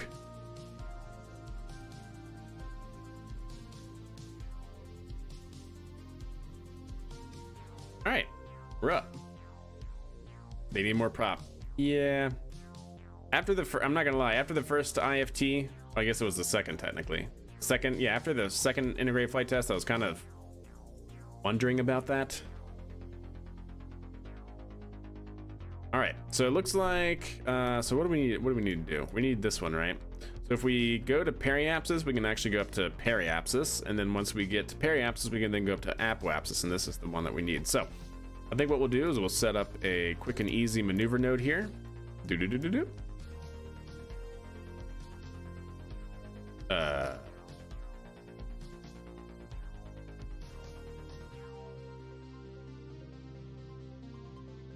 Nice. Trajectories mod showing me the I guess Earth perspective, or I should say Kerbin perspective, the Kerbin frame trajectory.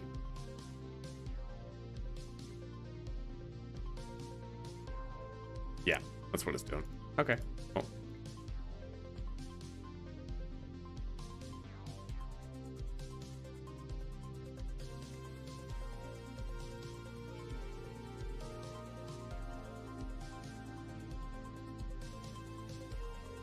Why is this so touchy though?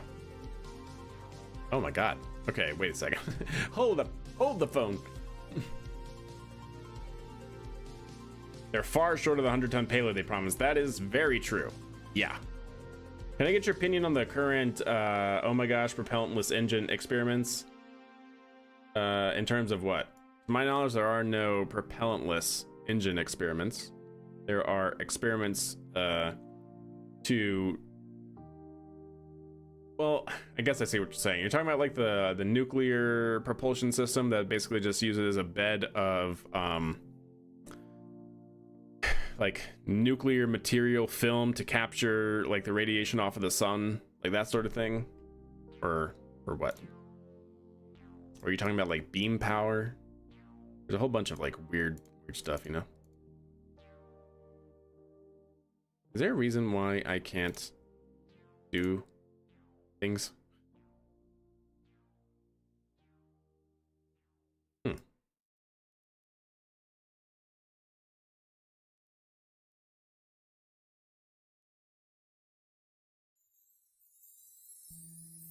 Yeah, that was the fixed body that I was doing.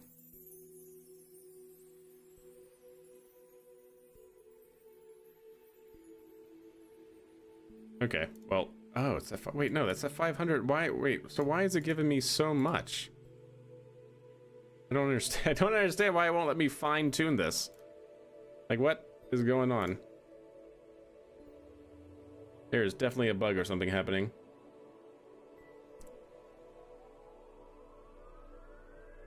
Yeah, they're paying for it now, indeed.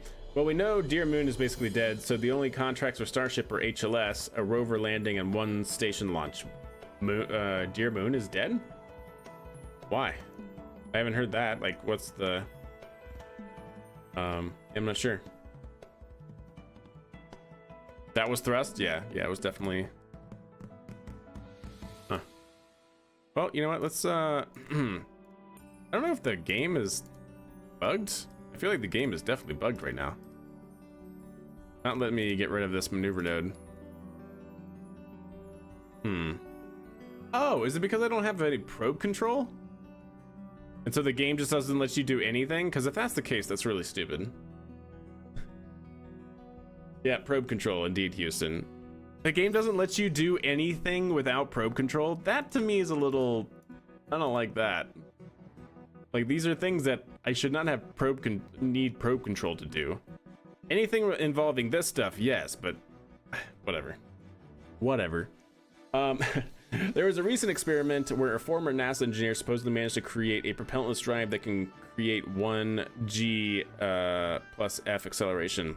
Yeah, I remember hearing something about that, but I thought that it was kind of at best. Okay, we now have that. Oh my gosh. Yeah, so now I can actually do it and actually fine tune it. That's so weird. I don't feel like it should actually have that kind of effect, but whatever.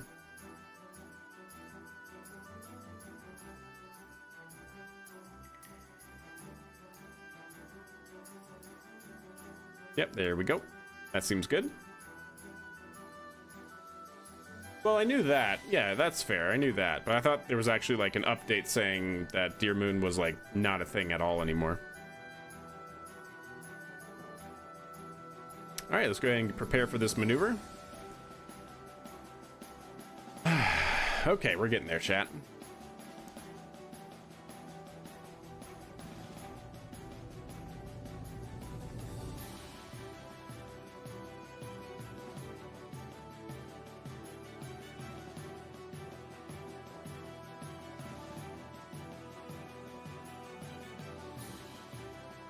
Okay, let's go ahead and time warp. I really hope we have control once we get to that point. Otherwise, I guess we'll have to do this in a few parts. Charles Bueller, got it. I'm not saying like his work was shady or anything. I just thought like it was like, yeah, he kind of like measured that, but it wasn't like actually clear if it was like repeatable and like what other factors were at play. It wasn't like the guy was lying or anything like that. I just thought it was like, yeah, we're not sure about really this.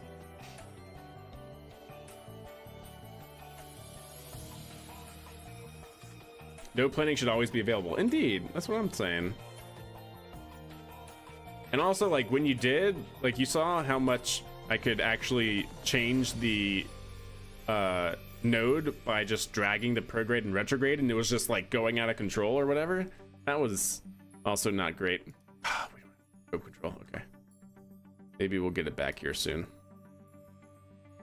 hopefully, because there's the desert airfield. Yeah, there we go. Perfect. Brilliant.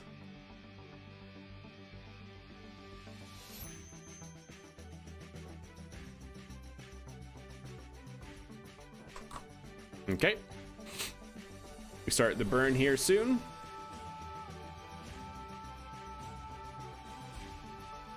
.602 meters per second. We have plenty of delta V, which is great, and this also has its own delta V, which is great. There we go.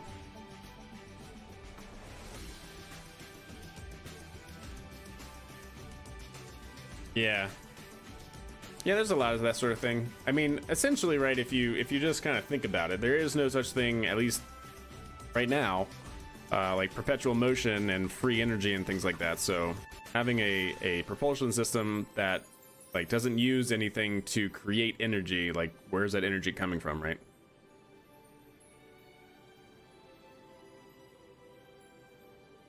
Because technically speaking, there's propellantless propulsion in like a solar sail, right? But I don't think that's what we're talking about. You know, that's harnessing the ejecta from the sun and whatnot. The solar radiation pressure. So technically that would be propellantless, right? But all right, so we want 4571. No, I'm sorry, we want 2531. Let's go ahead and bring this up with a little RCS. There we go. Perfect. The propellant is the wind of the sun. Yeah, but I don't know if that would be like classified as propellant. Like, would you call wind propellant? Like for like a, you know, kite surfer and stuff like that? It's wouldn't really like, to me, a propellant is like a reaction, a chemical reaction sort of thing. You're not propelling it anywhere. You're not, you know.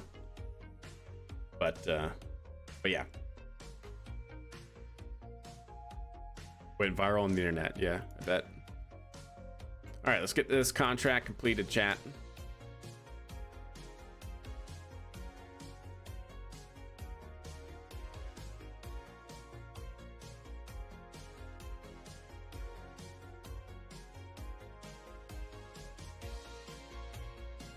Seems good.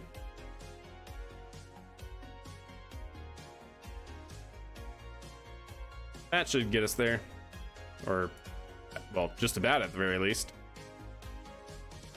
Blockchain. Yes, everything is blockchain.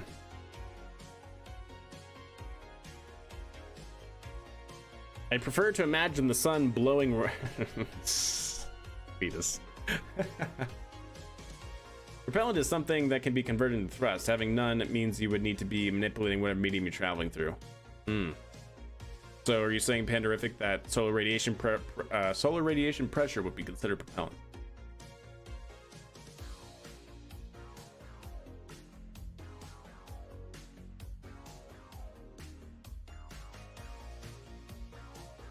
Oh no, I get that, Mike. I'm just saying, like, is that actually the definition of propellant?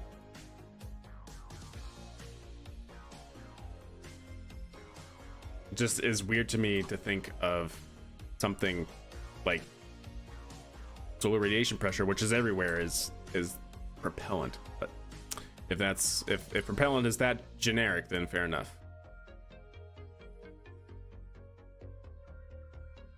All right, let's go ahead and rotate around here to prepare for this next 550 meter per second delta V maneuver. I don't think ores or sails or propellant. No, you're not carrying. Yeah, okay, fair enough. Is without expelling mass. Yeah, exactly. Because like when you start talking about that, right, you start thinking about like warp drives, which is like you're not expelling anything, but you're able to warp space, right? You're able to warp space-time, so you move. Technically speaking, you're kind of like warping the things around you versus you actually moving, that sort of thing, right? Like we're getting into things that I definitely don't know about, but I know enough to get in trouble. So like, to me, when you think, when you say like, yeah, it's propulsion without dispelling or changing any mass, right? Like, so warp drive? Soon, chat. Warp drive soon. Warp drive when? When warp drive? All right, let's go ahead and time warp up here. Should have plenty of stuff at our disposal here. We should hopefully have comms. We're gonna definitely have comms right over KSC. Awesome. Do propellers use propellant? I feel like that is when we start getting into like reaction mass, and like technically speaking, it's when like I said, air is not propellant, but it's a reaction mass that the propeller is, right, like moving to then generate thrust. So I wouldn't call it a propellant, but the gas maybe. Well, I guess the gas, no, because you're not getting thrust from burning the jet A or whatever in your turboprop. Yeah, semantics really at this point, but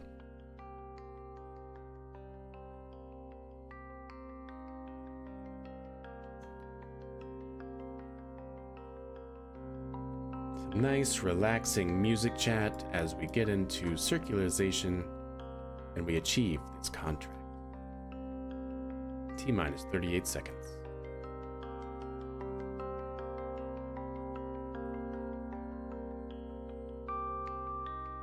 Yeah, Perry, but there's reasons why. That is definitely like, yeah, that'd be cool, but also at the same time, yeah, there's very understandable reasons why not.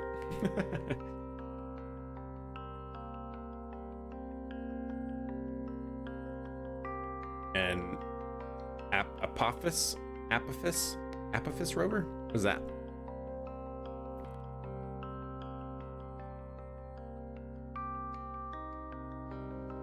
There we go. But we are going to get back into satellite designing stuff. I want to do oh, that's actually a great segue here once we complete this burn.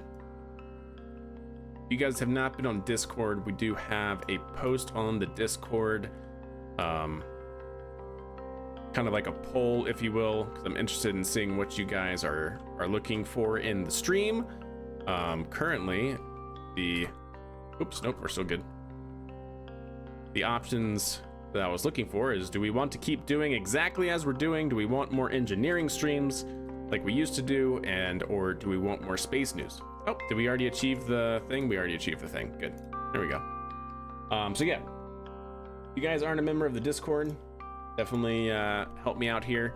We had this post here from a couple days ago. Use it's fine for if you want the stream to continue on as it is. KSP games, a little bit of space news here and there. Do you want more space news, and do you want engineering streams that we haven't done in quite some time? So let me know. Let me know, chat. It's going to be closer than some comm satellites. I think 19,000 miles up. Gotcha. Is the the asteroid? I see. Yeah, gotcha. Yeah, fair enough. Hopes and dreams. Yeah, exactly. Oh goodness. Holy notifications, Batman. What are you talking about? There is an acceptable number of notifications. There's actually, for me, there's only one. Everything else is just new in the channel that I haven't checked. I feel like 1, 2, 3, 4, 5, 6, 7, 8, 9, 10. I feel like 10 notifications in Discord is fine. Bad Discord link? Wait, really? I thought I fixed that. Wait. Does this one work? Or is this one the same? Does that Discord link work? From SolidWorks to ROS programming? That could be fair.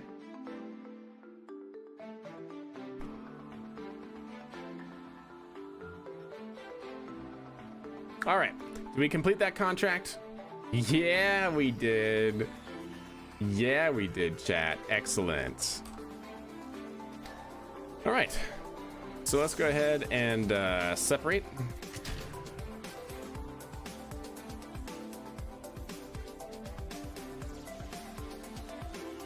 Wait, do I have a action group for this? That'd be really clutch if I did. I bet I don't though, because past rocket guy was not smart.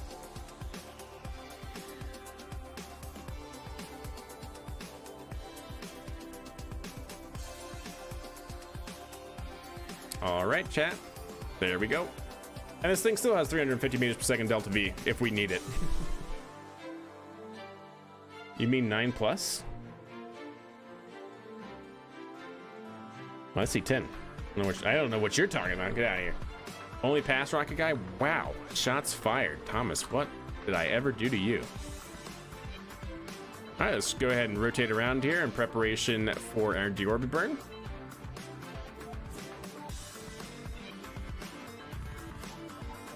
We have failed as nerds. Hey, fair enough. And we're going to go ahead and kick away here. Use our RCS to separate. What's this a satellite for? So we were just looking to complete the contract. The contract was just to get a satellite into an equatorial orbit. So yeah, that's what we did. Although I don't know why. Wait, hold up. This.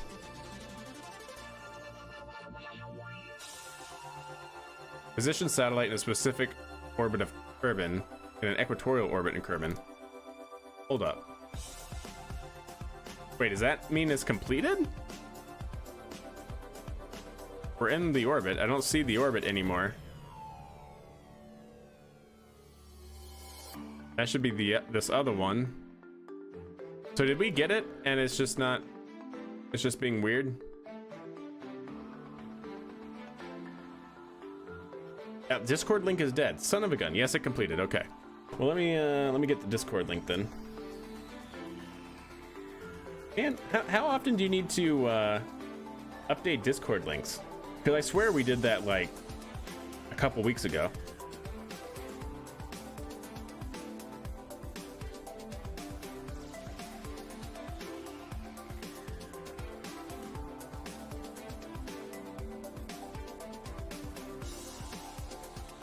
It'll go away. Okay.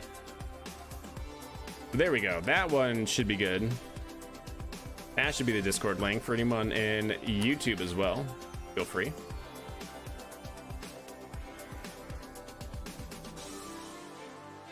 But yeah, anyways, so that should be fine. All right, so we're good. And for you, let's go ahead and deorbit.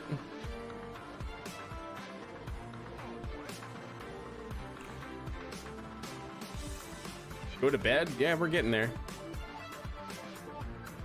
I just wanted to complete this, deorbit this, go back to, we're gonna have enough to deorbit, yeah. Go back to Space Flight Center, make sure we can turn that in, and then we'll be out of here. It'll be night time.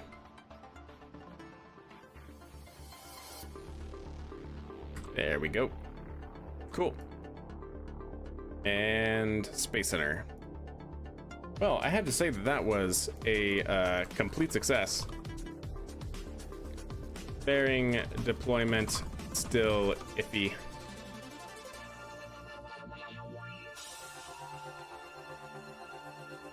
That link is broken. Oh yeah, no, the one, Rocketbot for whatever. Apparently the one Rocketbot has, which I updated like literally a couple weeks ago, is no longer working. So, yeah, I'll have to swap them out, I guess. Is there like a way to get a persistent link from Discord? Like that'd be really sweet. If I can get a persistent link, that is always good. But I don't know how often they reset.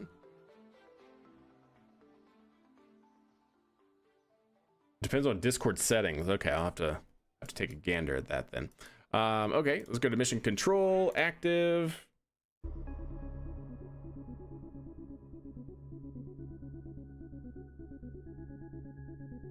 Position, awesome. So we got that one already taken care of. Look at us, 3.9 million chat, easy peasy. Easy peasy. Good. All right, chat. Well, I'd have to say that was a fairly successful day, chat. We completed the design of our new booster that's going to be our workhouse for the foreseeable future. Not only that, but we also certified it for flight, figured out all of the GNC for it, which is excellent. Yeah, so I think coming up, so no stream tomorrow. Our next stream will probably be Wednesday, starting somewhere around 7 p.m. Mountain Time. To that, we're gonna start working on the DCX vehicle, certifying that for flight, start flying Kerbals so we can then prepare them, basically increase their level, so we can actually get them suborbital and get them a extra level. And then we'll start working through more contracts and probably working on even a crew vehicle, perhaps. There's definitely a lot left to do, and yeah, we'll see where all that comes in. But anyways, much love to you all. I'll see you guys here on Wednesday, and have a wonderful evening, a good Tuesday. I'll catch you later.